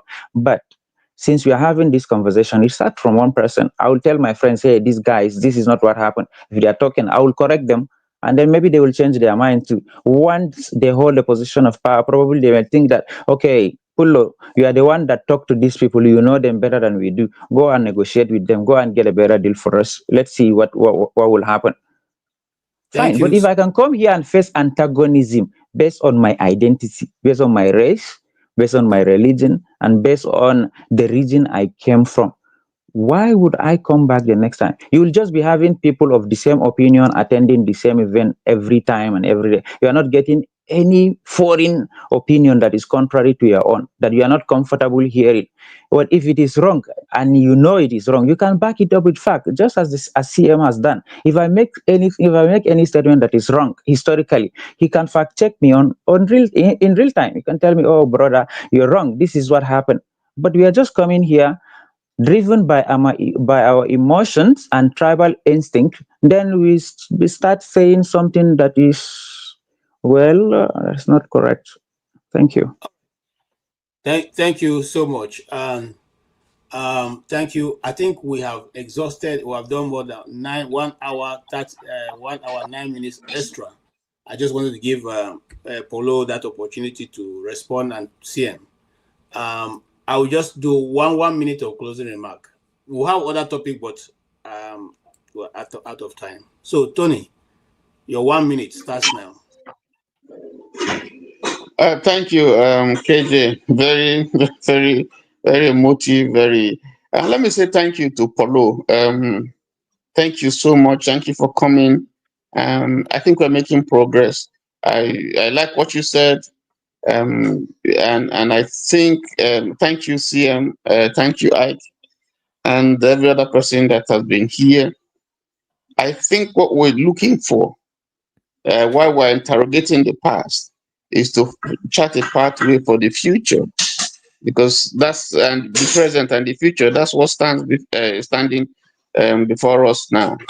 And I think it's in understanding where we have gone wrong and finding the solution that will help our country move forward. I just want to stop at that. Again, say KJ, thank you. Dr. Damages, great job. Follow, come again. Thank you for your contribution. And let me close now and say thank you. CM, thank you so much. God bless you. Ike, God bless you. Okay. So, thank you. Thank you. Mr. Ike, 1 minute. It has been a pleasure to be here today. And like I said, my brother Polo, you are welcome here. I'm happy you are here with us. You came back and you brought out your own opinion, and it was useful for me also. We are here to learn from each other. It's not, sometimes it can be emotional, but at the end of the day, the most important thing is for us to learn from each other and recognize the emotions and feelings of everyone. Like you said from the beginning, no man has the monopoly of knowledge. And we are living animals. We learn every day. Every day we wake up in the morning and we step out of our home. It's part of knowledge. It's part of education, So there are so many things traveling has taught me as a man that a professor in the university cannot teach me. But traveling has taught me so many things, about life, about people. And that's why I love going to many parts of the world, studying, looking at people's cultures and tradition. I'm marrying it to my own. I'm beginning to see that God created this world to be a happy place for everybody. So I'm happy you were here with us. Continue to come, continue to be encouraged. I want to apologize on behalf of my brother Pansat for his last comment before the moderator removed him from here. I don't take it to the heart, right? It's a part of discussion, So I'm apologizing on his behalf for the last comment, which is unacceptable anywhere. But just don't consider that too hard on yourself. Sometimes something like this can happen in a platform, but it doesn't end the friendship and the relationship and trying to shake hands across the Niger and across the bridge. That is the essence of all these things. We are learning from each other. And as you are learning and coming, and you are very, very receptive to what you are hearing, and you also digesting it. I love that. At least, even in the midst of 500 people, you're able to, convince one or two people. That's a very big number. It's a very big number of people, because that's the way it is. It goes like that, So thank you for coming. Thank you, my brother Tony. Thank you for CM and KJ. I wish everybody the best of the new month and the new week, and I pray that the love of God that covereth every multitude of sin will bind us together. It doesn't matter where we are, because it is only love that can heal. Not love of material things, not love of position, but true love that comes deeply from the heart. I want to end like this, that every one of us here, we are spirit. We have a soul, but we live in a body. That's what all of us is. So we should always remember that at the end of the day, every one of us is going to go to 6 feet. Whatever I have today in this life, I can never go with it. The day I close my eyes, everything I have, I don't know what happens to it. I don't know. So whatever we're doing, let us think, remember that someday, sometime, we shall answer that call that no man can say, no, I'm not going. So this is one thing that keeps me alive and makes me to have a good life, because I know that whatever I hold, God just gave it to me to look after it, because the day he wants me, I just take off my hands. It's no more my own, right? So God bless you, and keep coming. I love your presence. God bless you. Thank you. Right. Thank you so much. Thank you. Okay. I know this is a spirited debate we have here, but always come. Whoever is coming should come with an open mind. You see, the problem with Nigerian history is that it's not palatable. And because it's not palatable, people tend to overshadow it. The way I always explain things is this. Somebody may have an injury, very painful. You went to the hospital. It's a wound. And the person is expecting succor. But the infection control nurse, we open it up. He said, no. For us to open, he said, for this thing to heal, you know what they call bandage, everything opened up, cleaned, and you are painful. He said, we have to open it up before closing it so that it will heal. Nigeria should interrogate their past. That is a way to get to the present. That is why they said open it up. But if you can't, until you interrogate it, I once argued that we should have a memorial for Biafra. Why I said have a memorial, it's not to please maybe the people, that is my Igbo people. That will be like a mini university for people to research so that people can say, okay, what books have been written? Even if the books are not available, you write the title there. People will say, so that is what happened. It's like realizing what your foreparents did in the past, and you now want to correct it. Today, we are talking about our leaders betraying us. Without us interrogating what they did in the past, you won't be happy forging ahead. So when we say that something like that, it's even part of, some people may think it's not, but that is part of bringing a closure to it, because people will, it's like a museum. Everyone will say, let me even go there and see. So this was what was invented during that time. So this was what happened. So this is a picture of this man. They say, so many things you learn. It cannot be. Some people can do it as a research and then publish works on it. The Jews live with Holocaust. Now, let me put this thing as a spiritual, what they call, let me put, not somebody who is too religious, but I want people to reason like this. Rwanda had their genocide. They came back, they reconciled. Look at where Rwanda is today, at least economically. South Africa, Mandela should have, when Mandela became president, he could have dealt with the blacks, the white people. But he said no. He won them. He called Desmond Tutu. They do truth and reconciliation. At least South Africa is better. Even if the fact that they are doing what they want to do. Not to talk of the Jews that lost 6 million people, yet you can't do without Israeli invention. Most of these scientists, Silicon Valley in America, they are the Jews. So who knows if Nigeria has sat down to say, look, let us confront this thing. Do you know where Nigeria could have been? Spiritually, just I'm giving you example, people that did worse things, and look at where they are. Rwanda acknowledged, look at where they are, look at the Jews, look at South Africa, at least use these two examples, and so many others. But in Nigeria, we live in denial, which is not good. And that is why this thing is so painful when we remember it. It's not like that. It has happened. Thank you, CM. Thank you. Thank you so much. Yeah, Paulo, you have 1 minute. Well, as the youngest, I think I'm the youngest in this platform, at least as at this time. As the youngest, I want to get to my 60s to see a prosperous, egalitarian, and just Nigeria, where my son, a son of a Fulani boy, can walk down the roads in Aba, Ikeja, Lagos, Port Harcourt, without feeling the need to have another pull validate his views or his whatever, getting equal opportunity as those that are in those areas. I want to see a Nigeria where my child will not be afraid of going to Onitsha, and an Igbo guy will not be afraid of contesting for an election in the north, in Adamawa here as I speak. I want a Nigeria where bias based on ethnicity or religion origin is removed. I want to see a Nigeria that works for all, regardless of the tribe. I don't know the way, I don't have the answer to that, but I believe everything, every idea start with one person. If he is passionate about it, if he is accommodating, and if he can persist, he can achieve what he wants. CM gave us a lot of example where all of this happened, where nasty thing has happened, and then people are able to move on.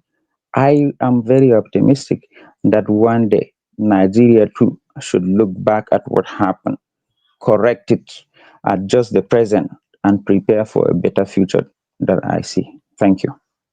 Thank you so much, Polo. Thank you, and thank you for for showing up. Please keep showing up.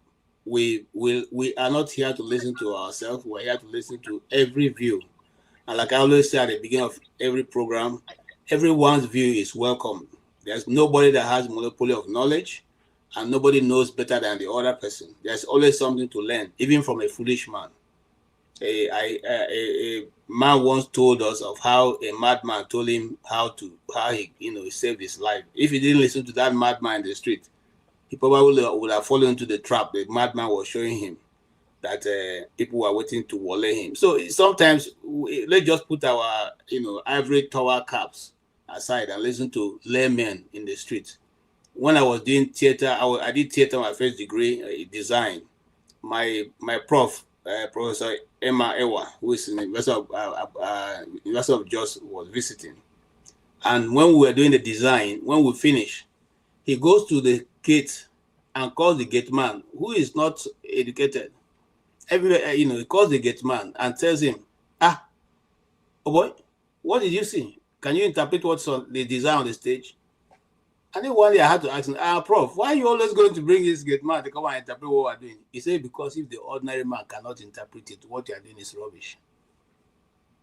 I don't know if you understand what I'm saying. So sometimes we need to put our so heavy, big professional caps and just listen to the ordinary person.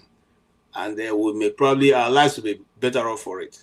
Forefather is here, and it would be unfair for me to say a home moderator, chief moderator with 5 feathers on his cap, not to have opportunity to say something. So, Prof, please go ahead and, because you're a moderator, I can't give you 1 minute. So take 4 minutes and say what you want to say so can eventually pull off this to an end. Thank you, KJ, for hosting this. I guess I'm not sure there would have been a better person to host it, trying to bring people together on this. And I have to give Dr. Damages credit for hosting, bringing Polo for real on, because I've always thought this was going to be a powerful thing to happen so that both sides can be talking. All Nigeria should be talking to each other. And I also greet all the panelists that are there, the chat and the viewers. And Polo, I must say, on this panel, on this platform, on this issue, you are a pioneer and you seem to be engaging the way it's meant to be done. So I think, like everyone else, I have to give you and appreciate the fact that you are doing that. And for me, where I stand is when we are sharing these type of things, because Polo is open to listening, let's be honest. Let's not do this funny thing that we omit some information and we share some of them. Because for this to work, both sides needs to be honest with themselves. Because these are the kind of things I definitely want to see happen more. I don't know why these our wicked leaders cannot bring people together. Every time they pretend as if they don't know that we are all in the same country. And I really appreciate the spirit at which things have been discussed here today. And Polo, one thing I can tell you that you can see the power of the way you came into what it meant to some people. Maybe not Pansat, but to some people. And so when you said you don't speak for your fathers, you were not there when it happened. But yet, your words weigh more. That even if I said what you said, it wouldn't matter. Nobody cares. But when you say it, it matters. Because you represent those that came before you. So that matters a lot. And I really, that's where I'm going to leave it. That I'm glad that there's a bit of honesty coming through. Tony, what you have shared, and Oga Ike, I really appreciate that. Oga Ike is, when it comes to me, not but when it comes to Nigeria, when there's an opportunity to be level-headed, he always takes it, and I really appreciate that. And let's do more of it. And like I said, invite your friends, let them come, and we are all open to having this conversation. Like you said, you don't know who is going to be sitting at Aso Rock. It could be one of you here tomorrow, and we have to be able to see eye to eye to be able to live in this country. Thank you. Thank you so much, each and every one of you. Thank you. I appreciate everyone coming. All the people in the panel, I appreciate you guys. And Tokwe for real, Madam Tokwe, thank you so much. You made my day. At least with this $50, I can have at least two cups of coffee before before the day runs out. Thank you for supporting the group, the platform. Oscar Blackstone, my dear friend from somewhere, somewhere in the world. Thank you so much. You are powerful today. Thank you also, Oscar. Thank you, CJ Okonkwo. You did great. Thank you. In fact, the coffee has increased now, so I can at least have like 4 cups of coffee before going to sleep. Thank you so much again, Oscar Blackstone. Kulata, my friend from far away. Kulata also, you've been very gracious to us today. Thank you. At least if I put the things together, I can get 1 cup of coffee, or at least I can do what's the other one called? Anyway, thank you so much. You guys have been so very accommodating and allowing us to argue out every point. God bless you all. All those people in the panel. I see Okechuku. Okay, thank you so much. Boom Boom Ray. Thanks also for being there. Wisdom. The guy. Thank you so much. Derek, Quint TA, Isa Abdul. Thank you.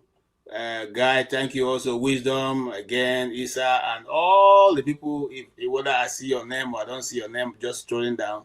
There's a EJ Dimma. Thank you so much. I think please, we want to see more of you, EJ Dimma. So, and then if possible, put on your camera. Let's have a very useful discussion here.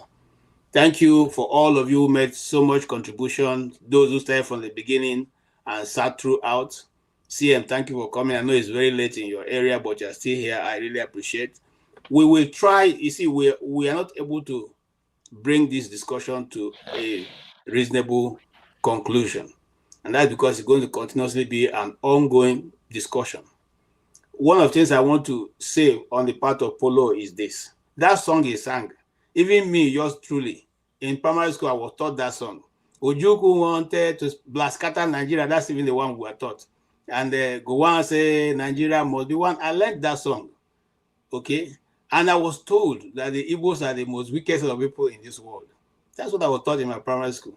So one day I was singing a song in my house, and my dad was listening to me. And then later on, he said, "Who taught you this song you are singing?" I said, "That's what we are teaching us. So that's what we use." Those days in primary school, when they want to close, the last lessons are singing. Okay. So they teach us all kinds of songs. Was that taught to you in the Southeast, that Igbo people were the worst people, wickedest people in Nigeria? I didn't grow up in the Southeast now. I grew up in the North. I know that song. Okay. But I grew up in the South. Even if I grew up in the South, I know the song. So now that happened many times, and so what he's saying is true. Majority of them were not taught, these things. But we need to come to a place where we will move forward. And where that place called forward is where we all have a union like this, meet and harmonize issues. Many of what was written to favor the writer most times. Because a historian or a writer or researcher, if you give me a documentary to shoot for you right now, and you don't give me how you want me to conclude a story, I will always write a story to the point where I wanted to make a conclusion. And that's why sometimes, these things are read with open mind. And that's why when you do research and documentation, they don't allow you to just use one book alone to finally, finish your research. They ask you to do a lot of research. You consult a lot of books before driving to a conclusion. So what am I trying to say? It is time for Nigeria. And it is not against the people who didn't fight the war. The only reason why this is surfacing now is because we are now living in the time of those people who didn't fight the war, but they see this injustice in the system. This injustice may not only be against the Igbos, but it's the Igbos that are speaking out. Okay, it may not be us. Other minority groups may be involved, but they've chosen to keep quiet. The Igbos have not chosen to speak. Have chosen to speak. Let's allow them speak. Maybe in addressing the problems or the issue that the Igbos are raising, it will help to address the other minority groups also. Everybody must have a sense of belonging for you to be able to make an impact in a nation. It does not matter how little you are. And that's why the American elections, the smaller states have more power to decide which way it swings much more than the bigger states. That is how a people consider their minorities and make sure that things work out for everybody. Igbos are not saying things should only work out for the Igbos. We believe in our philosophy is Egbe boru ugo eboru. Let the kite perch, let the eagle perch. You know, and if you say they shouldn't perch, show them where they should perch. So the demand for Biafra is simply saying, you guys don't want us to belong. You cannot say we shouldn't belong. I say also we shouldn't move. So let us sit down, harmonize issues, peaceably discuss these things, and have a conclusion that will fit every one single member of the state of Nigeria. God bless you all, and I thank you. I don't know, Forefather, are you running another Yeah, I'll put something of a slightly different topic this in up. All right, so just to correct, let me please. speak for the minorities. The minorities also opposed the Nigerian state, including the Niger Delta youths that were causing problems in the oil area and at Dakaboro. Because this thing that you are like, they were quiet. They were not quiet. They were making noise too. As a matter, they made noise first. I don't want to start Wahala. I don't like when you see. This is what I mean. We have to be honest with our statements. We can't just be leaving stuff out, redrawing history. Not nice. No, but Father, I think you are misunderstanding what I concluded. I'm not concluding. You said others are quiet. No, I'm saying that if you've chosen to keep quiet, if you've chosen. Now, I grew up in Benue. I have videos of the governor calling out what is going on. But of course, I'm not putting that now. That's not a yardstick for my discussion today. I have pictures of videos of the governor of Taraba calling out also. You know, so then why did you say that it's the Igbo people that are speaking out only? No. You see, you're taking it out of content. The content of the fact that most times people here say the Igbos are the one crying. I mean, you have been reading the comments. Are crying the loudest. If the Igbos are crying the loudest, that's because they choose to cry the loudest. You use your own mouth. Just like you now want to put up a defense for the minority. I have no problem with that, Forefather. Okay, I don't have a problem with that. If all of us are shouting, maybe we'll all get the same quicker result in a faster time. And let's deal with this issue. Igbos are not saying we must get out of Nigeria. We have already presented our 5-point agenda, which was given to the 5 eastern regions. And that 5-point agenda is not only for the southeast. In fact, majority of it would have been benefiting the south because Nnamdi Kanu is demanding for a seaport in Calabar that to be reactivated, a seaport in Akwa Ibom, a seaport in Rivers, and a seaport in Delta. Are those places Igbo states? At least people say it's not Igbo states. So it is for the benefit of all Nigerians and for the advancement of the kingdom of Nigeria, so that we all can do business and our children can have a nation that we can proudly say we are developing. Why do we need to do a dry port in Kano, a dry port in Niger? Meanwhile, Warri, which is where you even have this, don't have a dry port. Why? You don't. Okay, you even have a port in Warri, you're not running it. Is that how a nation wants to go forward, develop? So it's not about the Igbos alone. The only reason why we're narrowing down the Igbos because to this month, the month just gone by, was the Biafra Remembrance Day. And what was we are saying that all the people who lost their life, whether they are Igbos or not Igbos, communities in their places should build a memorial with the people's names, whether on placard or any which way, and have those people's names listed out. Some families were wiped out. Those families should not go without being recognized. And it's not only Igbo land, in Delta, in Edo, in Rivers, in Crossing, wherever the war was fought and people were lost. Those people should not, their life should count for something.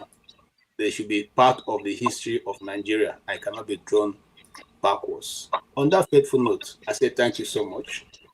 And good night from this side. Okay.